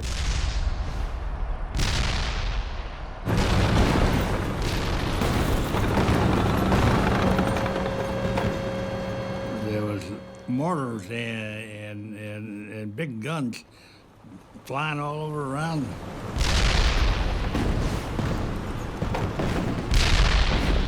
It was essentially built up as one huge ambush. The 47 on Iwo, that's the first time we met the 47s. The breech-loading 47mm anti-tank gun. With a barrel length of 2.5 meters and a muzzle velocity of 830 meters per second, it presents the first serious challenge to U.S. armor in the Pacific. Yeah, they would go through the tank anywhere it wanted to.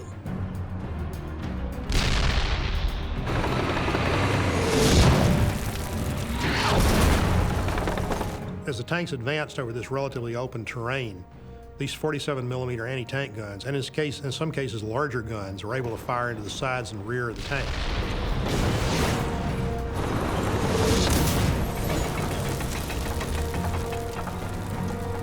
You know, anytime you penetrate the engine, that's going to disable the tank. So it was vulnerable, you know, to fire if it was engaged from the rear. There are photographs of tanks that have anywhere from 12 to 15 penetrations on one side of the tank alone.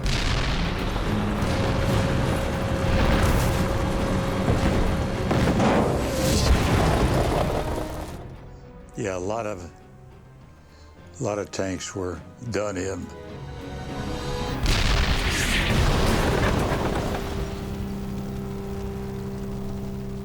It's really always difficult to assess how many tanks were knocked out in any particular action, but the estimate for this one is somewhere around 33 or so. The American advance is slow and the cost is high, but it's also unstoppable.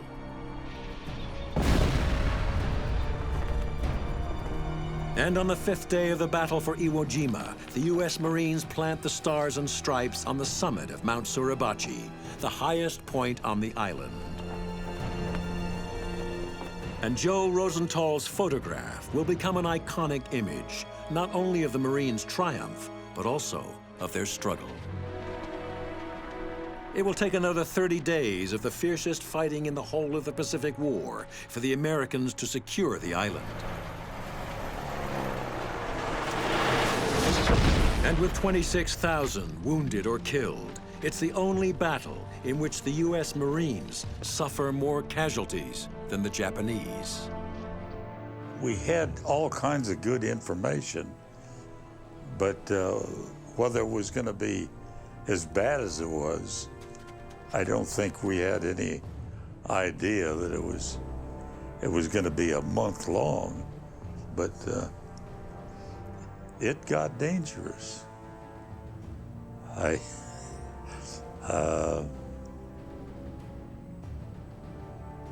A lot of guys bought it, a hell of a lot.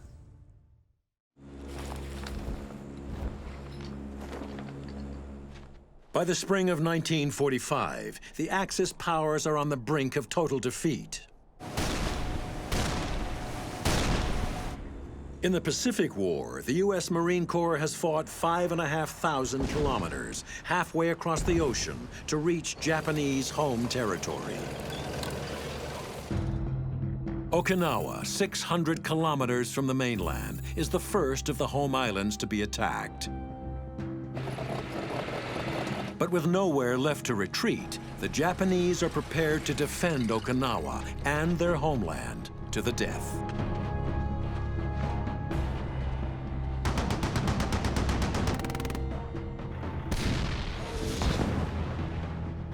I figured we'd have to fight the whole Japanese, you know.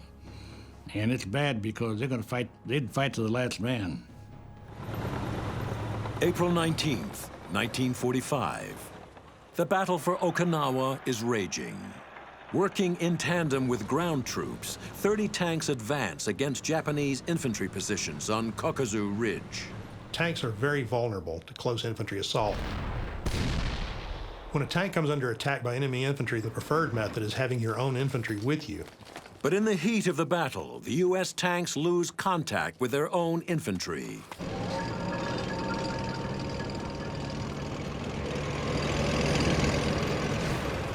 They sent a lot of the medium tanks out into Japanese occupied territory unescorted by infantry. Undefended by ground troops, the column makes a power drive through enemy lines, which are teeming with anti-tank guns. They had all these artillery pieces and heavy anti-tank guns in caves. They'd roll them out and fire them, and they were good at it.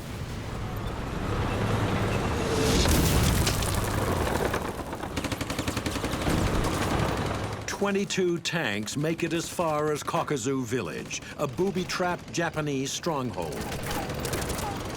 Where lacking any ground reconnaissance, the tankers are ambushed.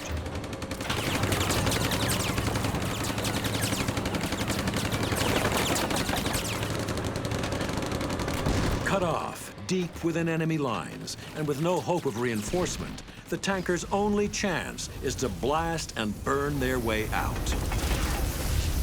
I mean, those people are trying to kill you, and you're going to kill them. That's it.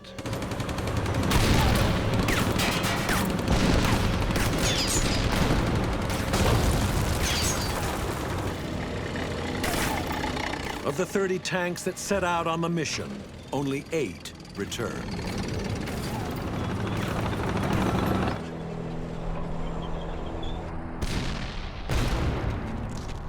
Kokuzu Ridge is the last major tank engagement of the Pacific War, although Okinawa will not be taken for another 2 months.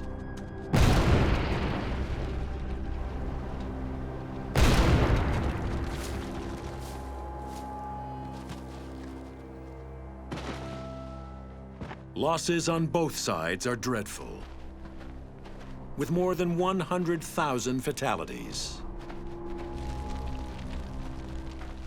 But however desperate their defense of their homeland, the Japanese cause is now hopeless.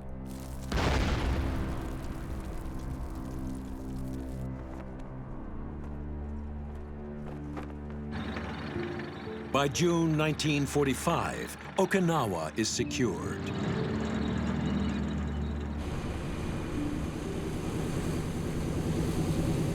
On August 6th, the Enola Gay takes off from the Marianas to drop the first atomic bomb on Hiroshima.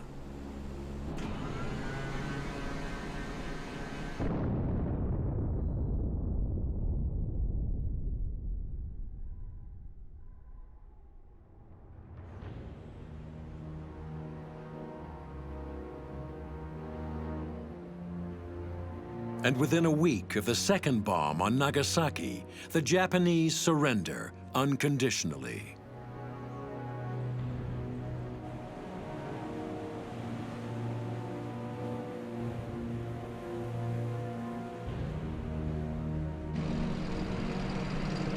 Of all the campaigns of the Second World War, none was more fiercely contested than the South Pacific.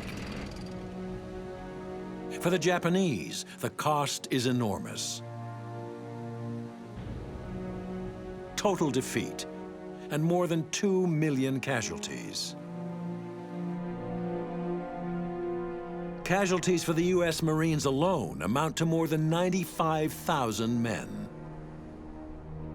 But ultimate victory is theirs. You do your job. You don't, all you do is get him before he gets you. That's the name of the game. And central to the U.S. victory was the role of the tanker. I feel proud of the tankers. Tanks are always part of it. I've always been very proud of that tank company.